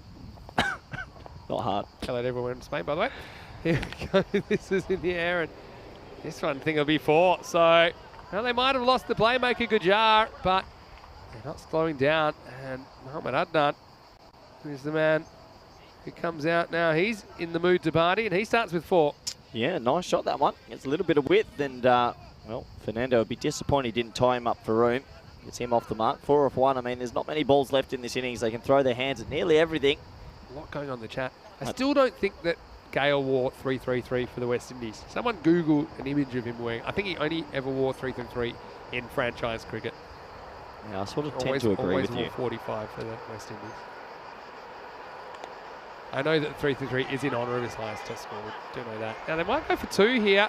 Good throw might have him in trouble. Oh, I had to probably try and hit the stumps there. To be fair, great commitment as well. Yeah. Wasn't the most pretty of dives, but hey, got to do it. Well done to the bowler, actually, who grabs this. It's probably a 6 from the judges there for the dive. 6 out of 10. Didn't quite stick the landing. You watch much of the IPL this year, Vinny? I caught mostly highlights, but yeah, very interesting series. Butler. The one that I touched on it yesterday when Butler walked out against Holland the other day. 150 off like 50. Mate, he wasn't that. The sixes were so big because Holland's got all the waterways around it, all the moats and all that. So many balls were in the wall. People were jumping in trying to get a ball back. VRA, isn't that? Correct me if I'm wrong, but isn't that the ground with the tree on the ground / Yeah, so they. What's the deal with the tree these days? So they the played on the World Cup. They played on a far wicket. It was on the field, right? Oh, no. Gets past keeper. Just gets done by the kind of sideways bounce. So Adnan will get 4 more. It's the end of 7 overs. Bologna up and away. Then 92 for 3. Padusha, well, I can't really criticise his efforts. He has removed the 2 openers, but he did it a few overs apart. And so 92 on the board. 3 overs remaining. Yep, good platform to really explode into something massive here. And so just to let you know where we are, we're into match 7. So we now have our 2 teams from Group A. Is Trentino Aquila, and they've been joined by Lucas CC in Super 5. Venezia already qualified for Super 5, so we have 3 of our Super 5 sorted out. We'll find out who the 4th and 5th teams will be, because they'll be the top 2 from Group B, which starts right now. Yeah, plenty to play for. 26 games this week, Vinny. A couple extra than we usually do. Yeah. So you might have missed out on one today, but we're still running ahead of par. Absolutely. Here we go. Here's the cockatoo. Mara Lakmal gets dragged way off the inside edge. Just a single to Mustafa. I feel like the cockatoo moves into our top 10 nicknames for players on the ECS. There's been some goodies over the time, but that is a very stylish bandana. That's been hit for a boundary here. That's bowled quite well. Plays all the way over top of this one, which doesn't really get up. Don't forget to hit the like button on the video. Have you done that, Corey? Make sure you do. Because Helix always reminds me, because I actually pretty bad at forgetting. Oh, Gone. Yes. He gets the wicket. Well, he deserves that. He's come in and he's actually changed this game a little bit. It's a funny sort of style that Lakmal has. It's a sort of little windmill over the top bowling action, but he's keeping it straight. He's bowling good lengths, and he picks up his first. And another wicket falls. They're just pegging it back a little bit here, Vinny. Yeah, they're doing their best, aren't they? And so, congratulations to Kamara Lakmal. It's pretty simple. Wherever goes the castle. And another wicket falls. Now it's 93 for for 5. Are you saying hit the like button because think we're it will. trying to get to... Well, a couple of things. Hit the like button because the more people like the video on YouTube, the more people will see the video, and then the more Okay. people get to understand what European cricket's all about. Yeah. The other thing is that we are trying to get to 300,000 subscribers at the moment. How many are we on? So we're about 296 from memory. Let me check in a second. Are we allowed to advertise for subscribers? Yeah, I'm going to let you do it. Okay. Because I actually identified this last week that you don't mind a bit of the hustle. Yeah, oh, yeah. Okay. Big on the hustle. So I know you don't mind. Look, We've got viewers, 296,000 subscribers. if you're listening, if you get us to 300,000 subscribers, the person that clicks for the 300,000, I will send you one of Vinny's Paw Peacock shirts. Okay. Well, don't see how that's possible, and how you would know exactly who the 300,000 And is. I'll donate my But you know mushroom what? kit. We were watching that classic match just there, and we were talking about, we're almost at 250,000 subscribers. That was only about 6 months ago. Shot. Goes leg side, and this one is going to go the journey. That's out of here. Maximo! Chima gets off the mark and does it well. Chima gets a bit of length and puts it away. Yep, gets a bit of length. That's the first ball that's gone for a boundary, and will be disappointed. So anyone that was watching in the break, they would have seen we're showing Italy-Germany from the ECC, which was back in September last year, I think towards the end of September. Wide. Uh-oh, big trouble. Uh-oh. Big trouble. Oh, no.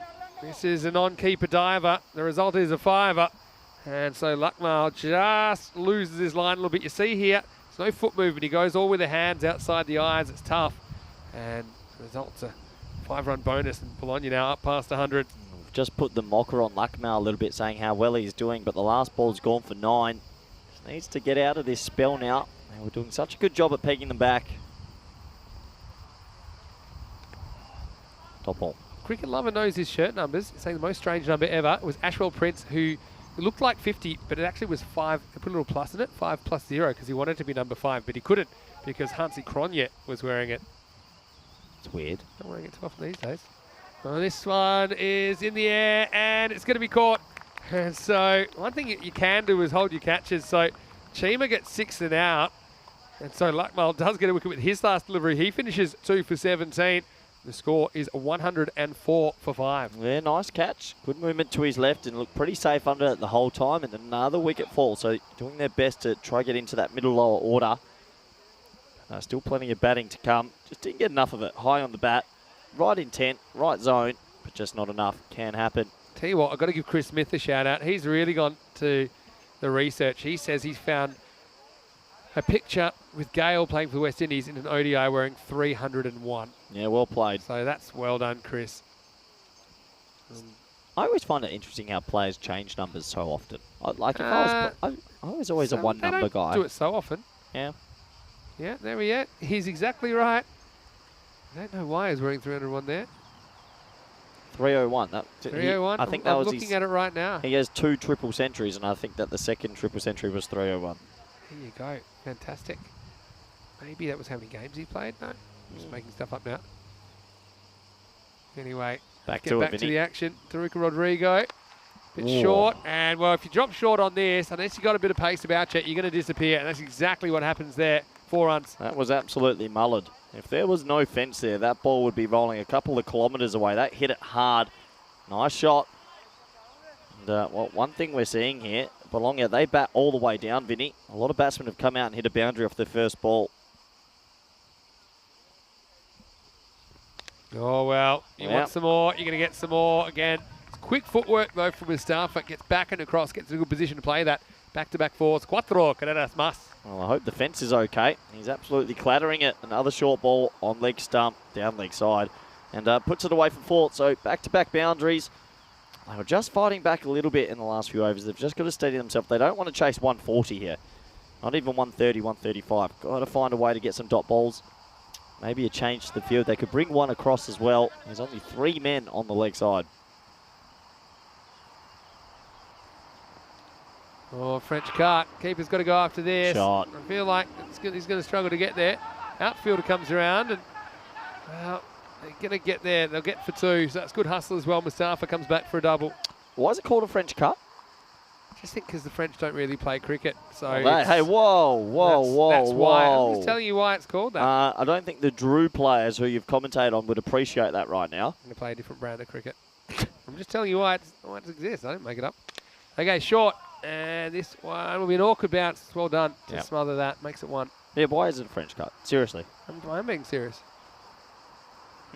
It's because it's not a proper cricket shot. It's a bit mean to the French cricketers out there. Huh?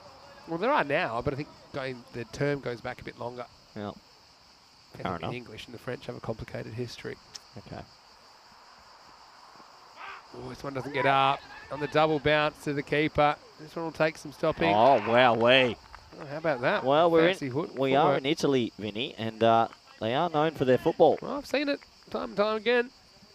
So how about this? I know you're not a fan of foot fielding, but I mean, got to say this is well done. I am still amazed at the amount of players that do that and don't stand on the ball actually break their ankle. It hurts me. Well, we are in Italy, the land of football, even though they didn't qualify for the World Cup. That's true. Australia did, though. We did. So. Anyway, trouble. Who wants it? Oh! What a catch. I don't even know who's caught that. The bowler. The bowler's got it. And there's collateral damage. Well, almost keeper needs the goalkeeper gear, doesn't he? Ice hockey goaltender gear here, because he gets cleaned up, catcher at the plate style. And so Pataragi Sadev, he makes for a pretty cushioned landing for the bowler. 117 for 6. I like this because this reminds me of home, but Australian rules football. Coming at it, fair bump, bang. Oh, we saw that coming miles away there, didn't we? To be fair, I would have thought the keeper with the army-style helmet would have won that battle, but they didn't win that battle at all. Yeah, well, you have the ball, you've got all the power. Look, I like that deep square leg was clapping straight away. Wasn't worried about the injuries to his two friends. The catch was taken. Bloodthirsty teammates. Anyway, 117 for 6. 1 over to go. Bunted out. Probably just 1. So, yeah, Chris, well done. I think Chris wins. 301 for Chris Gale. Well done, Chris. We'll be sending you one of Vinny's Paw shirts this weekend. Look forward to seeing you in it. Thinks that's a report for a shirt front in modern day Australian football. No, that would have been fair bump. Front on, not high contact. Play on. Still think you're getting awake for that if you watch any Australian football lately. I've given up. Okay, run hard here. No. They won't. No. Well, maybe that's a ploy to get Mustafa I always back find on that strike. funny. They don't run hard straight away, and then when they get close to picking it up, they then fox a little bit. But I think also it probably makes sense. You got a guy who's on 0, guy who's on 18. So he's back on strike now, Mustafa. Misses out though. Well, good location from the bowler there. Well, let's just remind ourselves at the halfway stage, I believe they're on 76. So this has been really well pegged back. If they can get out of these next 3 deliveries without conceding a boundary. Chris Smith is talking about actual French cricket, like when you hold the bat in front of your legs. Yeah, I know what that We've all is. played that. We've all played that. That's different.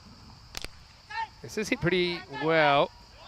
This is one that I thought maybe they'd want to take on for 2, but they don't. Well done by Rodrigo to keep that to a single. So 120, pretty good score. But I mean, you're right. Yeah, they've only made 44 in the last 5 so far, Vinny. Pitches up, bounces straight over the stumps. Good comeback. Good comeback, this. Yeah, you're exactly right, though. You got 76 and 44, the splits. We always look at that, don't we? Doesn't always accelerate, especially if you've had a good start. Once again, we haven't said it this game yet. Happy birthday, Keanu. Again. Big milestone day for a few people. Calm down, That's Keanu. enough to launch. Happy birthday. All right, last ball. Hit reasonably well, and it's 4. So, nice shot at the end by Hardeep Singh, who cracks that one just wide of the long on. And the result is 4 runs. So Bologna are going to finish on 124 for 6. Pretty decent batting effort as they've entered the tournament for the first time, as have Padova CC. Yeah, absolutely. I mean, at the start, if you said you're going to make 124, they would have taken it with both hands. Maybe missed an opportunity in the back half to get it up to around that 140 mark. But overall, pretty good batting, especially by the opening pair. And, well, Mustafa, he ends with 19 off 13. Good little cameo. But Padova, I think they'll still fancy themselves to get close in this run chase. Yeah, I mean, they'll have the opportunity. They've got some talented players. They just couldn't quite put too many complete forms together last time, Madam CC, but we'll see how they go with the stick for the first time. But I've got to say, it's pretty impressed with some shots early from Malik Safraz, who went 6-1, but then he was done. How about that Yorker from Padusha Fernando? What a first ball of his tournament. Yeah, you don't get many better first ballers of tournaments than that. And, well, he was pretty happy with the work. Let's pour out the double sweatband man, Mohammed Rashid. He came out, played some really nice strokes. And, well, his partner, Umar Gujar, he went on to make a quick 550. They were throwing their bodies around in the outfield, trying everything to dismiss him. But he cleared the ropes with ease as well. Some glorious hitting as he got closer to that 50 mark.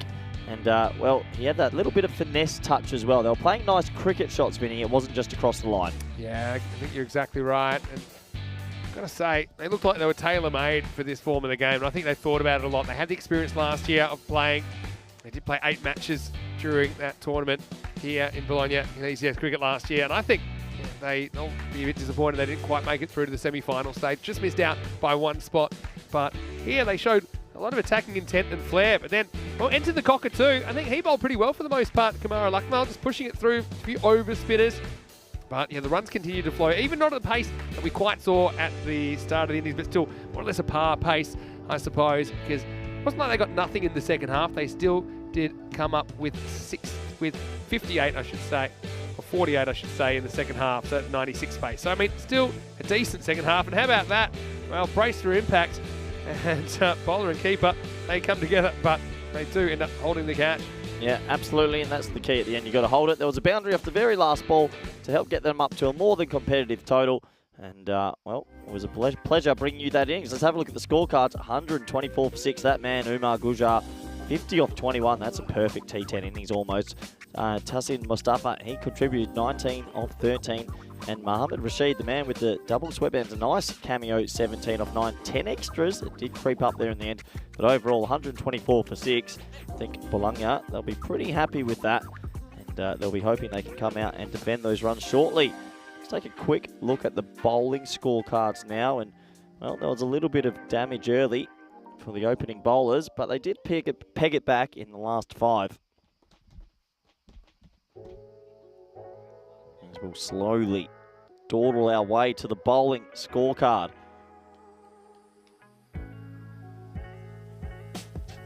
And, well, the director's telling me in my ear, stay more patient, Corey. It's coming. It's slowly coming. Maybe it's not. Well, let me get the old laptop out. No, here it is. No, there it goes. Well, that was quick, and I can't tell you, but no, I will go through it. Nuan Samira, 1 for 27. Pudesha Fernando took 2 for 21, and now it comes. Here we are. But the man I want to speak about, Kumara Lakmal, 2 for 17. Came in bowling some top spinners and leg spinners. I thought he did really well. There was 5 wides in that, which cost them a little bit. But he did well to peg it back. A wicket down the end there for Rodrigo. And Fernando had 2. Samira had 1. Shared around, but those economy rates probably a little bit more expensive than they would have liked. So that does take us to the halfway stage of this game. And it's going to be 125 required for victory. Join us back in the next 10 minutes for the all-exciting run chase. Thank you.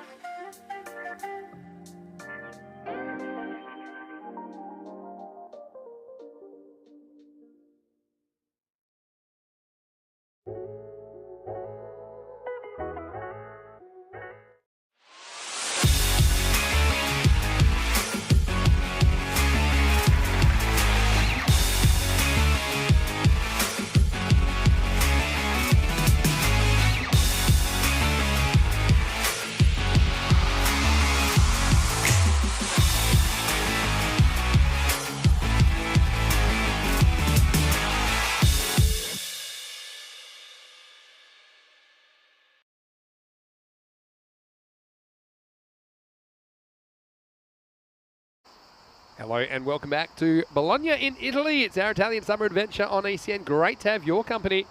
This is match 7. We're halfway through. Start of Group B in Bologna, taking on Padova CC here. Bologna did a pretty good job batting first, didn't they? After they won the toss and elected to bat, they put 124 for 6 on the board.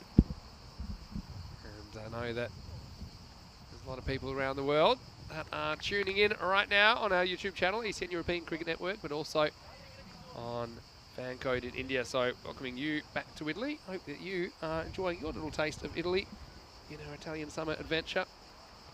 So certainly hope that we get a good contest here. 125 the victory target. Padova CC, look, they had signs that they were competitive with the bat last year. Just couldn't put too many good performances together in that Venetian series. But right now, it's a new tournament and a new opportunity. But Bologna, they did impress me with their kind of approach in the 10 overs that we did see them so far. And I think that they'll fancy their chances of defending this. I want to say a quick hello to Lincoln Beggs, who's watching from Australia. Hello, Lincoln. I saw you popped into the chat. Hello to you, as well as Ujwal Gadaraju. Someone I know you'll be popping in for us into the commentary box maybe next month. So looking forward to that. And so we are almost ready for a start. And loaded to Nush as well.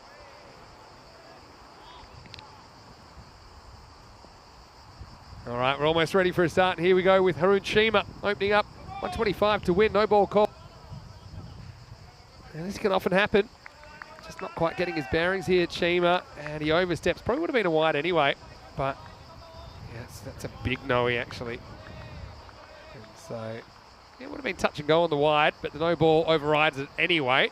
So free hit coming up. What an opportunity for Fernando to get going straight away. Vinny Sandu here, Mr. Maximo for ECN. With me in game number 249 in the commentary box is Corey Ruckers. Welcome, Corey. Thank you, Vinny. Interesting to see here. There's a slip in a gully in place. Well, he can't move that fielder there. Hold on. What's going on here? Oh, he's moving around the field a little bit. Not sure you can do that. And it's another no ball, and it's a 4. Well, yeah. I'm going to be curious if this is a no ball for the front 4 or if it's because the field has moved. Yeah, well, it might be. Have a look if we can see the foot again.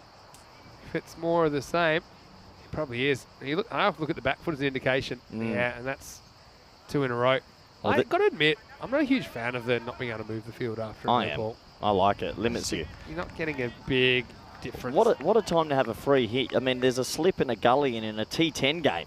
And there's only one person on the boundary. So this is just a freebie. One more thing for umpires have to watch. Well, they're 6 off 0, Vinny. Yeah, plus this. Another free hit, sound the horn. Edge and out, but not out. What a free hit wicket. Here we go. And I love, one of my favourite things is when people don't realise that it's free. And so I'm just glad that Nishimal Fernando knows he doesn't start walking. Well, there's 11 players on the field. I reckon 9 of them fell for that. They went up in unison. They were dancing around, and unfortunately, it was a free hit. It reminds me of Mecit Zaga, the Turkish captain taking a catch in the ECL. Remember? And then you went absolutely crazy. I don't remember that one. It was the first catch they'd held after they dropped about 7. My favourite cricket team. I think a few people that played them also said they were their favourite cricket team. It's good heat, isn't it? From Harun with carry. Yeah, he's got a nice action, and obviously he thinks he's going to draw the edge. Well, he did draw the edge once. Slip in a gully seems overly confident, but why not? Why not? 124 on the board, 125 to win. Well, Ujwal, he's not getting with the program because he's saying, are we going to adopt the rule of new batters taking strike? What?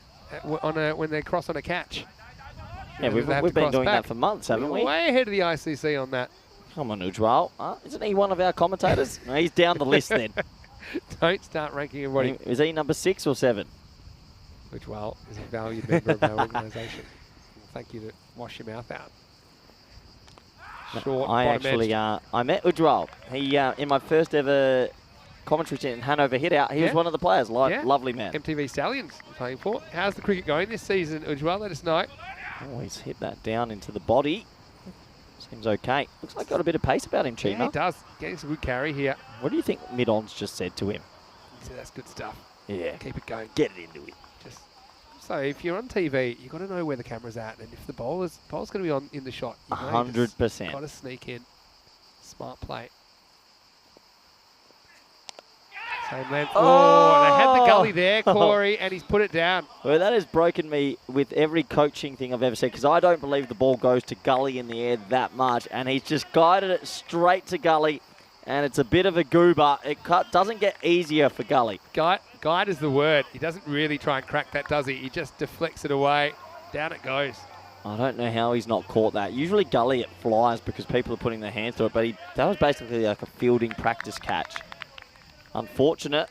He's snuck off to a free hit, and he's been dropped by gully. Maybe it's Fernando's day.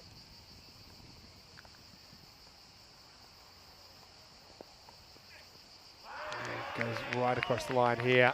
This is the scoreboard pressure, I call it. I mean, the required rate is actually 25 every 2 overs. They're my little markers to see if you're on track in the chase, and that seems a long way away at the moment. When you say 25 off 2 overs, you're just doubling the 1 over's required rate. Yeah, because sometimes don't I think, try sound all but you technical. feel pressure if it's 1 over, right? It gives you a more manageable chunk of time, I think. Have you seen So a team yeah, do this? That just the one in the outer ring in the power play. It's brazen. it's pretty rare actually. Again, getting good bounce out of this track, and so in the end goes for 6 in the over at 6 for no loss.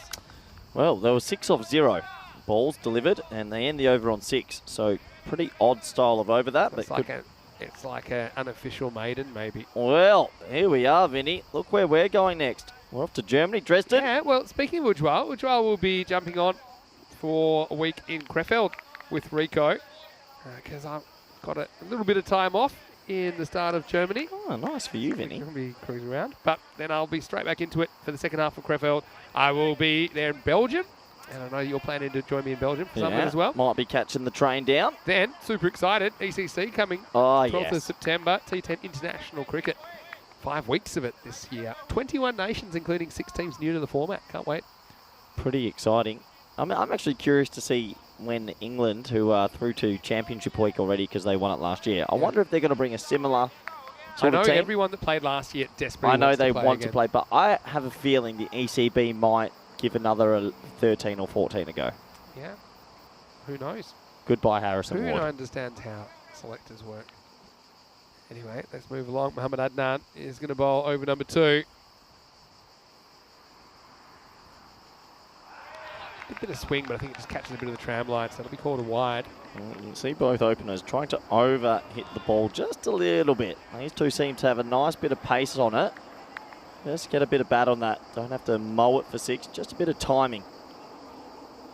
So Ujwal, if you're still in the chat, let us know how your season's going. You've been playing a bit of cricket. Ujwal's quite a good bowler, actually. He's got strong legs from his long run-up. Tries to drive this. Wasn't really there for length. Good bit of attacking fielding.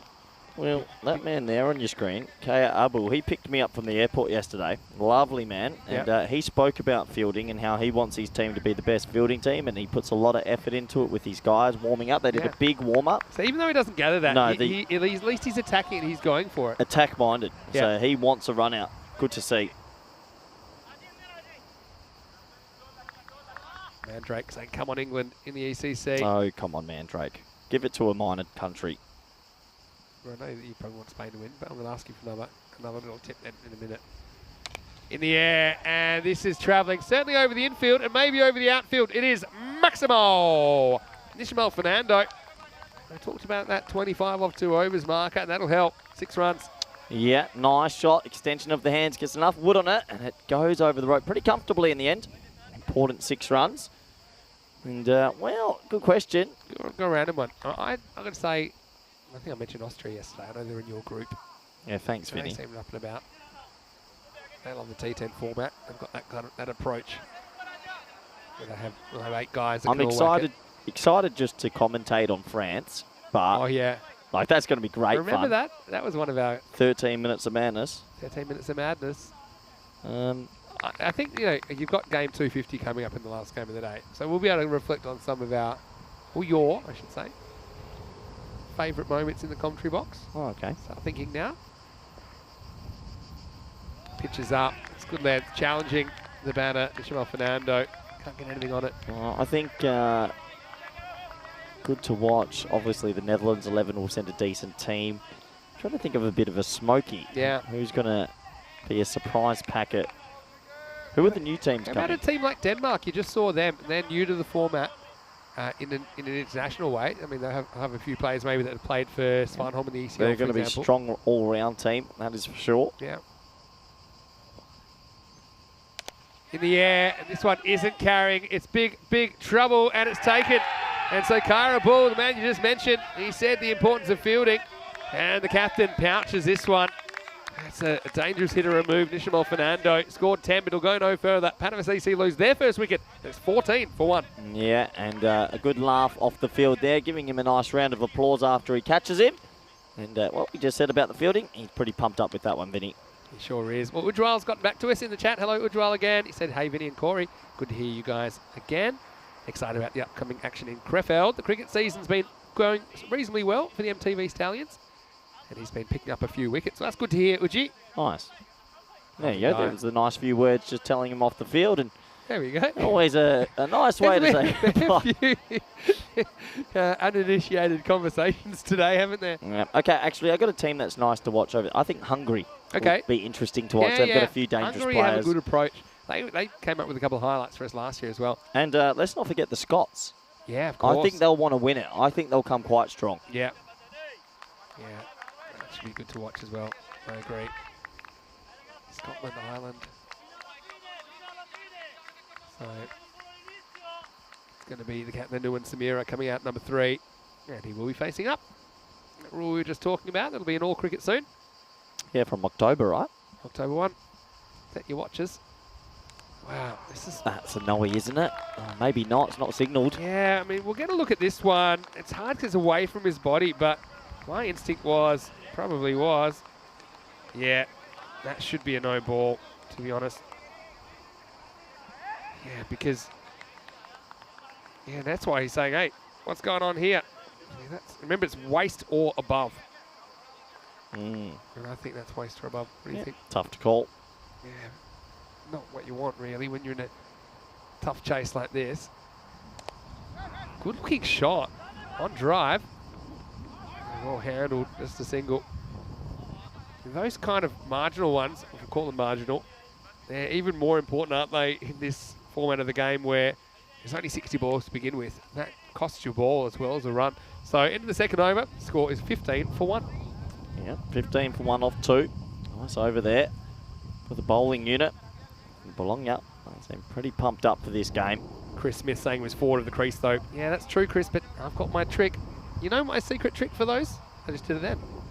Put my finger on the screen when they're on the crease, because I can do that, because I can reach the screen, and then I see if the ball goes over my finger or not.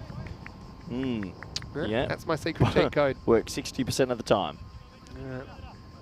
So, I mean, yeah, he was forward of the crease. I still think Well, this is interesting, Vinny. Yep. As you can tell, all teams are on 0 wins and 0 losses. So that means a net run rate of 0 and points 0. Very even group. But you can see the teams in the group, though. Luca United. So does that mean they would go through in alphabetical order? I actually have no idea what you do in that situation. Actually, what does it? Oh, no way. Oh, that would have been a brilliant piece of fielding. Well, didn't this bounce off the batter, or did this go straight onto the stumps? Might have bounced off the back of his bat, but that still I means want to see this. The ball's still live. Yeah, I know. But imagine running yourself out. Just have a look what happens here. How close is this? Nah, maybe not. Maybe it was just a direct hit. It was okay. Good fielding. I don't know. Look at the side throw. There you go. Oh, yeah, it's just straight from hand to stump, but it does get back. You have to be fast asleep to be run out like that, to be honest. Yeah, it does happen, though. Batsmen do get a little bit clumsy when they come walking out of their crease. Say hello to Thunder as well. Thunder's a big supporter of European cricket. Good to have you in the chat. Hello, Thunder. Hello to Bajendra Yadav as well. Nice to have you in the chat. He's saying hello, Vinny and Corey. Seeing you together after a long time. Yeah, it's nice. Been a couple months.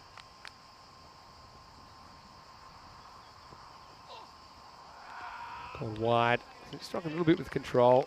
you kind of, as a coach, I mean, you probably don't mind those wides if they're off-stump wides. I mean, a lot of the time they're probably trying to hit this kind of a line. It's pretty close. Quite a bit of lavish movement there.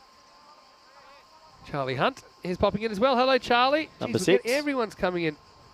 Corey, you are going to be dropped out of your own rankings in a minute. We don't rank commentators. We've got to start we are ranking all them. a team. You'd have been a nightmare to play cricket with. You'd be saying, oh, I think I've been making a few runs. I think you're probably the number 7 batter now. Well, that's where you would bat. Be generous if you're batting at 7, actually. One thing I'm pretty impressed with so far with Bologna, they've got a streamline of quicks. Yeah. All 3 seamers so far. They get it through a fair bit. Yeah. They're looking like they're bringing that kind of energy, a bit like Trentino Aquila were yesterday. Kind of a bit of flourish about the game. This is the full toss, though. Hit down the ground. This one, I think, will run away for 4 at will. Another full toss, attempted Yorker.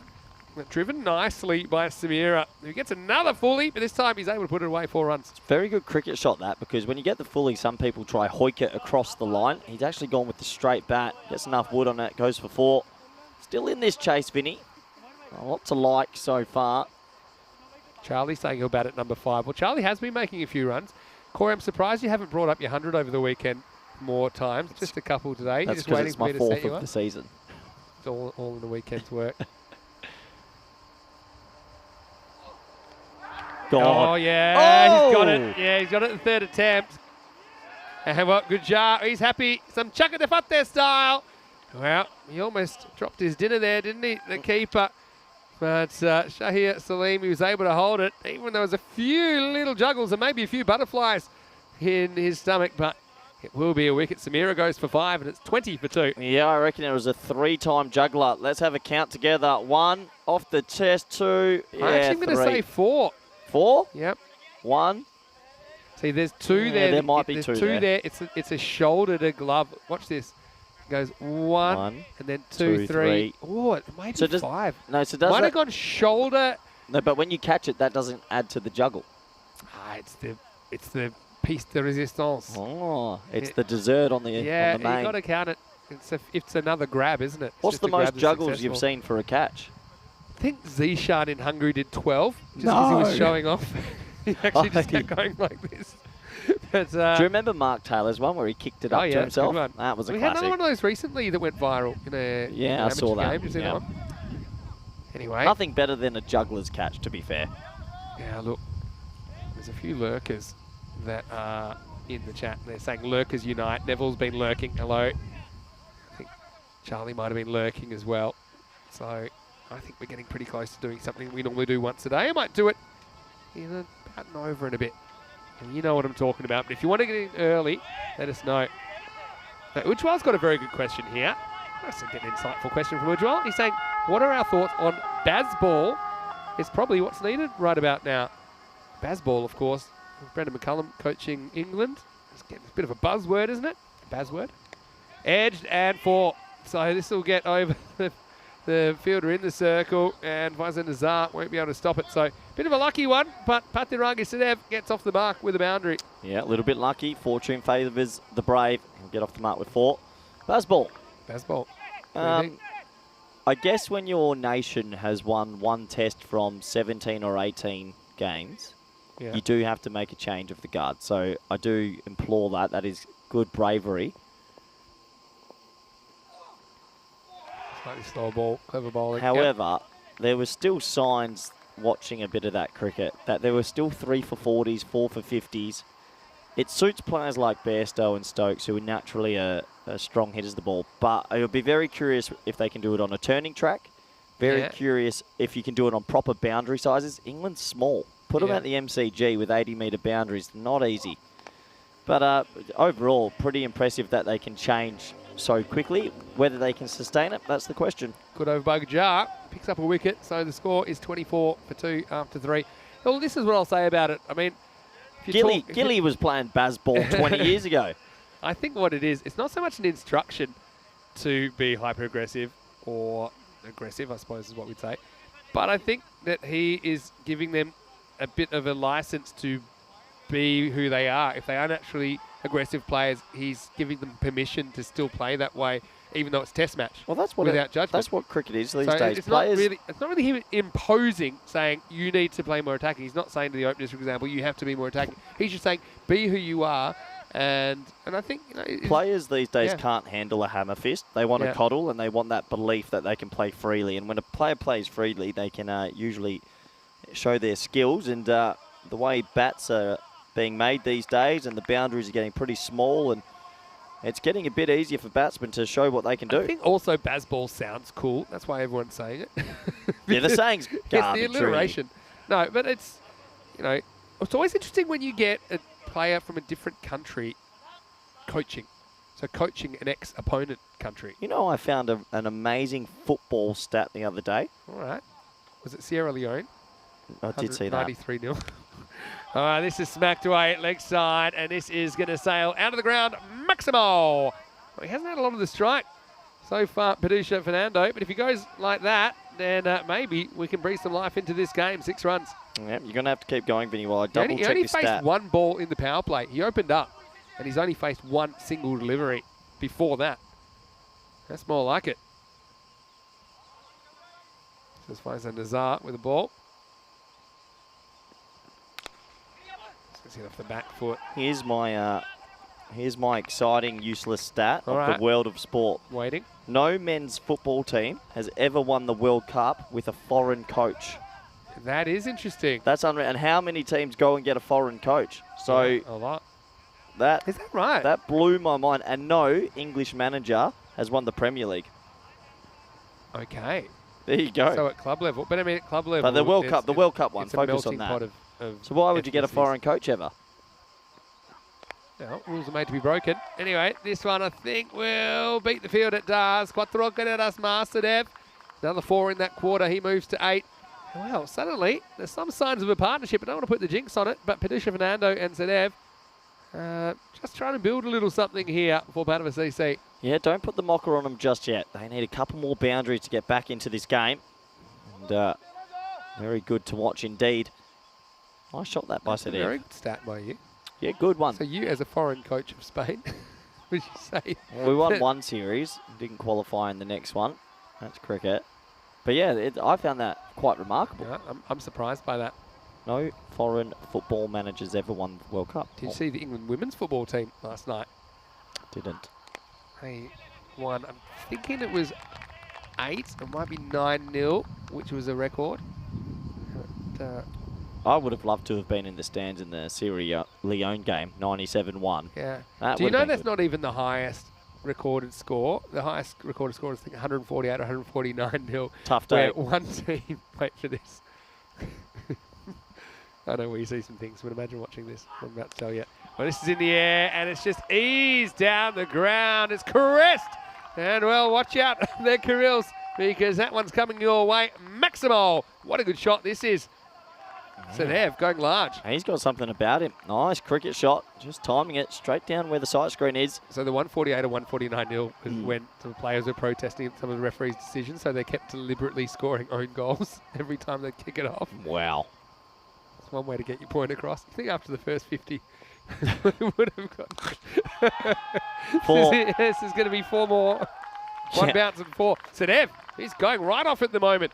And suddenly, CC making this a contest. Yeah, pretty impressive batting here. And he's keeping him in this match. That 6 and 4 wraps up the 4th over beautifully. 46 for 2. All right, so this is something we do once a day, Corey, because a lot of people, they are watching and they can't necessarily get in the chat all the time. They're working. They might be lurking while working. We're talking about lurkers. So what we want to do just once a day is ask all of you guys out there, if you're lurking, to get in the chat, send one message and say where you're watching from, okay? And then we were doing something like this. It's evolved to this. So we want the lurkers to come at us. Ready? So come up, come at us, come at us, come at us, come at us, come at us, come at us, come at us.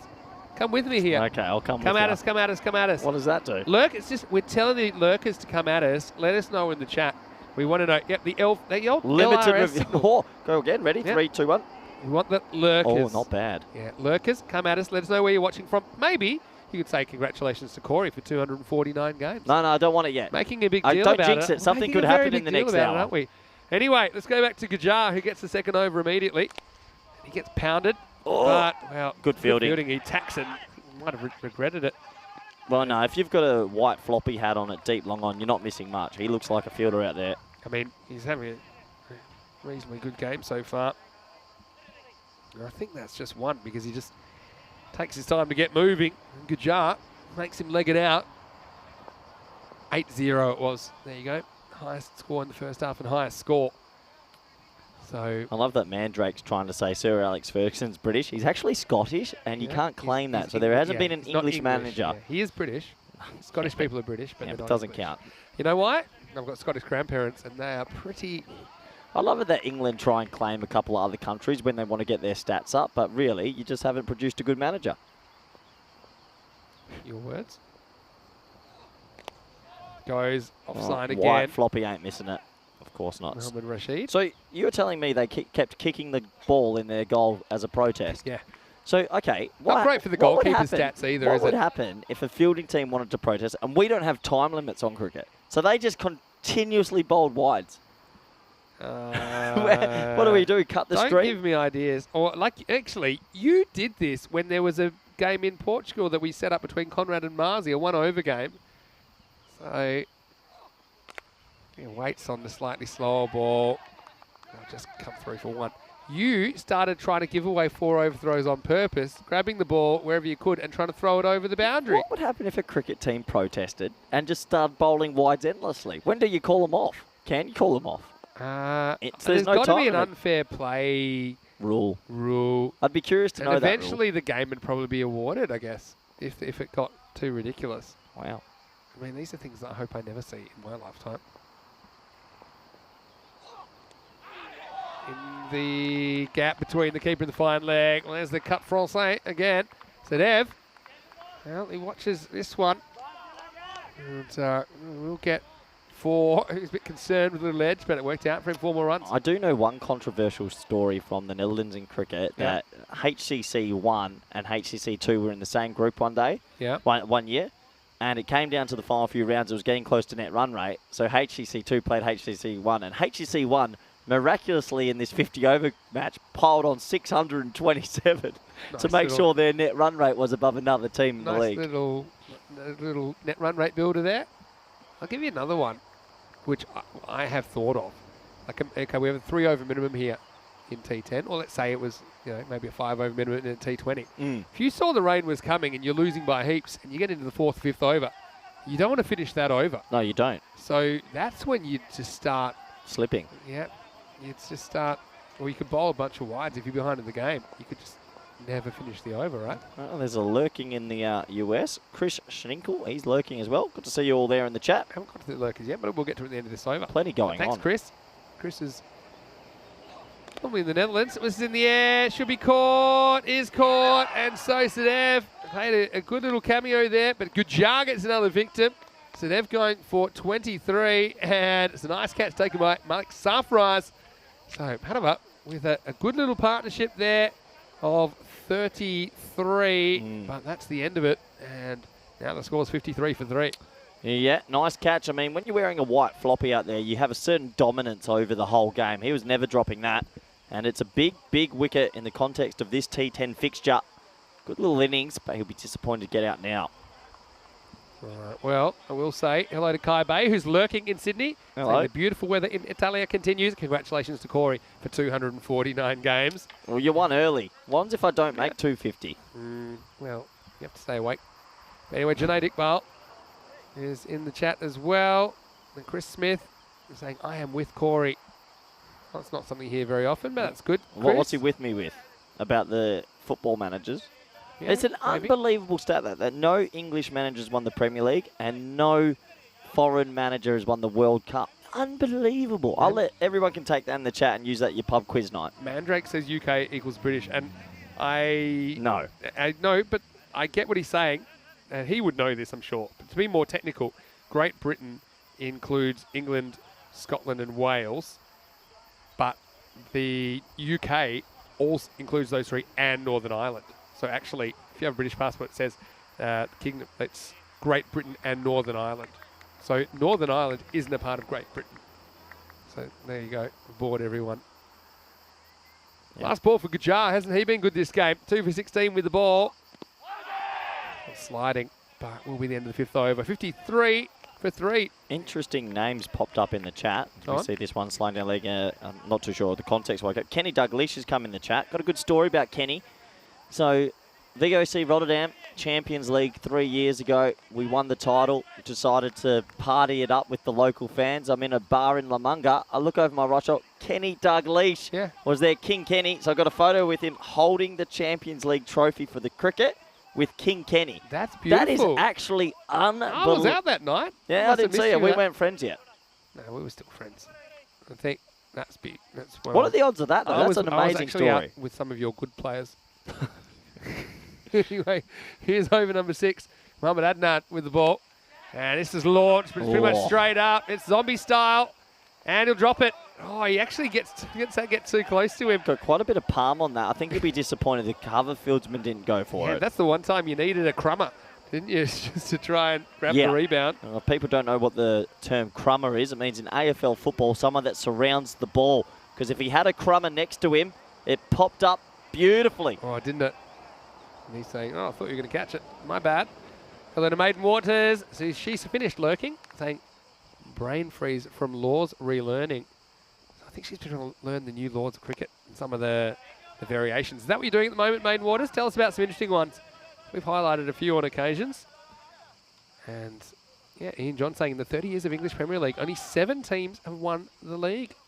So yeah, not a lot. Frank Johnston's a new name in the chat. He said last English manager to win the title. Frank's a proper lurker, and Frank, when he comes up with it, it's always gold. Yeah, well, he's saying there was an English manager the year before the Premier League started. Well done, Frank. Yep. Frank is always, if you need a little bit of trivia, Frank's always good at jumping in and making sure you get it correct. This is hit, and just one. It's good attacking fielding to get it on a long hop. I still think the World Cup one's a bit more interesting. I can't believe that. I remember, I also, when I get half a story, which is kind of somewhere in my brain, like when the Australians in 1948 against one of the counties racked up 721 all out on one day. Happens. And the county captain says, well, we bowled the Australians out in a day, and not many teams can do that, which I liked was a really positive take on it. Oh, that's all right. That's a rib tickler. It is. But Frank was able to tell me exactly what the county was, what the exact score was. And Frank's handy like that. Hello, Frank. Nice that you're with us. Yeah, so before the Premier League, it was just called the First Division, right? Yeah. That was when football was real. All the sports used to be a bit tougher. Even Australian rules football used to be tougher You think back we're getting then. a bit precious now? Oh, the whole world's precious, but I won't go on to it. This is actually, Rico has a bit of a segment called Rico's Old Man Rants, called Back in My Day. So I think that you can make me the guest host of Back in My Day. As you see, a slight Tortuga, but handled by Rashid. Rashid ain't missing it, mate. Give us a few back in my days. Oh, geez, kids Australian football was a clear one. Oh, sport was much tougher. People got on with it more in life Sometimes as well. sport's nicer to watch when it's a bit messier. Oh, I think. 100%. You know, it's not like Bowlers having unlimited bounces to bowl. Right on. Get it up there. yeah. Otherwise, it does sometimes get a bit same, doesn't it? Pitched up, tempted drive off the inside half of the bat. This will just be one. So yeah, Benicio Fernando, biggest issue he's had is he's just had hardly any of the strike. I mean, there's 6 overs down. He's faced 8 deliveries. He's been there the whole time. Yeah. Anyway, after 6, it is 58 for 3. Yeah, just not getting the strike enough. 67 required off 24. Eric Cantonar's popped up in the chat. I mean, he was a hell he of used a to be player. able to just fly kick people in the crowd. Hey, if someone says the wrong words and you feel like it's worth a fly kick, well... I mean, I found myself watching a YouTube video of tennis meltdowns last night, and I was enjoying Tennis, no, you know what I like? I love a baseball walk-off. Yeah. Not walk-off, sorry. Like baseball when they clear the dugout. Yeah. Or the pitcher, the batsman charges the pitcher.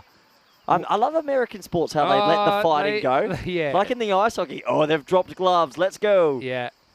I got to admit, I'm a fan of bench clearing in baseball. It's just how they do it. I mean, I often think about if cricket was like that. Bench clearing. Well, imagine if...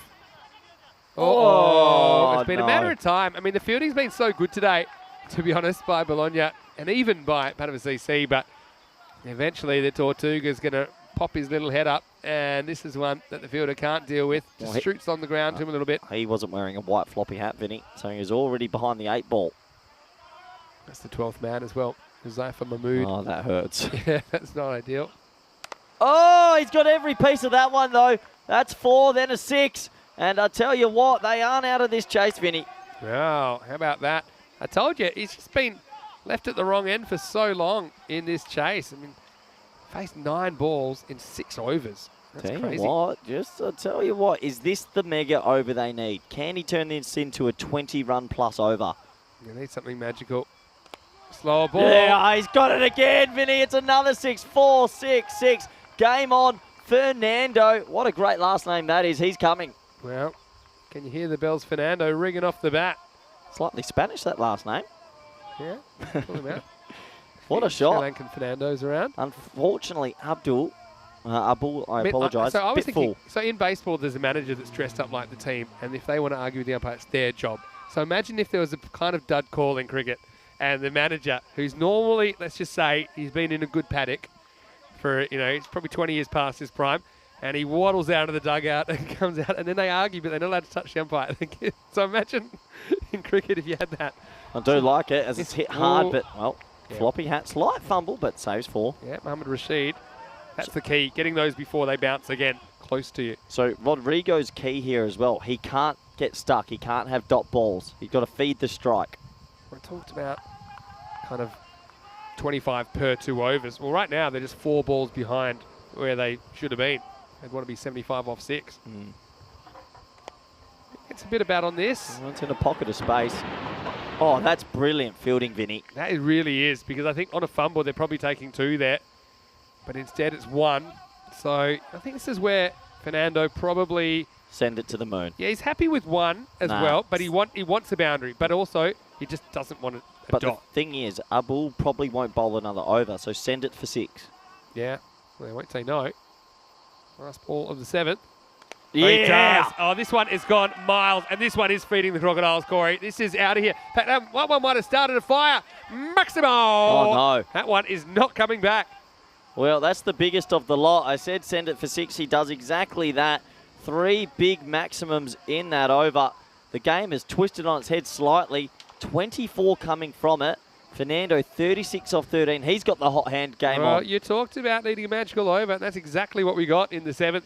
Coming up, we have Luca United on ECN debut versus Cricket Stars. And, well, Cricket Stars, we did see them last year and they didn't have a win, actually, in that tournament. But they'll fancy the chance, I think, against Luca United. So again, they are raw, they are new. They have a couple of players with ECN experience. So these are the other 2 teams in Group B, and we'll see them in around about half an hour's time. Cricket Stars, is that a different Lovepreet Singh? It is different, Lovepreet. You know who they've got? I'll tell you who to watch out for. Baba Hussain and Rajmani Is that Baba Sandhu. Baba? Oh, yeah. Oh, I'm and excited. I didn't know if he was available. I'm looking There's my forward to answer. watching him bat. So, Cricket Stars, get to see them on the park. All right, this is going not too far, but Rodrigo will do his job, gets the other end over to the Fernando show. Yeah, he does enough there. I mean, he was trying to hit a maximum, but got bat on ball. That's the key. Gets the 1. Well, Fernando. Neville's saying what's on the other side of the fence. Well, there's a river, but at the moment it's a river without any water. No, it's not crossing. There's no And crocodiles. When we were here last year, we were joking, there were a few crocodiles. In fact, we even got a production to animate crocodiles over there for us. Shot. Hard. Good fielding. They should double back for 2 Yeah. with the misfield. Oh, that's poor cricket. Horrific running. No. Horrific You've got to know running. the situation there. I mean, it's going to be almost impossible for Fernando to be run out at the keeper's end. So now, this is where you get frustrated sometimes, I suppose. But, on any fumble they had to go, even if he fields it cleanly, I think it was probably worth going. Over to Rodrigo. He swings and misses. Ridiculous. Ridiculous cricket. I mean, they should have got an easy 2. Fernando should be on strike, and then Rodrigo plays and misses. And they've just pegged it back, these 3 balls. Let's say a quick hello to Phil G in the chat. Phil, great job on the Central European Cup, CE Cup. Yeah, thanks for the invite, Phil. You were busy. No. But congratulations to the Czech Republic, team that you've worked with. Good bunch of boys. Like most clubs, most countries in Europe. Oh, 2 swings and misses for Rodrigo. It just sucks the life out of you when things like this happen.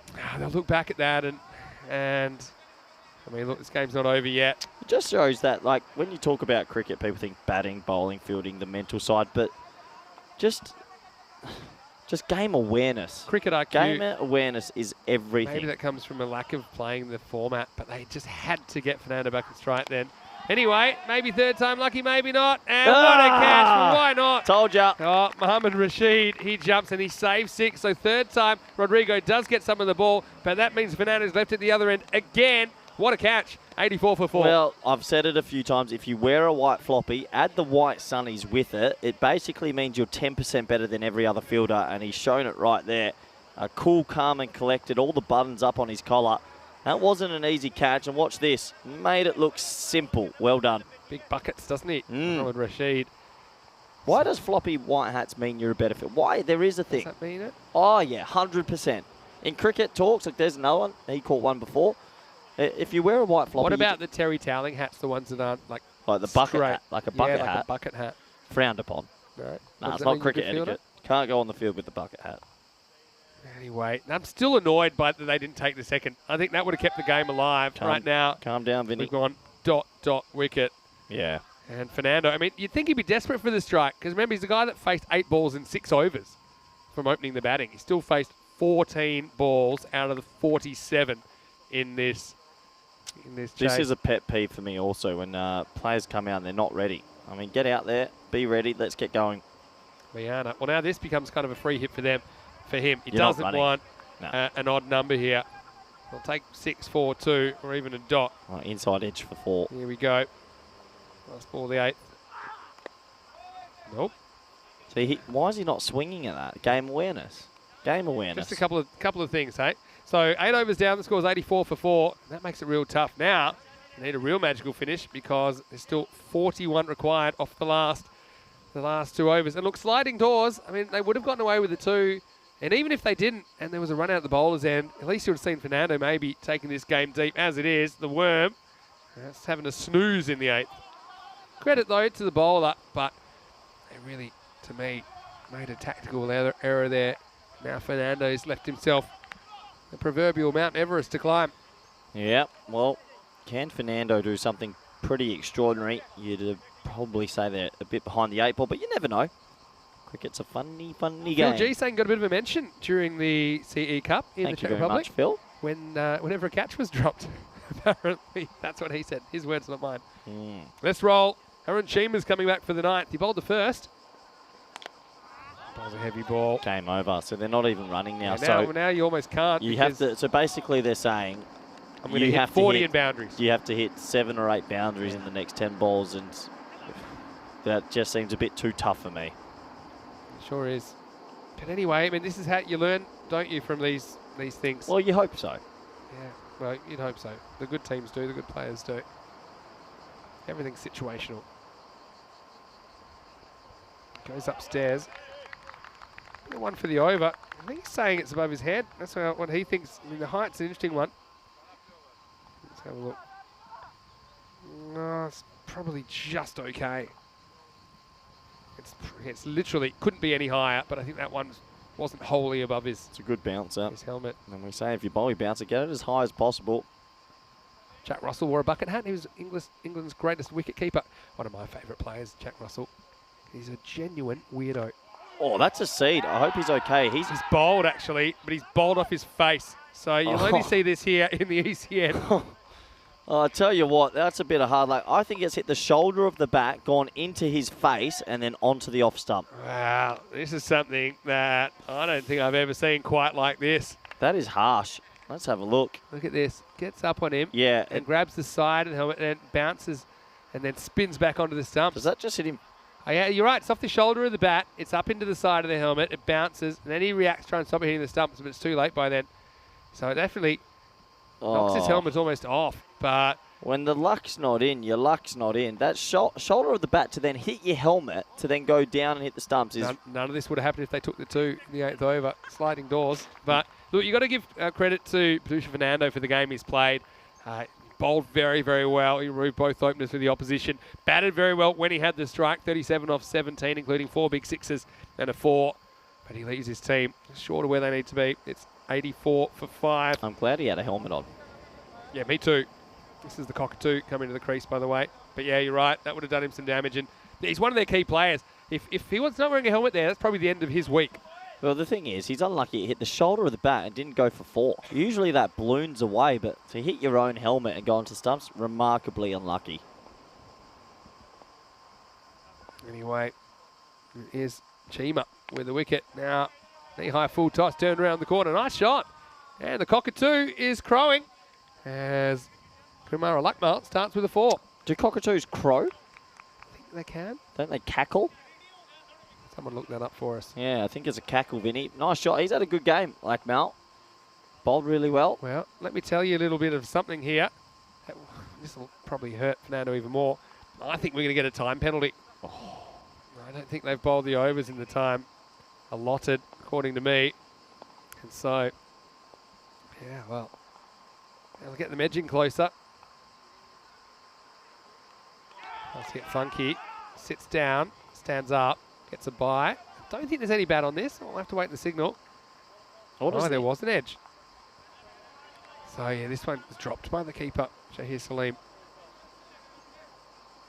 Yeah, little edge. Still on the move to his left. Just burst through the gloves. 1 to the total. Yeah, got a bit big on him as well. But yeah, is it? I need someone to tell me that. A cockatoo's a cackle, isn't it? Not a Someone crow. will Google it. Frank, where are you? Keanu's always good.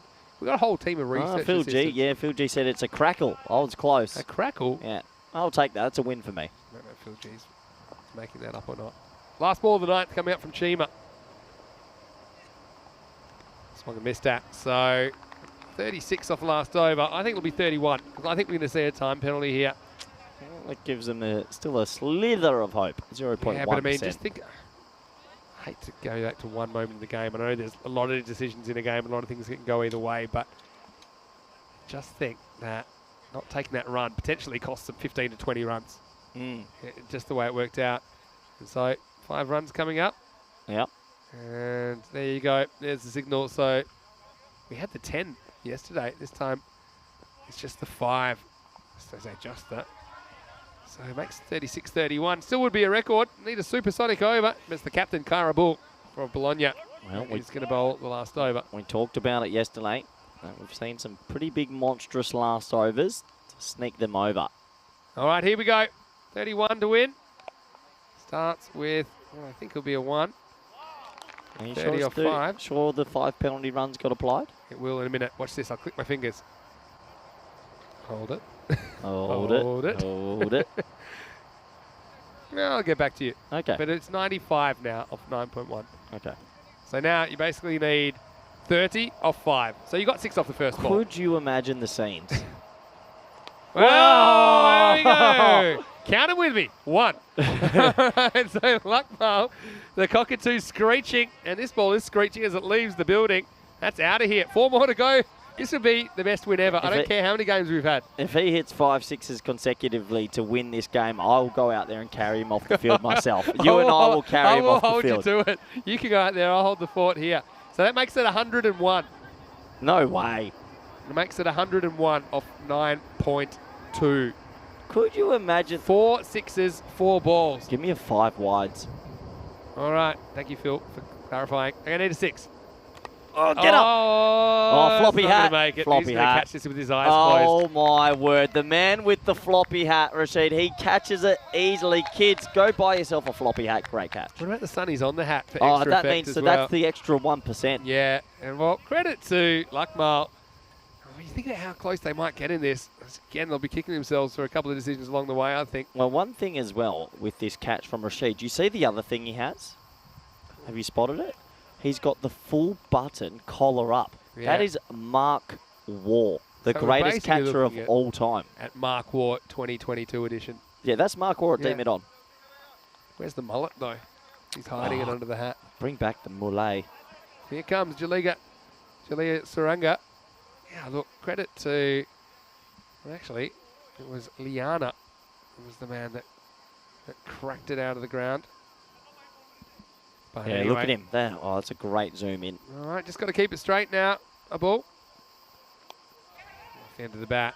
So this will just be 1. Back to the cockatoo. It wasn't the cockatoo that hit the first ball the over.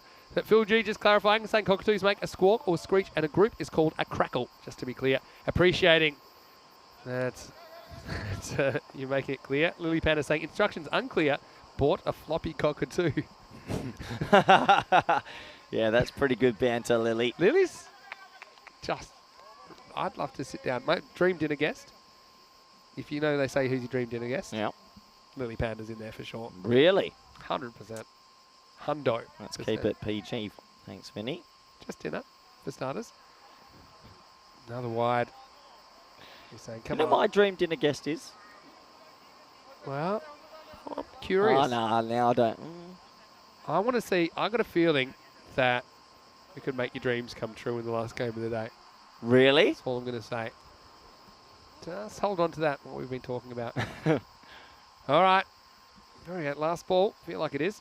Maybe not. Maybe with these wides. Still 2 to come, actually. So Might go for 4. there Oh, you go. no. The little step over. The 12th man, Huzaifa Mahmood, out there as well. He's had a bit of a rough time, you could say it that way. Well, this is where foot fielding doesn't go well. Just trying the old Rabona. To be fair, they've already won. Maybe That's just true. He says, well, I might get my call up tomorrow. I'm not going to get injured diving now. Look how close they've come in this chase. not far away. We wanted a high-scoring thriller. Yeah. You got the high scoring, maybe not a thriller. All right. This one Out. is going to be gone. So, yeah, it will be. Oh, he's got. Oh, get it on him. Get the camera on him. See the celebration. Oh, I hope we got that. He's gone the baby cradle, Vinny. That means his partner must be pregnant or had just had a baby. That's a nice He might moment be for announcing him. something. That's nice work by Kaya Abul. He's a nice man. I hope we got that on camera. Yeah, and he celebrates his 2 for 38, including that one off the last ball. Let's have a look at it here. Stay on in the. Simple Yeah. catch. Watch this. He And runs to here the he camera comes. though. Yeah. Oh, did we get it? Yeah, I know they've got it. And he says, hello, Oh, baby in baby the oven. on the way. Yeah, well done. That's one way to tell your family and friends.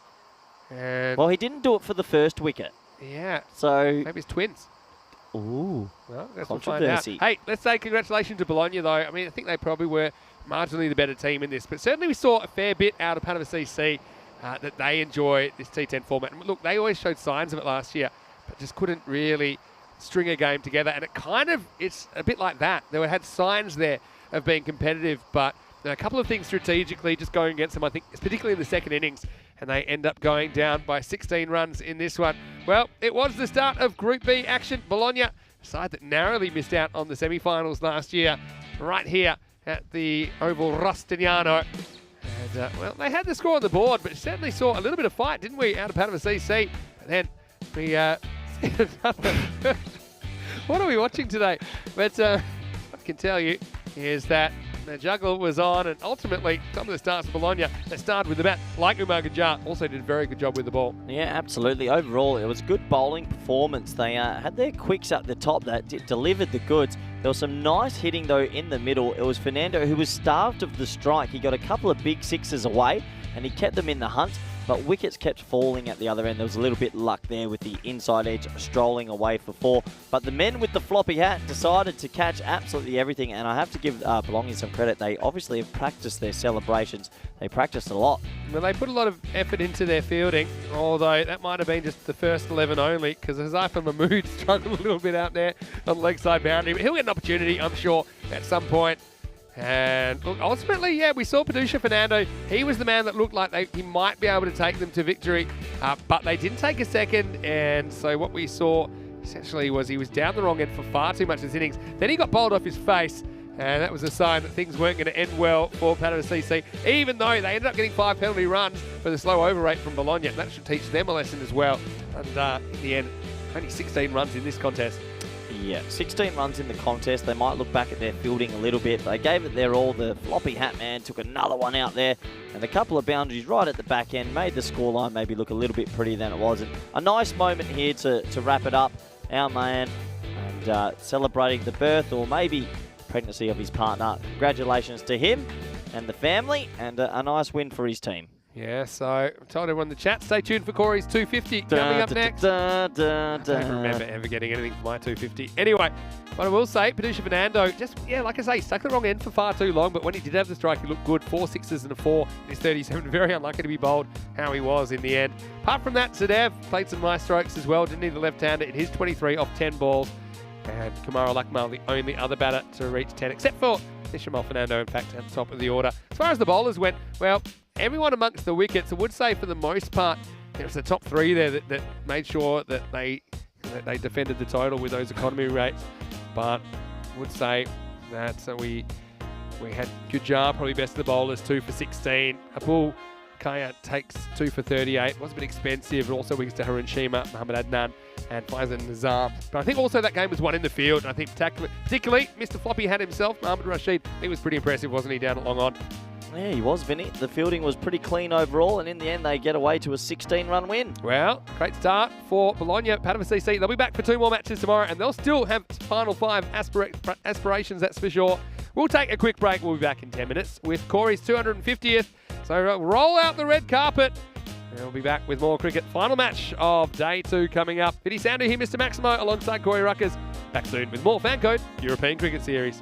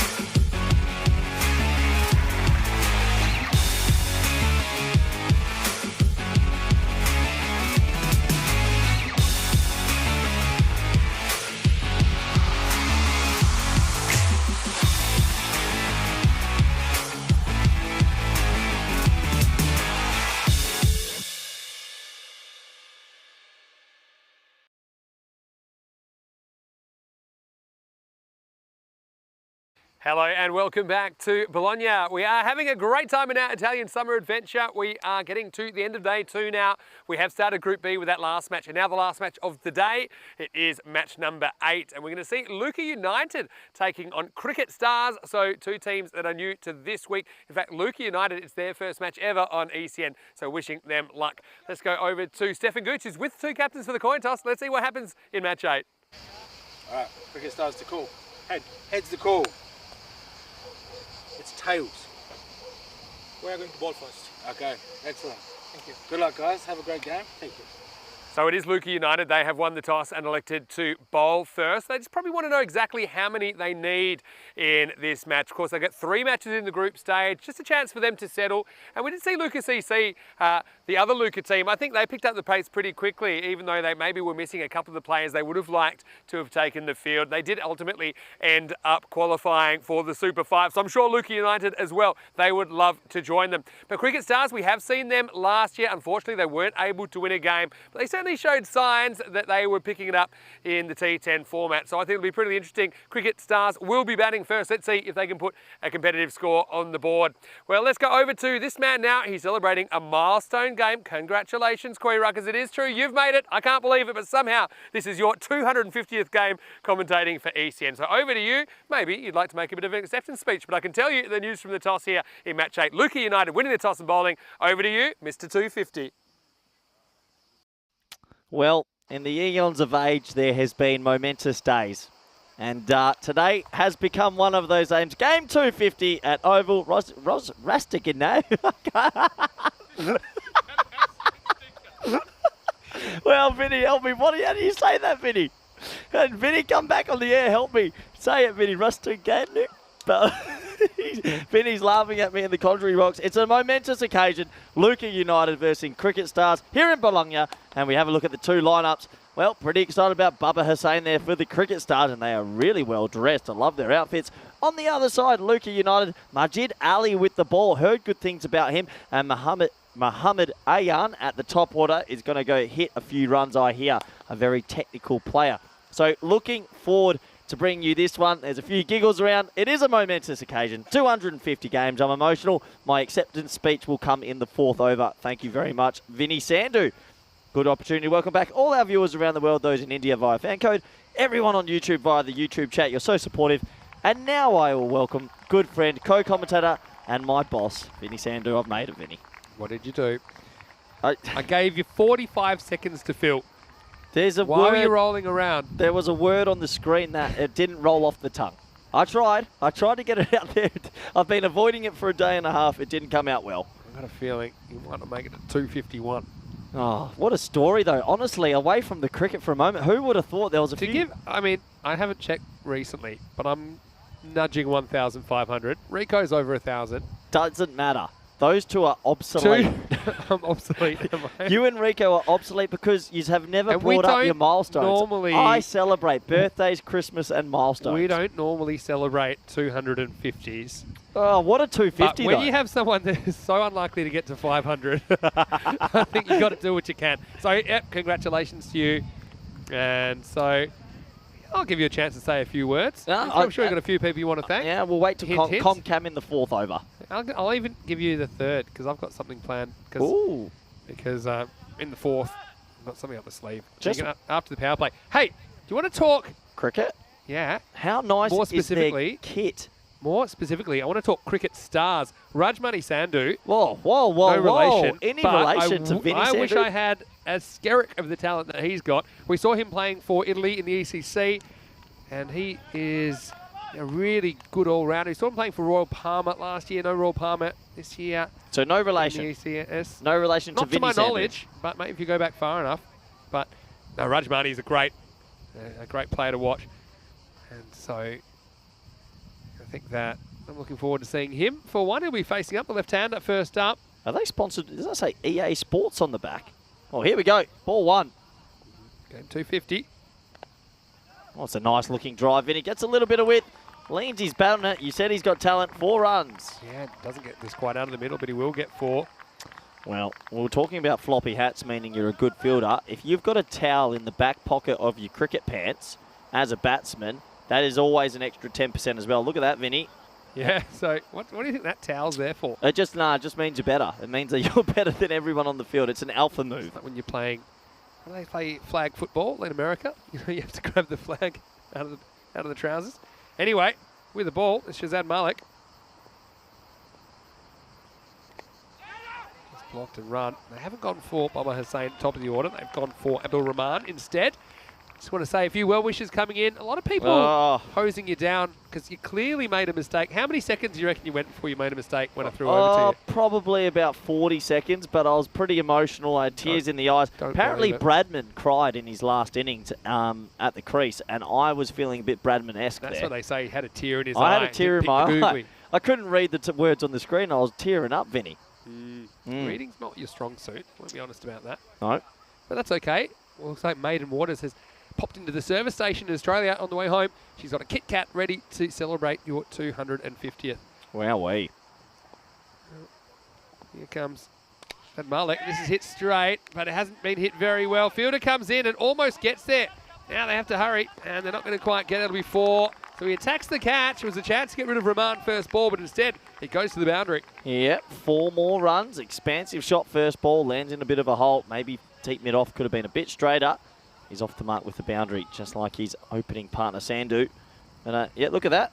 The old FA Sports. Okay, looks like a little EA Sports, that. Yeah, FA Sports. That got me. It's in the game. I'll grab some pad, go down the leg side. Well, one thing that I've noticed already, Vinny, I think you'll jump on this chat as well. Cricket Stars, for me, have won Kid of the Week. I love... It is... I don't even know how to describe it, but it's got a bit of a gelato feel about it. Look at Maybe a bubblegum feel about it. Yeah, that's a Hubba Bubba. That's a blue. I love the pink at the top. We're in the home of gelato, you know. Well, I think I'm going to go discover that tonight, that's for sure. Celebrate the 250th. I might not come back tomorrow. I might end on 250. Good round number to go out on. Yeah, I mean, I don't think anyone would have too many problems with that. Anyway, here's Rajmani. Kind of walks at this one. Again, the batters got to find that balance, don't they? Because a lot of them obviously wouldn't have batted in this format for a while. So they want to be aggressive, but they still want to play cricket shots, especially the ones that are pretty technically proficient. Chris Smith saying congratulations, making it to 250. And Mandrake saying congratulations on 250 matches in the commentary box. Thank you, guys. And Lily just saying 250 hype. Yeah, she's ready. It is hype. I'm hyped up. Uh-oh, big trouble for Rajmani here. He skewed this up and he's going to get caught. So just not quite a drivable length. He tries to go straight down the ground. It gets big on him. Outside half of the bat. And so he is a casualty off the last ball of the first over. Cricket Stars are 10 for 1. Yeah, trouble at the old Millville. He tried to hit that too hard. Go straight up, gone, 10 for 1. See a lot of 10 for 1s at the end of the first, and I'll be disappointed with that. Is 10 for 1 a draw, or do you reckon that's a win for the bowling team? Because usually your openers are your best batsmen in this, usually. Makes sense. Mandrake just bending the 5 emoji rule by doing 5 emojis, applause emojis, and then separate message, 5 champagne emojis. Wow. So, El Mandrake, he knows all the little loopholes, doesn't he? Have they sent anything? Whoa, what's this? Congratulations, there you go. 250 matches. And we've got some of your best bits. And one of my favourites was you commentating under the blanket. And that chair's one that I think you threw when you were upset about something. That's you finally taking your catch in ECC after you dropped 9. And that's us celebrating 1,000 matches on ECN last year. Well, can we just keep this up for the whole game? That is beautiful. Thank you, Vinny Sandhu. 5 seconds. I know you're trying to show it. And then there's you and me. I know you like that picture of us. Yeah, it's a stunner. Takes us back to when we're just getting to know each other. Well, there's a genuine beamer. And it's going to only go for 1 bye. I'm surprised it was only 1. Well, here's one way to get your iron. Yeah. Tell you what, I don't think anyone expected that ball. That almost took him out. Way to steal your thunder. Just a little high and inside. And Abdul Rahman will trot. And guess who? Baba Hussain. He is an engine, isn't he? And he's going to get a free hit first ball. Baba Hussain, he was the only Centurion in the ECL. Well, last ECL. Last ECL. So he didn't bat with the helmet last time. He was always in that baggy cap. Yeah, it depends. Probably on this wicket, it's fair. There's a lot more bounce in it. A few people lit it, haven't we? Anyway, what a great way to start your tournament. And so they'll probably just get their little... Oh, there's probably a delay because they want to put that thing you just put on the screen up again. I can understand. Yeah. Look at now even production's listening to you now. Corey. Tell you what, really, that day in Croatia, that image with the blanket, that was only for 5 seconds. I took that blanket you off called after. that the worst day of your life. The champagne, that was celebrating. What was that one celebrating? That's when we got to 1,000 matches on ECN. You were with me in Greece last year. Yeah, and that's when you finally took a catch in ECC after you dropped 9. I always knew growing up that 250 games commentary would be my peak. See here, in the bottom left, you're still a bit of an amateur. You're not looking straight at the camera. You're not. They tell you not to look straight at the camera. Media people, media training. Well, it looks like we've got a slight delay here, though, Vinny. We're not just putting this up. There looks like there's a little bit of a delay. All right, in the middle. Here you go. We want you to give Corey his fair dugs. We're going to say in the chat, send any well wishes. All right. Would you like to say a few words? Over to you, Corey. Well, this is odd that there is a delay, so I will get through it. There's a few people I'd like to say thank you to. Firstly, thank you to Daniel Weston and Roger Finer of the ECN, James Cantor for employing me and taking me to the Hanover Hideout as an operations manager, and I snuck onto the commentary. Thank you to my mother for giving me birth. Pretty good option. To all my friends at the kennel, to Rico Full, to all the co-commentators, to my players for Spain for supporting me, everyone in the viewer chat, everyone on FanCode, to Brad Pitt, who messaged me privately the other week, and to Glenn Maxwell, who said well done and congratulations. Adam Gilchrist jumped in there as well. To the Blue crew in the background. Who else is out there? I think to Kineanu's always been really supportive. To Conrad Greenshields. To the Blade of Grass and the emotions that we have. And that is not it. I want to go on to page 2. When the music starts, you're meant to can it. But also, congratulations. Thank you, Vinny Sandu, who has backed me in. Nice to have you here as part of the team. Thanks for organising. Can honestly say, and by the way, you're meant to actually have the blank piece of paper on the back. Not on the front, not on the front, showing the team list from the game. Anyway, thank you for that technical delay. Another? Did you stage that technical delay? Look, I'm not going to say I just pulled 2 cords out, but maybe I did. 12 for 1.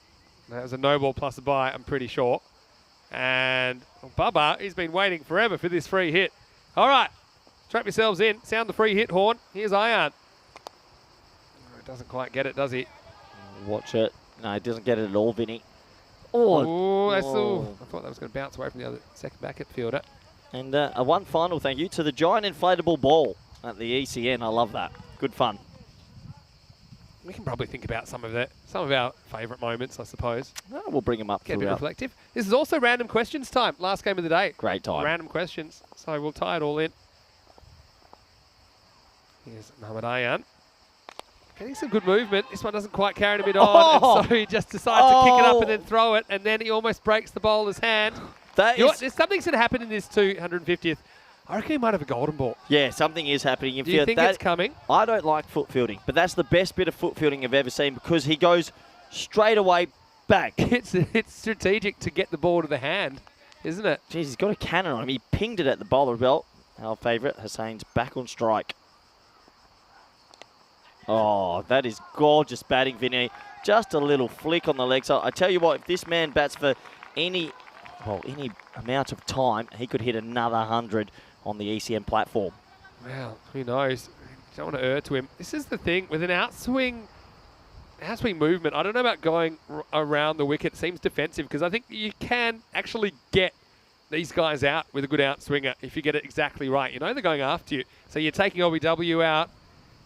Think about Bubba Hussein wearing the happy on the back of his jersey. Well, he said he wanted to do me a little favour, and he's real happy. It's my 250s. I love watching Bubba Hussein when he plays that check drive, cover drive. I would love to see if he could pull that out the locker somewhere here. Do you remember that style of shot he played always over cover? It was one of the best I've seen. Holds his shape, doesn't he? 1.5 overs in. 18. And persisting around the wicket. And so he takes him leg side. He really could have hit this either side, but gets a fair bit of bat on this, and it's 4 more. Cricket Stars up and away. They certainly don't look like a team that have never won a game in ECN cricket. Well, the one thing about Bubba, and for all you kids at home that are watching, he just times the ball. He's a caresser of the ball, and that's why he's happy. And he doesn't try overhit it. Gorgeous batting, and really good to watch. So let's just see. Now we are going to get change of angle. Yeah, I thought it was about... It's a matter of time until we were going to see that. Oh, good delivery. It's a little off cutter, I think. Just changing the delivery. I'm not too sure it was an off cutter. Maybe slightly away. Oh, he's completely lost his outswing there. I just thought it nipped back. Maybe it's just off the seam. Look here. Oh yeah. Tough The to seam tell. goes the other way. I just thought it just detected in his hand, but it's clever bowling.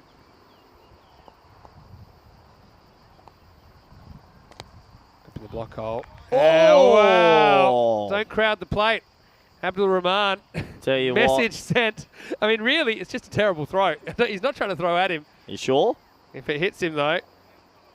Oh, I tell you what, if that hits him, These you days, could that's be- frowned upon. And that's why you need to be able to charge the pitcher in cricket. the batsman there That's- should be allowed to whack that for 6. 23 for 1 after 2. Well, it's a game of margins. He doesn't mean to hit the batsman, but if he does hit the batsman, you can be banned for a game. You can be in, you're in Yep. big trouble. We've seen it happen a few times recently. So let's talk presents and gifts. What have you organised? I'll get to that. Yeah, I'm excited. just going to go back to the chat. And a few people, Mandrake, saying congratulations, as is Keanu. Happy birthday, Keanu, by the way. I mean, It's not about- that's the big occasion. It's not about Keanu anymore. Leave Keanu alone. And so, yeah, Lily Panda's calling golden ball for the 250. That She's would feeling be it. that would be the I got a perfect golden ball birthday on my present. birthday last year, you know. Really? Yeah. That would be the perfect present. It is the perfect present.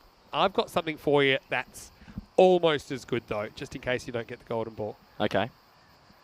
Well, Frank Johnston, I like this. He says, only professionals get to 250 matches. And Corey. well, Congratulations, Hey, Corey Ruckers. Well thank done. you very much. Well, Thank there'd be you, a lot of Frank. commentators out there that haven't ever got to To 250 be honest, games of a sport. I'm not actually joking. You have now overtaken most professional commentators, cricket commentators around the world, because not many in the world do 250 matches. Where does it- Normally, it would take probably 5 to 10 years. Well, where does it stop? Well, sky's the limit. I'm 33. I'll let you know where it stops. Cause Yeah, well, you're tracking it'll be big a while numbers, aren't before ya? I get knocked over. Looks like a slight delay again. Obviously, the moment's got into They're everyone talking in about the the field. Kit Kats. What else we got in the chat? And yeah, Helix talking about players that have rock tape on their arm. Well, mean while business. there's a delay again, Go on. maybe this is a good time to talk about my favourite moments, top 5. Yeah, go on then. I think an obvious one for me is the painter incident at Sparta Capella. That's The in the, painter getting hit in the tush. in the tush. Yeah, that's one. That is one. And then that was during that we also had someone that was hit a couple of times in the groin, and you described it in a way which the words that you were instructed not to use. I don't try to be perfect. I try and enhance my commentary as I go along. That's definitely up there for me. I think that another one of my favourite moments on a cricket way was when you and I were commentating in the box, and unfortunately the fielder at third man dropped that ball in that crucial game. Yeah, went through his went legs, through. It was a misfield. and we lost it on That air. was Albi Zalmi versus MSC Frankfurt, Atik Awan. And that was essentially, I don't want to call it that way, but it allowed Albi Zalmi to approach to approach the target and then ultimately get through to the and championship that's week. in my top 5. And that was one you actually grabbed me and picked me up, and you're not that strong. But I'm thin these days. yeah, you did kind of yell in my ear. I saw lights on the equipment here light up in that ball that I've never seen light up in 2 years. The other one was when I tried to describe Gavi Dillon as Mervyn Dillon's cousin. There was That a got whole me. thing you did on Gavi Dillon in Portugal as Mervyn Dillon's cousin, which you just completely made up. The other one, And I always do my best to get the information as accurate as possible, but you just take a bit more of a creative approach on occasion. definitely in my top 5 was when Conrad Greenshields jackknifed his bat and it went into his body and we thought he Yeah. was injured. That's a top 5. Yeah, you're happy with that, I were was you? so happy with Okay. that. Conrad You know, deserved the it kind that of guy time. that he is. What about Shakat, obviously, is the big one. Shaikat? That's is probably the one taken which over probably as went number the 1. most viral. So I'm posing for a photo while we're Yeah, live okay, on we'll the say hello. And then why don't we get you over here? So come on, no, come on. You're going to be on side of the camera. You're getting Oh, no, this the cricket's is true. back. You missed your moment, mate. You got to come in because the paparazzi are here just for your 250th game. Well, at least let me hold the camera.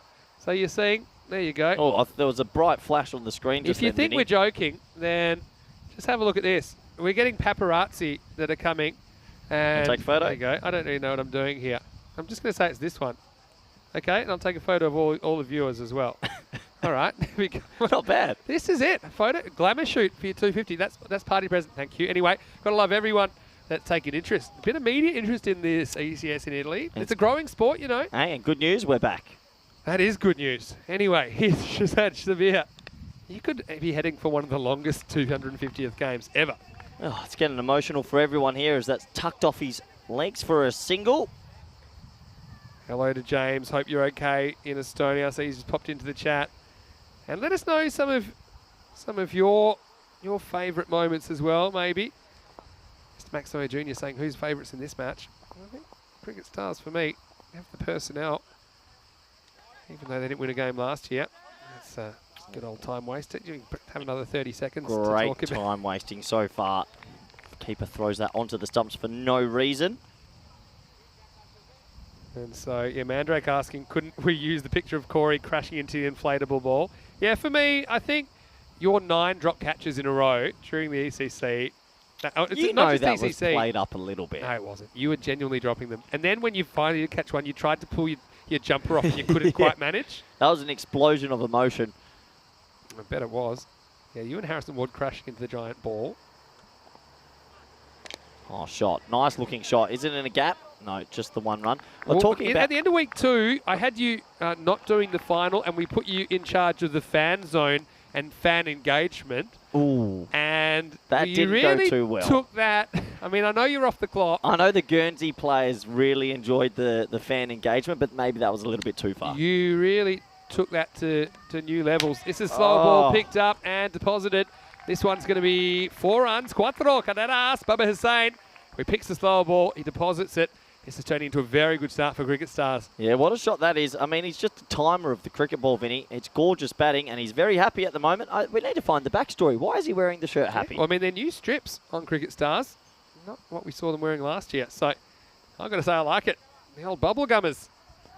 Yeah, it's a gorgeous strip. My favourite strip I've seen this week. They make a change to the field. Deep square leg, deep fine leg. The 2 boundary riders. Will he go over the offside now? No. Beautiful little Just works touch. it. Intelligent. You know how there's just some batsmen, Vinny, that look like they've got time? He looks like he's got a lot of time. Frank says to you, only a fun guy could wear that shirt, Corey Rutgers. Well, that's because you're wearing a mushroom shirt today. I'm glad this shirt's getting a fair bit of traction. I bought it especially for this trip. It's the only How much real did good. you spend on that one? I think 20 odd euro. 20s? That's decent. Yeah. It's about 30 Well, if you want to Australian for you guys donate out in the there. chat, I can always get more. Stop hustling. Oh, bit of a lucky one. So, Rahman will get away with it. Sabir just goes for 7 in the over. Not the worst over. End of the power play. Cricket Stars are 30 for 1. 30 for 1. They've held them pretty well at the moment. Not exploding out, but Hussain 16 off 7, and there's ominous signs while he's at the crease, that's for sure. That's nice to see Maya in the chat saying that she's booked for Kartama. So, let us know which week you're coming. I assume it's the German week, Maya, but I know you're a big fan of the guys. It would be great to get more of our faithful supporters come down to Kartama. Yeah, I mean, I know it's still a bit complicated for some people travelling, but if you can. Is it? Yeah, well, you know, coming out of the pandemic. You travelled here. It wasn't easy, was it? Because yeah, there's a few airport issues. Yeah, I get what you mean. Yep. You see the 3 power play overs, reasonably productive. 30 for 1. Probably now we're at a bit of a draw in the game for me. We're going to go back to Shazad Malik.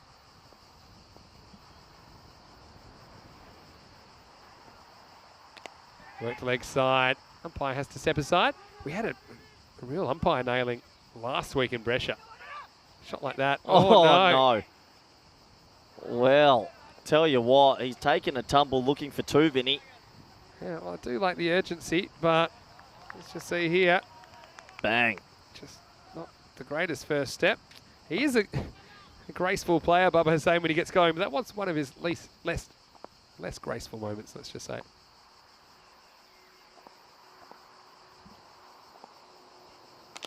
Hard down the ground, but picks the fielder out, so just another single. RJ Dev saying India on fire at the moment, with Shami and Bumrah on fire. 26 for 5, England. Do you ever keep a check on the Indian matches? Absolutely. I do follow Indian cricket quite closely. I enjoy their domestic structure and the Ranji Trophy. And you have to average about 80 to get a look in. Yeah, they do pump the numbers. No, I love Indian cricket, and very good national team. Oh, Vinny. That's my 250th present. Oh, I love watching this man bat because he has finesse. That is gorgeous. The traditional late cut.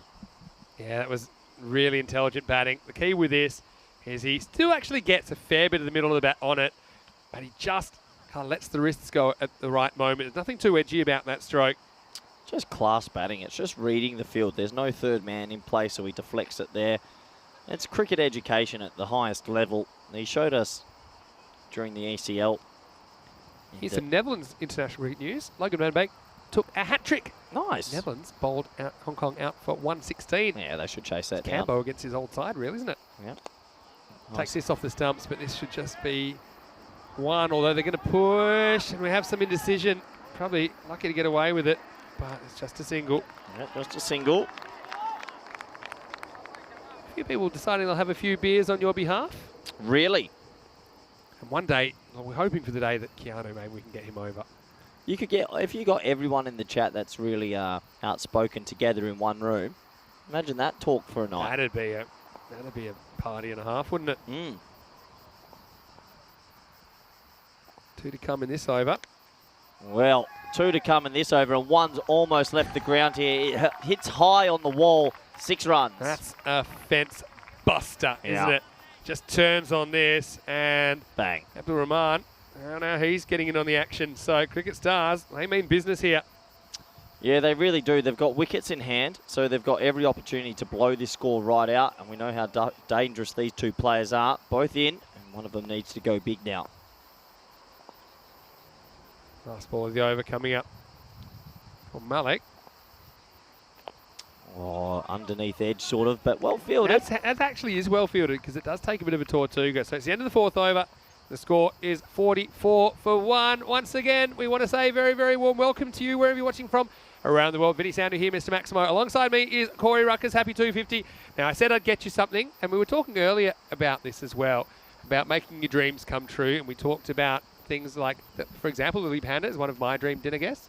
So I just got you a little something, and I thought that you could catch it tonight. So you can open up so everyone, you can see it yourself. There you go. So congratulations, Corey. Happy 250. We have organised a special experience for you. You can have dinner with me tonight. And you're welcome, buddy. Okay? It's not the Disneyland ticket. Congratulations. We're not off to movie world. You are worthy. You are worthy. So tonight, we'll take you out. And thanks, Vinny. You do have to pay half as well. Anyway, here's Abdul Hassan. You're speechless. A bit taken back from the moment. And it does expire. That coupon does expire in 12 hours as well. So you go one time only. Oh, we can go into Bologna. If people who are on the chat can look up 5-star restaurants in Bologna and Michelin stars, send them through because he'll be using all that money in that pocket. Say anything about you choosing where we're going, nor who would pay. I think I could probably treat you though. Short, pounded, 6, Maximo. Now take some of that. You get short. It's the Hassan Hussein battle, and Bubba goes large. Yeah, beautiful shot, and he's looking really good now, and I'm going to make an early call. If he bats through the innings here, he could get close to that 3-figure mark. He is so, so good, and he's looking like he's in at the middle now. Plenty of time at the crease. Can he keep expanding? Well, Tarek is lurking as well. Ajay, a question for you in a minute, Corey. Here's the sling, but we might have found trouble here. Fielder's coming around, and he'll take a very good catch. Shazad Sabir takes it, and he runs with it. So Hussein, the Bubba show, comes to an end on 28. You've got to give credit there to Abdul Hassan. He got cracked for a 6, but then forces a false shot. Very next ball. What a catch, though, by Sabir. Big moment in the game. It's 51 for 2. Look, I'll be honest. Put the mocker on him saying he might go big today. I did not expect that to be caught. I thought it landed in a pocket of space, but a sensational catch. It's a big wicket in the context of this match. And you can just see the skewed bat didn't get it far enough. And it's a brilliant take by Shazad Sabir. He'll be very happy with that. Fantastic catch, because, I mean, he doesn't leave his feet. He just decides to take it while he's running at speed, pretty much sprinting. So, yeah, that's what you need to do. When good players give you chances or half chances, you have to cash them in. That's exactly what they do right there. Well, Ajay Dev in the chat saying, well, Vinny, ask Corey whether he will apply for a job. Would you apply for the Indian coaching job if available?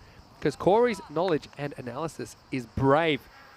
And he says he has tested it via his commentary, as in Ajay has tested your knowledge via your commentary, and he thinks that you are a very smart tactician. Well, thank you very much. That's a nice compliment. Coaching And India one day, do you think, how do you handle the media pressure and the scrutiny that goes with that? Because you've got about 1 billion people keeping track of you. I know how you're not a huge fan of, say, 2 or 3 people keeping track of you in this tour. Edged and dropped. Oh, that was a chance for 2 and 2. It was, and it might cost them 4. It was a tough chance. Vinny, you're a keeper. Talk me through this one. Yeah, I mean, he does a lot of things right here. He does stay low. I mean, he doesn't do too much wrong there. He's just a little bit late to go. I mean, sometimes you don't reach those because you're wrong-footed, but he wasn't really wrong-footed. So here, Shazad. He goes down. Get probably one. Partly with keeping, you need to expect the hard ones. This is easier said than done. Yeah. But if you expect a hard one every ball, you often take them. But when they come out of the blue, a bit like slips catches, and you're kind of startled. Oh, hello. Now, goes walkabout, and then top edges to nowhere. Well, that's clever bowling. He saw him walk extremely early and decided to bang it in short. Yeah, it was. Oh, look, of course, if the Indian job came up one day, it'd be fun to apply and get rejected over and over again, but hey, why not? It looks like Phil G's putting a few expensive restaurants in the chat. Well, you've left this a bit open. This could be one of the great dinners. I want one of those hot air balloon dinners. There you go. I might bring a parachute if I take you up there. This one's hit hard, but hit at the infielder. Does well there, Zaid Bashad. So it's the end of the over, 57 for 2. So it looked like Cricket Stars might be out of sight by now, but that wicket of Baba Hussain was important, and perhaps a turning point in the middle of the innings. Yeah, it is definitely a slight turning point because he was 28 off 12 and was showing glimpses of his best form. But with him dismissed, it does breathe a bit of life in it for Luca United, who are being pretty plucky here in our final match of this week, of day 2. See the moment's getting to me too much. 57 for 2 after 5. So into the 6th over. Tell you what, it's been more conducive for cricket today. There's a beautiful breeze going right to left over the ground. It's a gorgeous day to play T10. It really is. Not too hot at the moment, 29. And this one is a little edge on this. He's gone, he's walked. So all credit to the batter there, Rahman. And so, yeah, you've got to say that Luca United, who are on ECN debut, fighting back here. Another wicket in the middle of the innings, 57 for 3. Well, they've kept their head up. They've stayed in this game and they've dismissed the 2 set batsmen now. And a lot of hugs and smiles going all around, lots of high fives, so they're absolutely wrapped. And a nice take by the keeper there. He would have been maybe a bit disappointed to drop that tough chance last over. Not this time. Pouches it beautifully. See here, bit of a toe ender that sort of flies through. It does well. No, it's one that you should be taking 10 times out of 10, but he stays low, you see. He doesn't kind of lurch forward. He bends his knees and gets himself in a pretty good position to take that.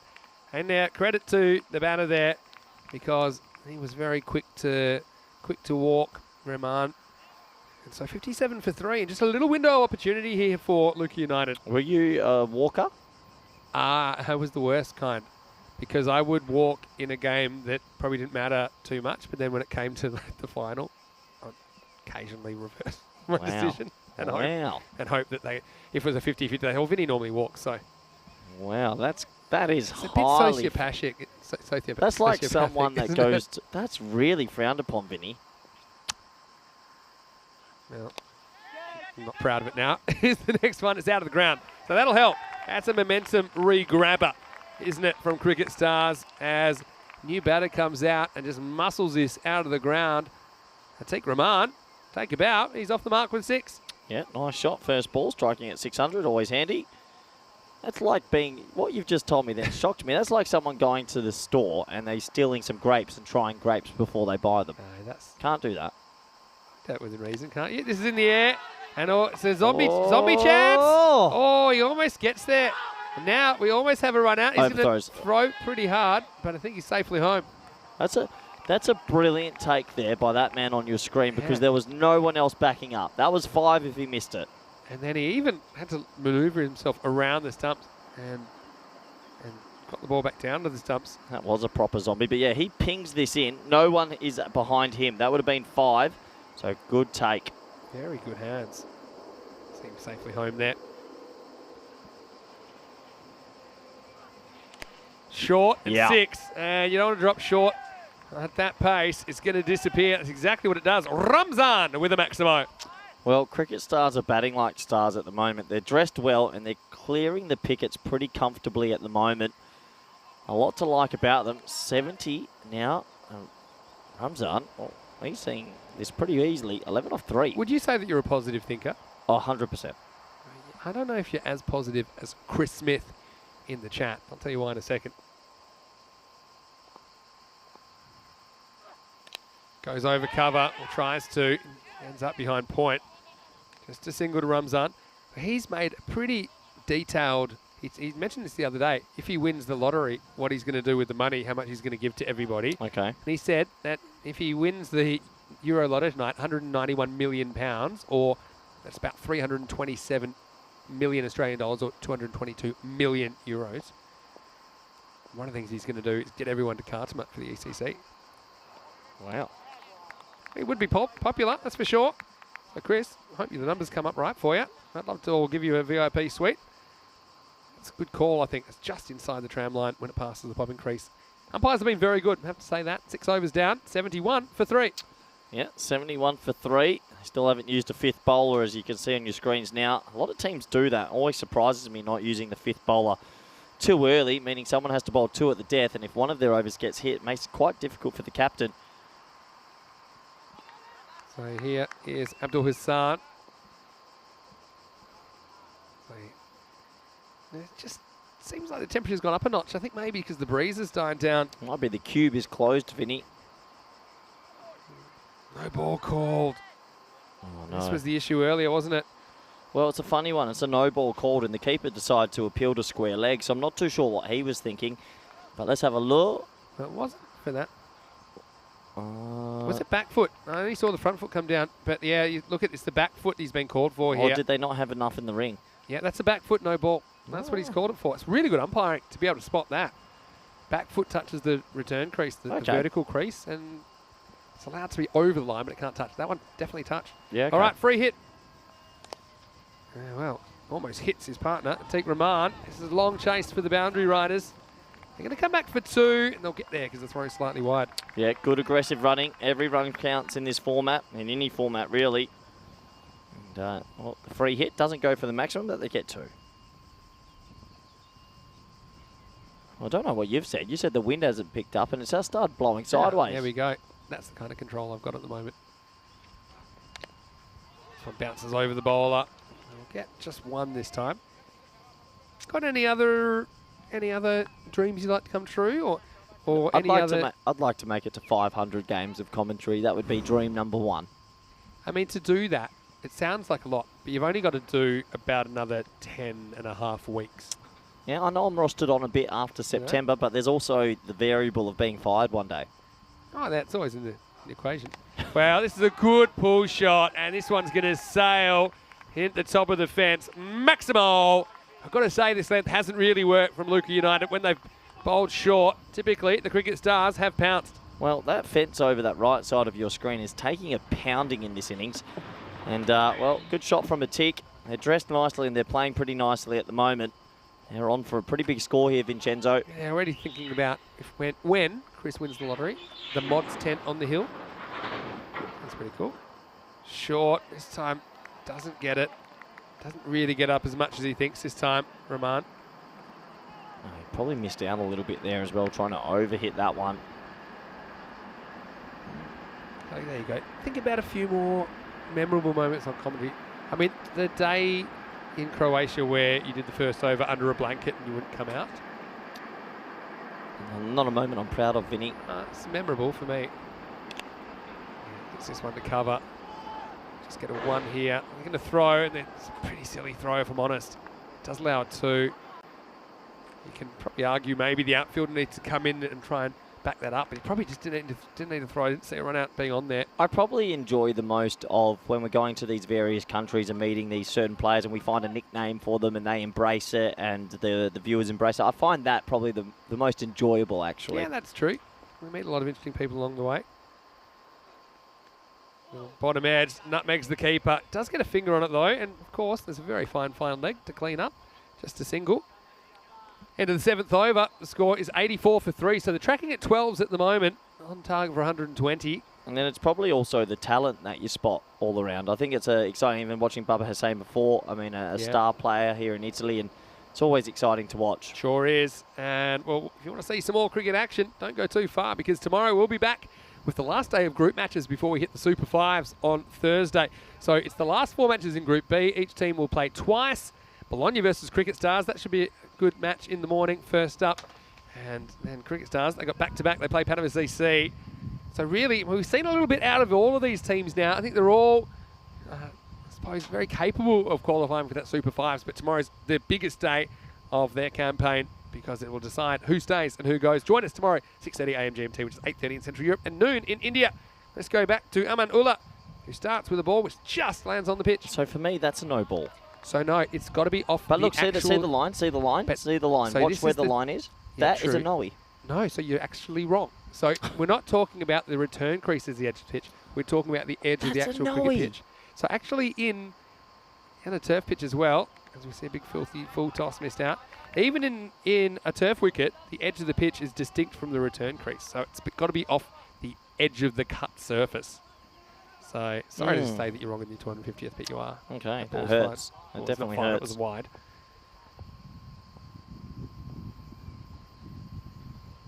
This one's close up, still wide. So one of my favourites, I was just thinking of it then. Oh, when you were commentating in Portugal last year, and the first ball of the game got caught, or it got dropped by one fielder, and then he tried to catch it behind his back, and it bounced up to another fielder. Yeah, that was pretty First memorable. ball of the game when I was having lunch. This time he goes after it, drags it leg side, hangs in the air, and an awkward bounce really for the fielder, Shazad Malik, but it will be 4. Just eats him up in the end. He couldn't keep it in the field of play. 4 more runs, handy runs to Atiq Rahman. Unfortunately for him, he sort of overran it just a little bit, and by the time he adjusted, it was always going to burst through him. So 4 more runs. Looks like a delay here. He called for another helmet. Yeah, maybe he's just done the strap on that one. I think he's sorted it out now, so he's good to go. But yeah, I mean, there's plenty of little We've had moments. so many, haven't we? I mean, Panda hitting 3 sixes yeah, in a row. there was Jukic in Croatia playing the shot behind his back. That blew behind the back shot, yeah. That blew my mind. That first day in Croatia was still one of the most But it's also the memorable things days. off the field. I mean, hanging out with the Blue Crew, some nice dinners here and there, a few poker evenings, great fun. Yeah, no, you enjoy it. Oh, it's that's a no-y. pretty high. Yeah. Even though he's out of his crease, I don't know. It's called now. No Yeah. ball and 4. So yeah, I mean, even though he charges, this just seems so high. I couldn't see it coming down before the crease. See, this is him at the crease, and really plays it. Almost out of shot. Yeah, Yeah, that's massive. yeah. I think the thing is, you got to be sure it's going to come down. And No one could be sure if that's going to come. That's definitely a no ball. Yeah, I'll tell you in a second. Well, this is a free hit, and it's going to be assaulted over the leg side fence. Maximo cashes it in. Cha-ching. 6 more to the Cricket Stars. Well, we've lost a couple of balls over there. That cleared the fence this time. That's probably one of the biggest hits of the day. And a lucky cricket fan might be walking outside the stadium. They're going to go find a white So the playing condition now says if either umpire is not certain the ball will be below the waist, then it should be called. So with those ones, it gives them a kind of license to call them. Whereas before, I think sometimes we see those not get called. I think you got to call it. Oh, Vinny, that's even bigger. Oh, another 6. That's gone miles. Oh, you just saw it in your shot there. Rahman has come to the party. He is booming it everywhere. Well, Atiq Rahman, I mean, we were talking about 120. I think you can probably add 20 to that after this over. He is really going after the bowling here. Sensational striking of the cricket ball. And Amanullah has gone magical. And we still have 2 balls in this over remaining. He's gone for 23. Yeah. And well, put that with the rest. This is in danger of going supersonic. I mean, this is an absolutely tattooed, elevated on drive. It's 6 more. Maximo time.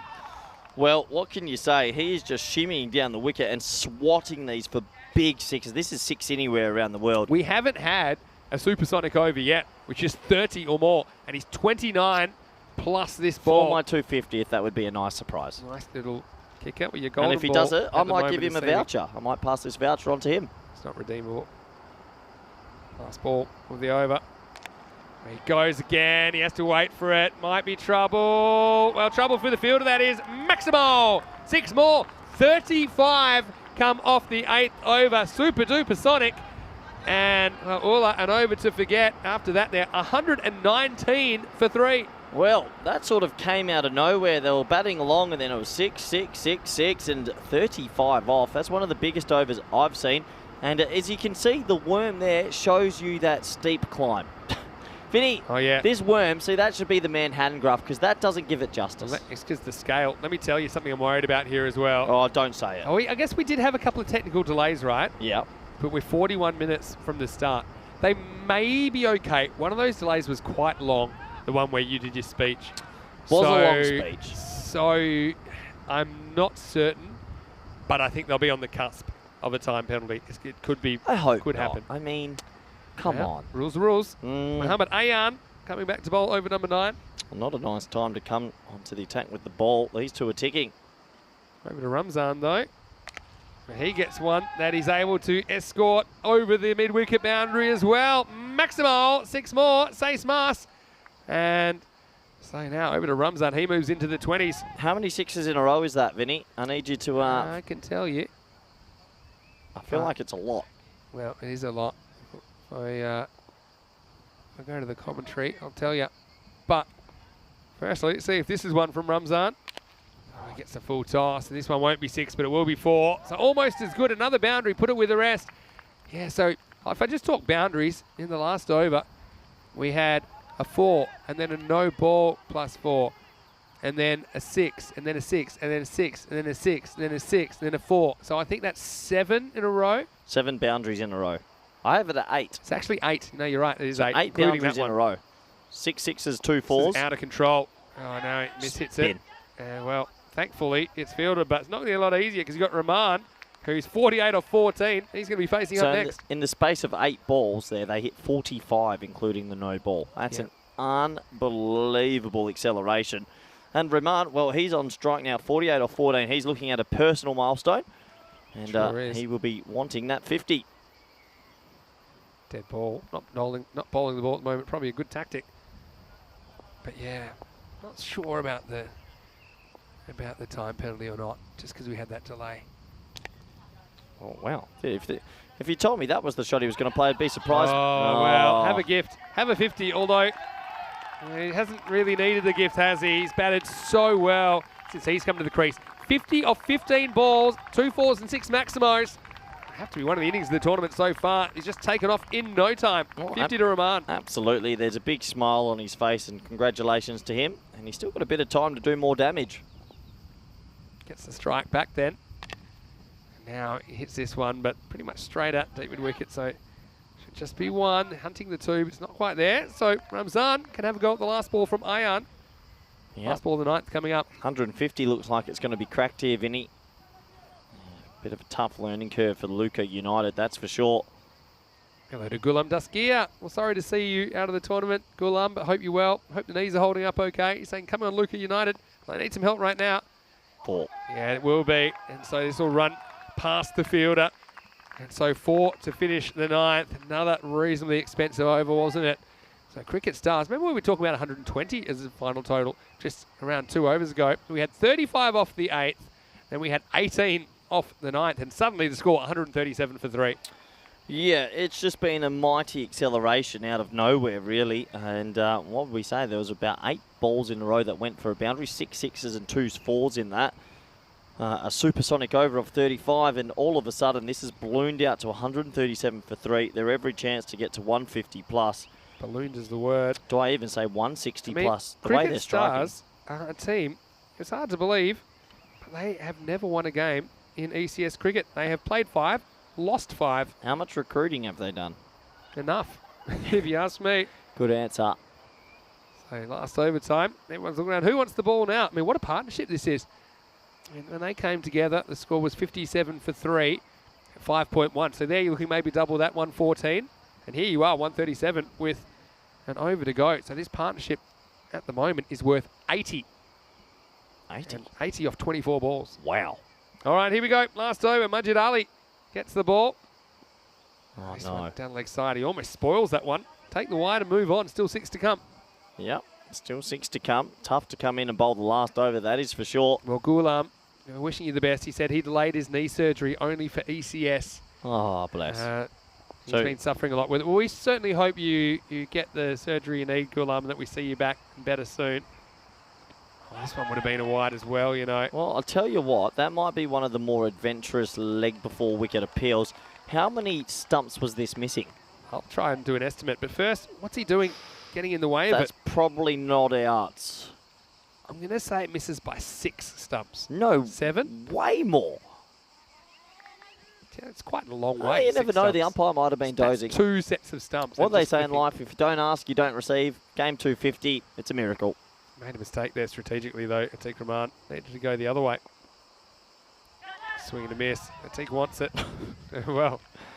I'll tell you what, Ali's a little bit excited with the ball in hand, that's for sure. He's getting his opportunity here, Majid Ali. No surprise is that they weren't super comfortable giving Amanullah another over to these guys after they whacked 35 off it. Yeah, probably the right decision to make that bowling change. How many did the Broad over go for the other day? Was it 35? 35. Yeah, 35. He's in good company then. Oh, no. Well, that's a proper Gundy ball. And Shane Warne would have been proud of this. Well, I'm not too... Just have a look at this. It hits the edge of the pitch. It'll be a no ball. But have a look at this. So the keeper does so well. It hits the very corner of the pitch. So you're telling me that's not a no ball then? Well, that is a no ball. Why? You just said before that it's not a no ball. That was off the surface. That hit the grass. But also it was over waist high. So it's like a double no ball. So we just gave him the kudos, and unfortunately he bowls that. So free hit time. Things just going from bad to worse. Oh, no. Yeah, free hit. New balls, please. That's over the fence. Maximo! Okay, I've always thought about this. So we're bringing cricket around Europe, right? And let's say, for whatever reason, cricket in 100 years doesn't exist and this T10 platform's not going. People will be walking around these small village areas and just be finding these white kookaburras and going, what is this? Because we've lost about 20 today. Well, you know, that's how Venezia Cricket Club started in Venice. No. Oh, it goes after this. Probably would have been a wide. Instead, it's going to be dropped. Well, you better get your running shoes on. They don't want it. They're happy just with one. And so, yeah, it's a ball that he went after. Moved to 58. Yeah, the president of Venezia found cricket balls in his backyard, had no idea what they were. And then basically fashioned the local players into a club. That's an amazing story. Yeah, we were there last year. Hopefully we get back there again at some point in the future. 148 plus this. Cricket Stars. Oh, I want 150. Give me the 150. Might get your wish, the way things are going. My 250th game wish. Can he do it? How's your golden ball wish going at the moment? Nah, I don't feel it anymore. Tingle's gone away. Last ball. Oh. Swings and misses. So a good finish, but I suppose the in-between was the problem, wasn't it? For Luca United. They concede 148 in their first innings in ECN cricket. Cricket Stars up and away. Well, we focused a bit on the top order of Rajmani Sandhu and also of Baba Hussain. But really, that partnership between Nasir Ramzan and Atik Rahman, really something special, wasn't it? Ends up unbroken. They end up putting on 91 for the 4th wicket in less than half the innings. Something quite remarkable. It was just glorious power hitting, Vinny. We've been treated to a bit of a show. And this is how it started. Sandhu getting a boundary off the very first ball and his partner doing the same, a half a chance. But both openers got going. Unfortunately, though, Sandhu went a little bit too hard in that first over. Dismissed. And at this stage, Luca United would have been the happier of the two sides. There was a bit of funky fielding there with his foot. Don't advise that one, kids. It brought this man to the crease, dangerous Baba Hussain. We love watching him bat. He was timing the ball beautifully and playing some glorious cricket strokes. And at this stage, it just started to get out of control for Luca United. It really did. I mean, they had this kind of little run in the middle of the innings where you just thought they were working their way back into the game. They got a wicket in the 5th. They got a wicket in the 6th. But Atik Rahman, well, even though that one went down, you saw behind the stumps from Naim Shazad, we saw that wicket, which was Abdul Rahman. So, yeah, we thought, okay, maybe this is a turning point. But then, guess who? Atik Rahman came out and he just smashed the ball everywhere along with Ramzan, putting 91 undefeated for the 4th wicket. And they really clobbered the bowling everywhere. Yeah, clobbered's the right word, Vinny. And it was a pretty impactful last couple of overs. Sixes galore, a personal milestone there, 50 plus for Atik. And he just kept sending it out to the bushes. We've definitely lost some white kookaburras in this innings. overall, they didn't get to the 150, but it was a pretty dominant batting performance. Yeah, so openers not able to get too much going. They batted Baba Hussain at 3. That's where we did see him for Brescia CC in the ECL. But in particular, it's hard to go past Ramzan, 30 not out, and in particular, Atiq Rahman, his 58 not out of 19 balls, really turning this game around quickly and making sure Luke United weren't going to work their way back into it. That was after Baba Hussain looked pretty good, 28 off 12. I just mishit one ball, and he was well caught by Shazad Sabir. 11 extras, including 4 no balls. I mean, the 4 no balls probably a bit of a concern, just the 3 wide. But I think it was the Maximos that really did the damage. And this is something we're talking about a lot. When we're seeing an average of 3 or 4 Maximos per innings, in that innings we saw 11. I think it's just such a good indicator of who's going to win a game, whoever can clear the ropes. So, yeah, looking forward to seeing the second innings of this one and seeing exactly what we'll see from Luca United with the bat. As far as the bowling figures go, well, there's a bit of carnage there, you can imagine. Yeah, it's not the greatest. Turn away if you don't like violence, because everyone was going at plus 10s besides Majid Ali, who actually bowled the 10th. A couple of wickets shared for Shazad Malik, and there's one for Shazad Sabir, also Abdul Hussain. But that one big over, a supersonic over of 35, well, it sort of flipped this game on its head. Yeah, sure does. So, come back and, well, if you like miracles, then you'll be happy to see Luke United bat. And let's not forget, Kings 11, they did chase 150 on this ground last year. So we've seen it done before. It is a high-scoring ground. Join us for the exciting conclusion of day 2 when we return. Vinny Sandu here, Mr. Maximo, alongside Mr. 250, Corey Ruckers. We'll see you shortly for more FanCode European Cricket Series.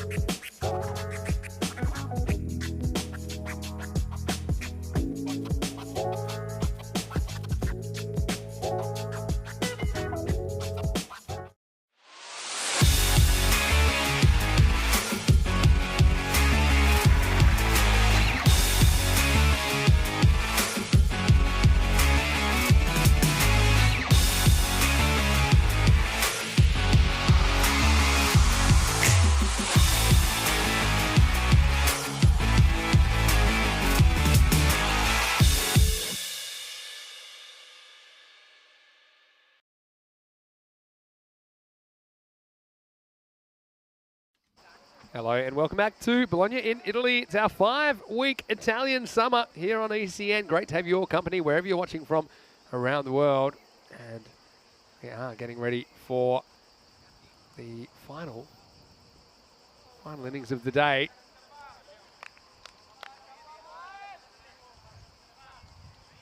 And so it looks like we're going to have a start here, and it's Luke United. First time they've held the bats in the ECS. Task ahead of 149 for victory. Cricket Stars. They were shooting for the Stars, weren't they? A team that were 0-5 last year. They've recruited heavily, and they have a pretty good batting unit lined up. Now we're going to see Sukhpal Singh with the ball. And this is edged and gone. Caught at gully first ball. Worst case scenario for Luca United in ECN debut. And so it's Shazad Malik who just gets a thick outside edge. That's pouched. And the score, none for one. Vinny Sandu here, Mr. Maximo. And here's a man. He's a slow starter himself. And doesn't get much worse than that for Luke United. Corey Ruckers, what do you think of that? Well. When you're chasing 149, probably the last thing you want being caught at a gully.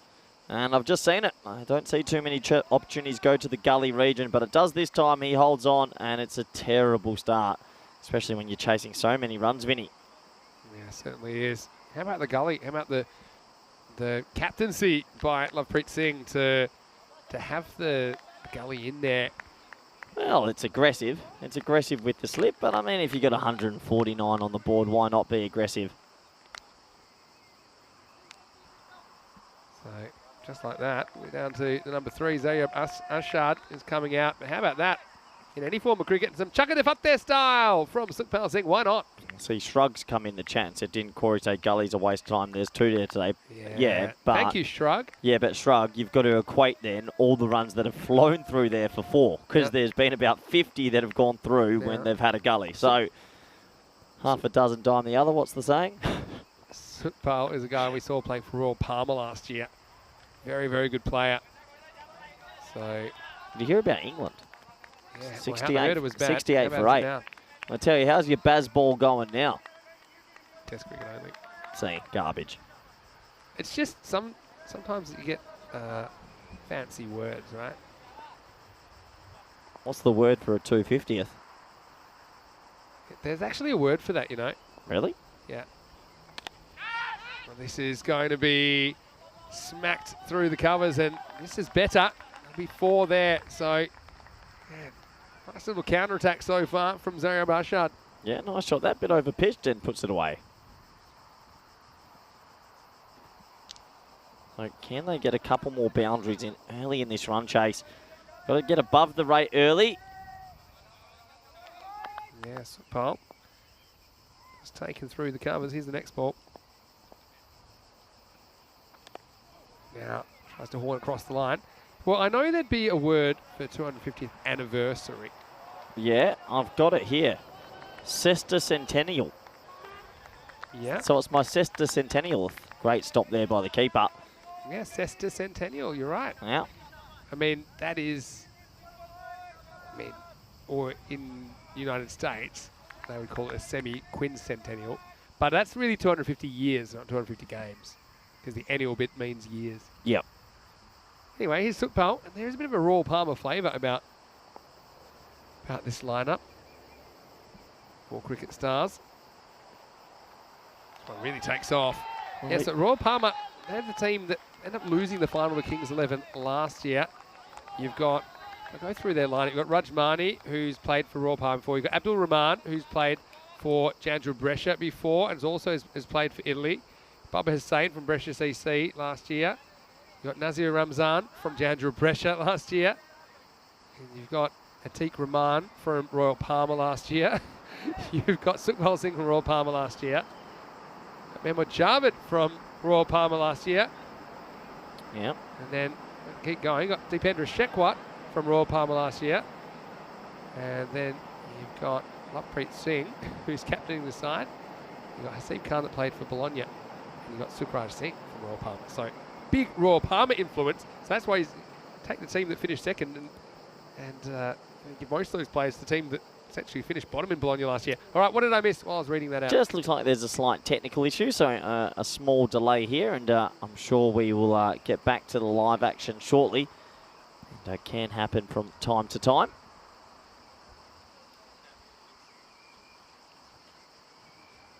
And, thanks for hanging with us. And there's a slight delay, but we're getting there. And we've got to see, can Luke United get themselves into this chase? But it is a momentous day. Well, I tell you what, it is your 250th. I've pulled the cord again. Enjoying your 250th. But what I want to talk about is random questions. We want them. Last game of the day, random questions for myself and my dinner date tonight, Corey Rutgers. Let's have a real close look at the poor shirt that he's put on there as well. Do you know what the shirt is? He's not even pointing to the plate. Do you know? I'm pointing to the knife. So, that's my cricket bat shirt. Do you know that? It was made in Italy. It's got cricket bats. I'd rather this. Dinner with Max would be much more nice. Hello to Maxie as well, part of our crew. He's apparently, I meant Max O'Dowd, but Maxie part of our crew. Yeah. He's at the crease right now for the Netherlands. There's cricket everywhere today. There is cricket. Okay, random questions. Put them in the chat. The less about cricket, the better, I think, you reckon? Random questions. We love our cricket, no doubt, but we've spent all day focusing on cricket. So give us the most random questions you can. And feel free to just wander towards the camera or anything. Don't worry about being on. Yeah, go on. Oh, you've 250 games. You've got the chat up. Questions can happen. I've got a random question for you. This is commentary related. Okay. Who's your dream to commentate? That's not part of the ECN, so it takes that out of it. But who'd be your dream commentator? Oh, I'd go back to Richie Benno or Tony Gregg. Yeah. Growing up in Australia, listening to them, yeah, that would have been amazing. What about, let's say, more contemporary? Let's say people who are still with us. Yeah, tough one. Set it up for you. What about you? Use my contacts. What about you? I'm thinking about it. I'm asking you first. That's a really good question. Current commentators around the world. Harsha Bogle. Yeah. I think I'd enjoy being on with Harsha. Or Ravi Shastri would be good fun. Yeah, true. Even go Rummies Raj, maybe. We got to go to the IPL one day. Imagine that. Imagine the shirts in the IPL. We can do an ECS event in conjunction with the IPL. Maybe one of the some of the club teams around there. How about that? Yep. Think about that. Anyway, we'll make it a real one, not like the fake one which got exposed. Anyway, good to see we're good to get going again. Still 2 balls to come in this over. Sukpal is coming in. Oh, well bowled. Yeah, I'll have to get to the bottom of the large Royal Palmer. I saw your question in there, Shrug, and just to get some eyes on that pretty quickly. He's still part of the squad. There's a 22-man squad we've picked for the season. So I've got 22 men for Spain that I'm selecting from, but always difficult to pick a final 14. I said a few times, you can tell how strong the squad is by who you're leaving out. It's very difficult at the moment. We've got some good players. For sure. Oh! This one doesn't bounce as much, straight over the stumps. So, pretty good first over. Sukpal only goes for 6, picks up a wicket first ball. It is 6 for 1 after 1. See, these are the kind of random questions I like. From William Camfield, here's just a question, says, fingers for toes or toes for fingers? Tough one. Toes for fingers. I would go fingers for toes. And I'll tell you why in a second. But firstly, this is Corey's 250th match. And we'll just use that one more time. We can put that one in the filing cabinet. How's the jump on me there in the chinos and brown shorts? I've got some good hang time there. I'm about like 6 feet off the ground. Got strings coming out of your arm. There wasn't an overreaction at all. It was a hell of a catch. Yeah, is that when you finally got your jumper off? A rumour has it that photo in the bottom left, we're up to about 5,000 likes on Instagram. Doesn't surprise me. You're very photogenic. Okay, I would go fingers for toes. I just think you can do more with fingers. You can drive a car. Well, sorry to interrupt you. Who's this? Because he's got a gigantic run-up. This is Hasib Khan coming in, the left armour. Nice. Big swing and a miss first ball. Yeah. Hasib Khan, he's a player that we saw playing for Bologna last time. Nice action. Look at them, the imprint of their shirt. They've got the world in their hands, Vinny.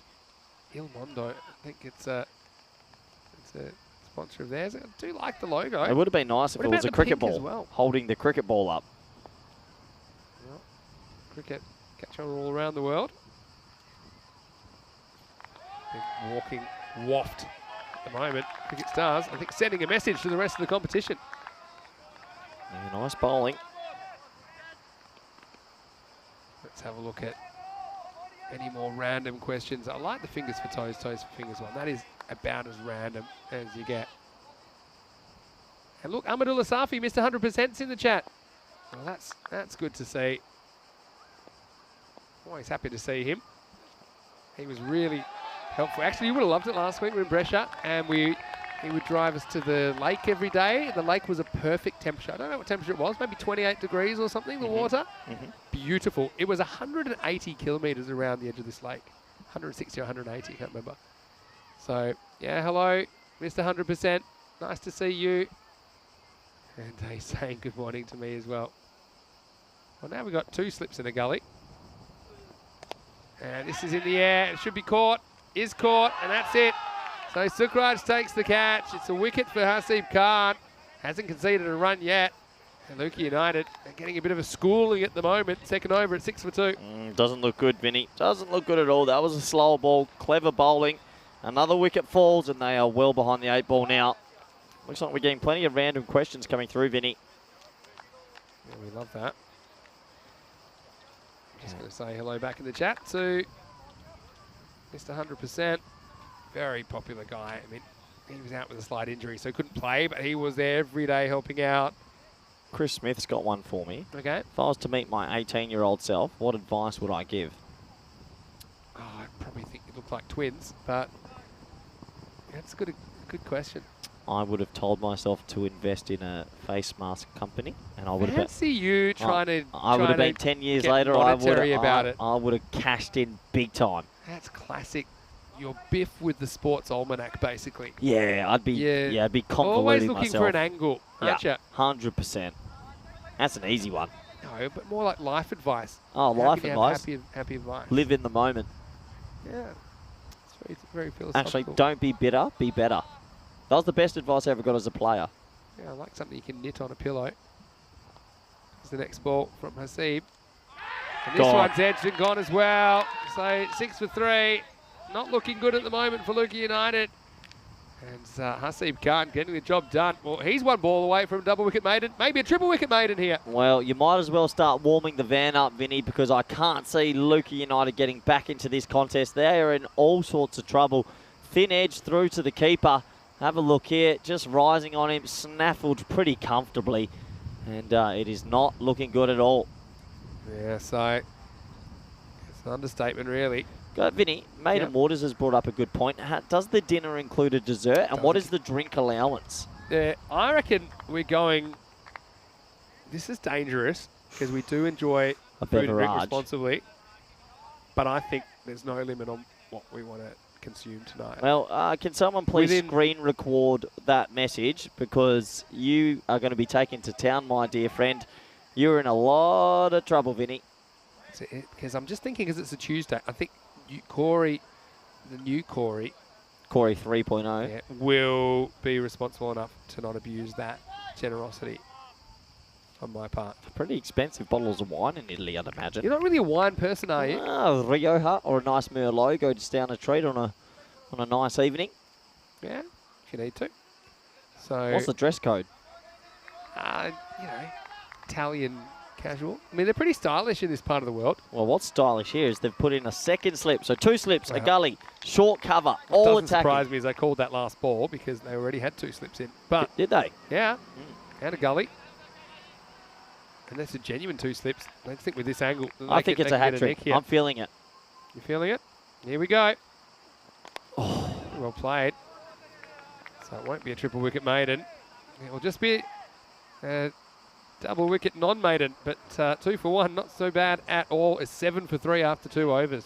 Yep, 7 for 3, and they're in a lot of trouble here. It would take a minor miracle to get back into this fixture. I just love that you've taken something that was a bit of a random statistic and you've turned it into basically almost a full bank holiday of your 250th. Now we have to go out and now... Look, if you don't celebrate the little things in life, what's there to live for? Yeah, Correct? that's true. We'll go out. We'll go to Bologna tonight and we'll report back tomorrow. Maybe we'll take a few happy snaps as well. Yeah. Maybe we could do one of the things we take a photo every half an hour. Nah. See how it's going. Maybe not. Enjoy responsibly. Here's Sukpal. Back for a second over. Go on. And it starts with a wicket. So it's going to get from bad to worse now for Well, Luca United. How's that celebration, Vinny? You see that? He was an excited man then. The old double fist down. He gets the big wicket, and it is not looking good at the moment. They're in a lot of trouble. Yeah, well, they're kind of caught between a rock and a hard place here, Luca United. Yeah, the thing is, for them, is they don't want to get blown away here. Okay, they're not going to get this 149, but this is their first of 3 matches, and there's every chance that maybe the difference between second and third could be net run rate, so you don't want to get smashed at the moment. It looks like a smashing. 7 for 4 in the 3rd over. Yeah, tough. How do you come back from this one? Well, you asked for random questions. You've got to spot them. Shrugs come through. What random question? What was your favourite James Bond? Sean Connery. Pierce Brosnan. Yeah, it's a good one. I just like that Sean Connery speaks in an accent that, I mean, it's meant to be Scottish, but it's, yeah, no one does it quite like him. Well, there we go. Drop the hammer time. That was a good slow-mo of it. Maiden Waters has asked if I'd like to take the Spanish team to Australia for experiences. Actually, it'd be nice to set them up in an academy, maybe the Darren Lehman Academy in South Australia or somewhere at the WACA, but unfortunately, financially, that is difficult. Budgets in European cricket aren't the easiest Something to which manage. people don't really understand a lot, even with what we do, obviously. Compare it to some of even the Netherlands compared to Spain, we're talking worlds apart with budgets. So times off work for players. I mean, a lot of players this year have had time off for the ICC qualifiers. You won't be able to see them at other events too much because you can't take every day off work. Sukpal. Oh, lucky to get some bat on this, I think. I'm going to make a call here. They could be bowled or bundled out for something less than 20. Yeah, no, there's some concern about some minor injuries that were picked up in the field as well with a couple of their players. So, yeah, just wonder, given the game situation, whether they'll risk them. Still got all tomorrow. Don't forget Luca United. Sabeer's the batter. Goes after it, and well, just gets away from Sukraj Singh. Took a good catch earlier. Something's just out of his grasp. There's Fletchy. Oh, we should have held for the throw with Fletch, but it is going to be a boundary, and a welcome boundary, and that takes Luca United into double figures. Yeah, much needed boundary. And, maybe half a chance at best, but couldn't get there in the end. Wazza agrees with me with Sean Connery. Shrug says we should have Rico on standby for commentary tomorrow if you and me go out celebrating your 250th. Slightly slower ball. Pretty well played though. Waits on the back foot. It's a long chase for Sukraj. And he will chase it down. Just 2 runs. Nice batting by Sabeer. Yeah, good batting. Trying to get some momentum in this innings. I mean, they're a long way away. 4 wickets down in the power play is never a good start in a run chase. This is when it comes in. What's the lowest score? And it's always easy to answer. 6. So they're past that. I need to look that up. I can't imagine. I will show you after the game. How a team got bowled out for 6 is unbelievable. Lucky to get to 6 actually. Really? 2 extras in there. Sukhpal with a couple of balls to go. It's just short. Picks out the fielder. It'll be a dot ball. To even get 6, I mean, surely you'd imagine there'd be 2 edges for 4. It'll get beaten one day. It'll get beaten one day. It'll take a while. That will stand for a long and time. A 7-wicket haul is another thing we're waiting for. We've had a few 6-wicket hauls, maybe 5 or 6. 7-wicket haul, I think, will come one day. Then, it's a weird one. And that team goes, though. They want to match the next day. So, that's easy end for you. Last ball of the power play. No, maybe not. Now, that is keeping. Good keeping. Yeah, Nasir Rahman, or Ramzan, I should say. We saw him for Jandra Brescia last year. Very, very good keeper. Yeah, good movement. This Cricket Stars lineup they've put together, I mean, I know the owner is pretty keen on having some success. They've certainly gone shopping and they've got a pretty good side together. Let's see if they gel. Well, they're gelling so far, Vinny. It's the 1 slip now. Last ball of the power play. No. Can you stop saying that? He's getting greedy, I think. He's going at the stumps. I don't think the 2-2-2 will get beaten in a final. Yeah, true. That'll stand the eons of time. For a final, 2-2-2. 2-2-2. How about then records that will never be broken? That's a random question. Open, not just in cricket, just in general. There are some sports where they've changed the rules, so like it seems almost impossible they will. So like in athletics and stuff. They've changed rules about how heavy things are that you throw and stuff. So there's something they think may never be broken. Anyway, 3 overs down. Luca. They are 10% to where they need to be. 15 for 4. Yep, 15 for 4. And unfortunately, a long way away in this game. Margin of victory, 194 runs in that same game. You know, it was 200 to 6 in that game. So they were chasing 201 for victory. They got bowled out for 6. See, that might get beat. Yeah. Well, you're just saying, yeah, but because 2-2-2 will get beaten numerically, but not in a final. It's a very specific record. I mean, really? In general. Yeah, I take your point, though. I mean, do you think the 2-2-2 will be beaten Ever? At some point? Yeah. Yeah. I feel like the Turkish side almost. Well, there's been 3 years, and we've only ever had 200 twice. Exactly 200. We had 198, True. 197. 2-2-2 is absurd, isn't it? It's ridiculous. What were we watching at the time? Because at the time we kind of knew it was unbelievable. This is a nice little square drive from Malik, and he's going to get off the mark with a boundary. So she said, Malik, nice shot. That's all you can really do at this stage. Try and play well. Kind of forget the scoreboard. Just try and put a good innings together. Yeah, enjoy some time at the crease. You're exactly right, Vinny. In that 2-2-2, how many sixes was it again? 28. See, that's a lot. That's 28 the sixes. First over didn't go for many. I think it was about 6. 9.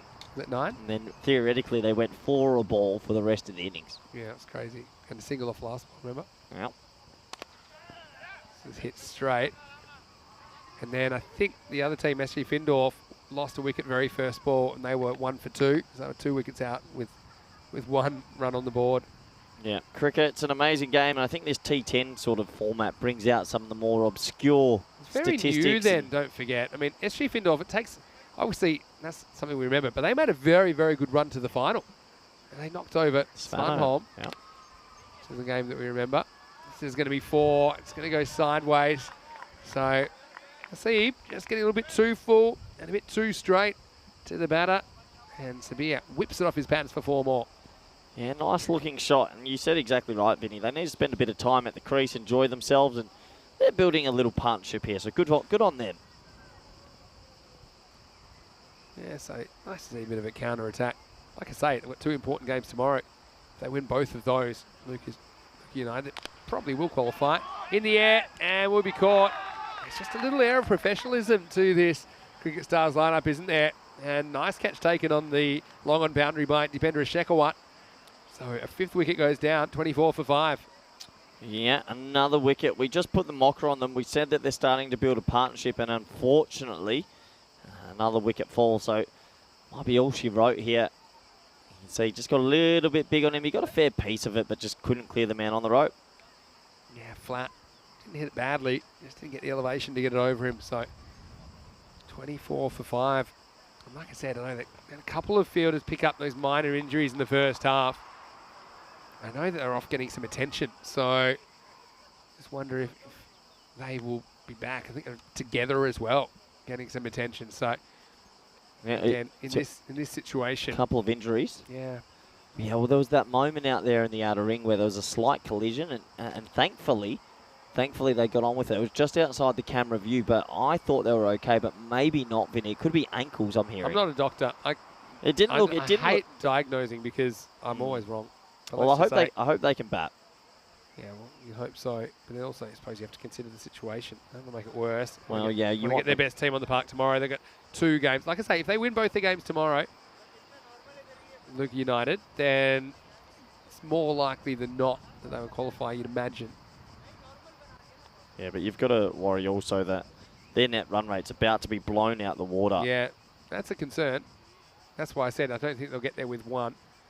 Sometimes you might have a team win all 3 games and all the others are 1 and 2. So I don't think that they'll be in great shape if they've finished 1 and 2. But 2 and 1, they should qualify. Well, can he get a fifer? Is he smelling a Michelle Pfeiffer here? He's got 2 balls to do it.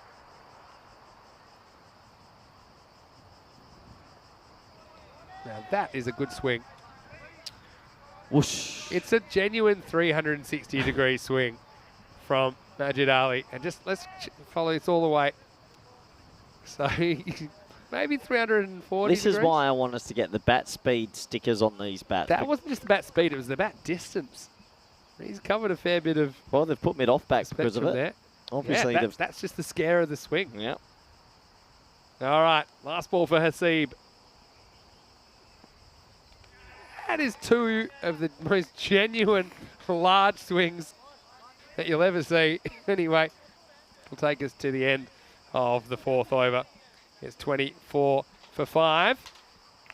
Vinny Sandu here, Mr. Maximo, alongside Corey Rutgers. Yeah, so we might have a situation here tomorrow where there's one particular game that will determine who the other qualifier is. I mean, it's still early, but I mean, Cricket Stars right now, they've made a really strong statement here at the start of Group B.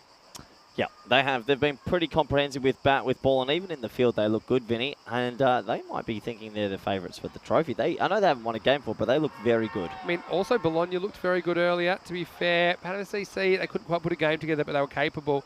Let's not forget Valencia, not Valencia, I should say. Valencia's where you're going to live.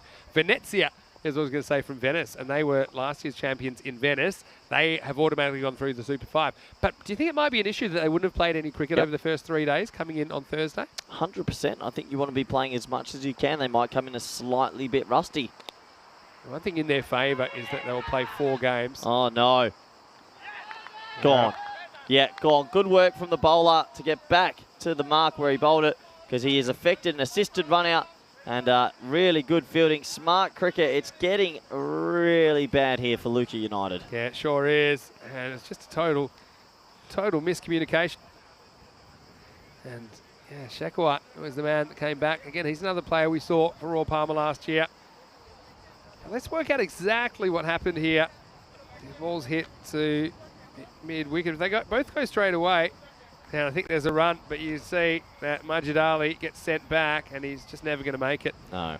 Drops the bat in the end before he even gets to the line. Falls well short in the end. So a bit of a yes, no, maybe. And unfortunately, he loses his wicket because of it. And, well, another one goes. Not looking great here for Luca United. This has been a bit of a blowout. Wow. Things going from bad to worse. Yeah, absolutely.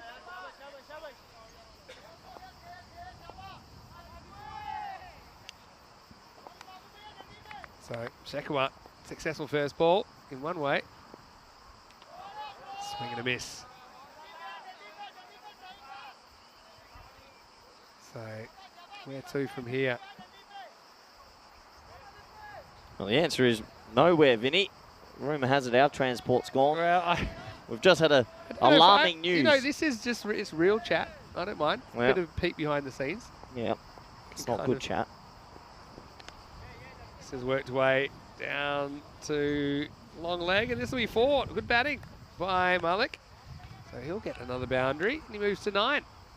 Nice shot. Yeah, good bit of bat on that. Nice cricket shot. But go on, tell the So- viewers our real chat. We've got some viewers that love to listen. So I've just had information that the car that is meant to drive us home at the end of the day has caught fire. Well, there's a lot that goes into that, Vinny. Now, is the person that drove the car okay? He's okay. The driver is okay, so that's good. That's one. The second But question one of the is, issues is how do we get home? Because you're meant to be taking me for dinner. Is this a prank? I think this is the universe giving us an indication that we should maybe can the dinner. So the car has caught fire, but everyone's okay. Okay. The car's not okay. The car's... The car is When you saw, say, it's past caught... its fire threshold. Okay. Oh, this is nutmegged him. I don't know if he's gotten some bat on this. This might be the best leg glance you've ever seen. Have a look at this. Yeah. Yeah, one of the great shots, Vinny. He plays it, just lifts the leg and bounces it off the bottom of the bat into the ground and then bounces over the keeper. No, falls for... Cricket. Get back to the more important news. Does that mean we are sleeping at the ground? Well, it's possible. People saying, how did it catch fire? Hey, yeah, that Apparently is... there may have been an accident, Oh, no. but luckily everyone's okay. But the car, like I said, it's more on fire than it was designed to be. Yeah, that's a shame. And, well, that beautiful voucher for dinner. How many hours? You said it was 12 hours redeemable, right? So does that mean I can use it 4 a.m.? Yeah, it could be. Anyway, where are we in this game? It's the end of the 5th. Scores 33 for 6. These are the things that happen behind the sines that sometimes make it a little bit longer of a day, I but can't say we've had a car catching fire, and it may have been because I sent a text to one of our crew saying start the car. To be very fair, because this innings is kind of in a bit of trouble. does my voucher ticket cover Uber costs, Vinny? Because your price... Uber in Italy. Have you seen it? No. Because Uber's strictly a limo service here, so it's. So Where- you're gonna look at. the So stars have aligned. I'm going to tell you. So you're telling me we're going back in a limo? I'm going to tell you, an Uber to the city from here. I want you to make a guess. All right. Okay. What was that? I'm going to say to Bologna Central Station. All right. It looks like Sukraj Singh coming back into the attack. And a dot ball to start. Good question. Central Station from where we are pretty Oh, remote. it's less than I thought, actually. I'm going to go €77. Actually, not as much as I thought. Oh, how much? Only 33 euros. Oh, that's which is about nothing. 50 bucks Australian. Oh, that's okay. I thought it was going to be a lot more. Well, that's what you're paying. Got lucky there. Well, Right. keepers come up to the stumps. Rate it. It's a good keeper, but he's going to concede five wides there. I'm telling you, Nasir Ramzan is a pretty good keeper, but he's just a little bit slow. Well, Doesn't get there in time. when you come up to the stumps, you've got to make sure you stop them. And no, let me take a guess. He's gone back. Oh, no, he's staying up. No, Good. No, he's very capable. Oh, I like that. That's confidence. Yeah. I think he's a good keeper. Shot for Jan Jaresha last year. Jan Jaresha, former ECL representative team. In fact, you would remember them from ECL 2019 when you were playing for VOC Rotterdam. I don't remember them too much, actually. They weren't in our group, so Yeah. we didn't get to see too much of them.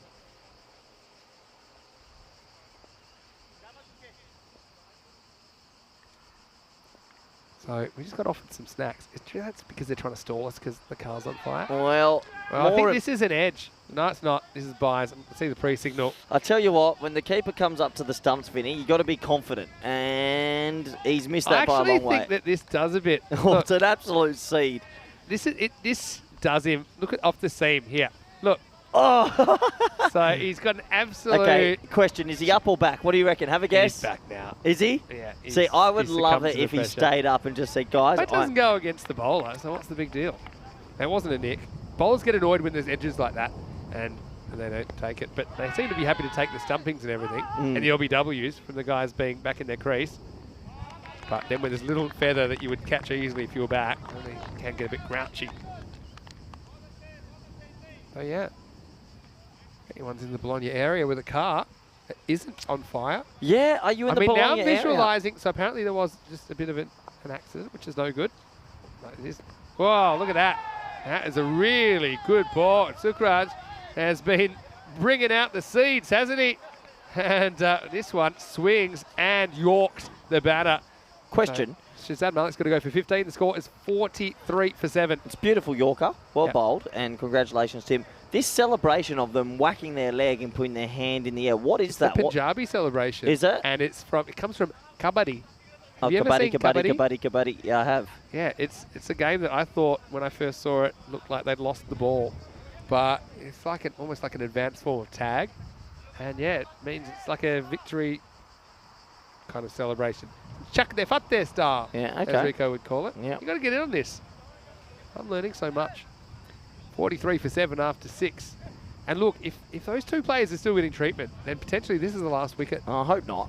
With that car getting on fire, I'm glad that one weren't in it because I was sitting in the back and I was pretty much, that's a death trap waiting to happen. I was in the middle of the front. You would have been fine. I probably could have, but then I'm in trouble in an accident. That would have the first into the windscreen there. That would have been 250 and done for me. Yeah. So the life's a good level. Fireworks coming. So now, I don't see anyone padded up. I don't think that they're back from receiving treatment. You don't think so? And now played away. So you might see this will be the old knock around here. Well, are they better off to knock it round or are they better off to enjoy themselves a bit? Strategically, if you want to talk tournament-wise, you're trying to just gather as many runs as you can. Normally, if you're doing that, it's by batting out the overs. You might want to bat the overs, but once that ball gets above eye line, you just can't help it. You can't help it. What are you doing to the voucher over there? If I put my fingers in the right position, it says dinner with Mo. And is that Mo Salah? With Mr. Mo. Oh, geez, that was a story. Did you read a story about him? No. Oh. Well, you said big swings. That is up there. I haven't read the whole article yet, but Mo Salah, he basically, from what I gathered, he had a big interview where he says, actually, he's not Mo Salah. He assumed that child's identity when he was brought over, essentially illegally. I say illegally, but because of the situation. Well, that's how to do it. And Hassan goes bang, 6th time lucky. New balls, please. And Luca United get a Maximo. Well, I tell you what, he's taken 5 big swings, not collected any, but that time he cashes in. That's a big, big 6. So it's actually Sir Mo Salah, by the way. Hey? I haven't heard that story. We're talking about the same Mo? Or you're talking about Mo Salah, the football player? Yeah. Oh, yeah. I'm talking about the Olympian. Oh, Mo Farah. That's a pretty big mistake from you. Yeah, Mo Farah. That is a massive mistake from you. That is a huge mistake, actually. But only because I'd read it in the news. All right, well, this could be trouble. There's nobody there. Safe. Yeah. Oh, whoa. Whoa, it's picked up speed, that ball. Yes, check what. Really a good fielder. Yeah, Mo Farah and Mo Salah. That's a big clanger from me. But I told you it was on my brain, though, because I read it. Thank you for thank explaining you, that. So Mo Farah. Thank you, Chris. Thank you. Corey's already corrected me, so it was always scary when Corey corrects me first. But that was on my brain. I'm having a good day. I read it in the paper. I'll tell you what, Hassan has played a remarkable innings here. He's swinging so hard. He's got 1 from 7. It's a pity Majid Ali got run out, though, because he was swinging. He had the 2 biggest swings of the day, but then got run out on the strikers end. 7 overs down. Score is 50 for 7.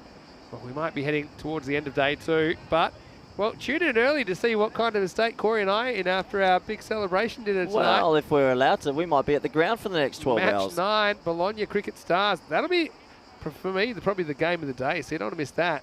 Cricket Stars then have their last game of the group stage against Pato CC, and then we'll see the same 4 teams just mix and match their last group matches in the afternoon session. Join us 6:30 a.m. GMT, 8:30 in Central Europe, noon in India. Tomorrow for day 3, the last day of group matches. Here's Sukraj Singh. Yep, wind down the leg side to Looks start like this Lily's going to bed, so good night to you, Lily. Yep. Mo Farah and Mo Salah, you can understand how in my head I got them mixed up. But No, then I when don't. I then thought about it a second time, I realised something wasn't quite right. But what a story, Mm. Mo Farah. It's Gone. in the air and it's going to be out. So, well, I'm going to keep an eye. I said I haven't seen anyone pad it up. Looks like they're shaking hands, Vinny. Yeah, I think so. So Is that that's 2 a injuries? shame. Yeah. Yeah, so, I mean, that's not ideal, but I guess I can understand. Well, number 1, they're still receiving treatment. Number 2, they want to make sure that they have everyone available tomorrow. So it will be all over. It'll be 52 for 8. We'll have absent, injured, the 2 remaining batters. But, you know, a pretty comprehensive win, if there ever was one, wasn't it, for the Cricket Stars. They win this one 148 to 52. And just remember, I mean, that acceleration in the second half of the first innings was something special, but then they really turned it on with the ball. A team with just recruited about as heavily as any team that I can remember in 12 months of European cricket, and they have really sent a message to the competition. Well, they sent a message with their skill, and they sent a message with their beautiful kits as well. A well-dressed team, and they're called the Cricket Stars for a reason. That was a star performance. They should be pretty happy with their efforts, and yeah, just confirming with the umpires just to understand that there'd been a couple of injuries, so that the game is basically done now, and well done to them. Well, I certainly hope they weren't going to the doctors in the car that were caught on fire. Well. Why don't we go back to the highlights? And what a start that was. Sukhpal, formerly of Royal Palmer, with quite a few of his old teammates as well. Perfect start. Well, the wickets kept tumbling, and you knew pretty soon that Luke United were in a world of trouble. Yeah, they're in a world of trouble. They never got going. They lost early wickets, and unfortunately for them, 150-odd seemed a mile away. That was nice bowling. You miss, I hit. Big celebration, and yeah, really enjoyed himself. Some nice shots in between, though. A few little individual moments that trickled away for 4, but collectively as a unit, they just couldn't muster the runs, and they kept losing wickets at will. And unfortunately, due to those later injuries, these wickets came to haunt them. A nice, smart run out there, and well, Kang, he had a good game, didn't he? A big man. That was a nice little inside edge 4 onto the scorebook, no matter what. And, well, the keeper came up to the stumps and a couple of bloopers. Yeah, well, I mean, say bloopers, I mean, they're not easy takes. One is because it's down leg side. The other one is because it does heaps, as did that one. Sukraj Singh pounding that one into the bottom of the off stump. And chucking it up their style. Royal Palmer were a team that finished runners-up last year. They had a lot of good players, no doubt about that. And a lot of them have popped across to the Cricket Stars, and right now they're celebrating a very, very comfortable first-up victory.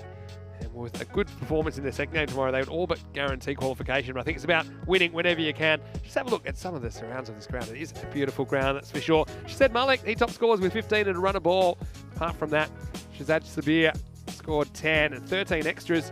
Bit of a licorice and all sorts of extras there with the 4 wides, 4 byes and 5 leg byes. They do get to the 50, but just as they finish 52 for 8. And yeah, Safian Bashir and Sami Ullah, yeah, unfortunately, they were unable to bat in this inning. So I guess we'll have to see what kind of a side Luke United are able to put on the park tomorrow. And if they have some complications regarding those players. As we look at the bowling, and in the end we had Sukraj Singh clean up towards the end, 2 for 2, but the early work was done by Sukhpal Singh and Haseeb Khan, 2 for 14 and 3 for 10 respectively. Shekhawat bowled it over for 9, Lovepreet bowled it over for 8, but really Cricket Stars, they were the story of the afternoon for me. I was impressed by Bologna, but real Cricket Stars, when I saw the squad they put together, I think they fancy their chances of going all the way here. But a long way from that at the moment. Firstly, they have to concentrate on a good day tomorrow and qualifying for the Super Fives. Yeah, absolutely. A really impressive performance from them. I think tomorrow's a tasty day, tantalising cricket to come. And yeah, it's been a pretty special day, and I've really enjoyed it, and the interaction with the viewers has been sensational. Yeah, once again, want to say a big thank you to everyone, to Chris Smith, and everybody else in the chat who's saying goodbye to Steve Cook as well.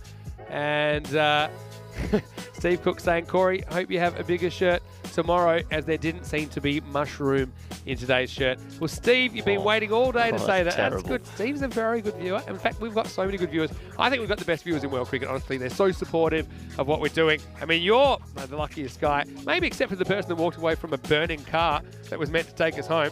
But, yeah, we'll have a nice night tonight. Happy 250th. Thank you, It was mate. a bit one-sided, wasn't it? Yeah, it was. A bit like our commentary sometimes, but that's okay. And I'm super happy that we'll get the opportunity to spend some time together tonight, maybe with the crew as well. But yeah, big thank you to everyone for your company today. We had some parts of the puzzle that have been filled in. We now know who's made it through from Group A, because Trentino Aquila have made it through. And yeah, Lucas CC, I mean, they ended up qualifying. They were pretty impressive this morning. We'll find out tomorrow exactly which 2 of the 4 teams we saw this afternoon, Group B, will join those 3 teams, which are the 2 from Group A and Venezia in the Super 5, which starts on Thursday. Yeah, absolutely. I was pretty impressed with the cricket level today. A bit more technical for my liking, which I enjoyed. And this is tough to call who's going to win this week. Yeah, for sure. Okay, before we go, we just want to mention a couple of things. Go to our social media at European Cricket. If you haven't already, get involved. Have a look at some of the clips. There's going to be some potentially viral clips today, for sure. I can also tell you that we want people to subscribe to the YouTube channel, because if we get to 300,000 while we're in Italy, Ice Bucket Challenge. We're doing it. And we're going to give your shirt away. If you say so. Okay. So we're looking forward to that. We're at 296 at the moment, so we're creeping up. And yeah, so yeah, really looking forward to working towards that milestone. Finally, just want to say a big thank you on behalf of the European Cricket Network to all of you guys for joining us. And we've had a really fun day. Loved the shirt. You are rightly the winner of the shirt contest today. Tomorrow's a new You're day. hulking out, aren't you? Great to have you back for a full day. But for now, we're going to leave you with some highlights of day 2. Until next time, it's Vinny Sandu, Mr. Maximo, along with Mr. 250, Corey Rutgers. Come back to me in another 1,000. But we hope you have a fantastic evening, happy and safe, and hopefully you're ready for some more fireworks tomorrow morning. We'll be back here in Bologna as part of our Italian summer adventure. See you tomorrow for more FanCode European Cricket Series. See you guys.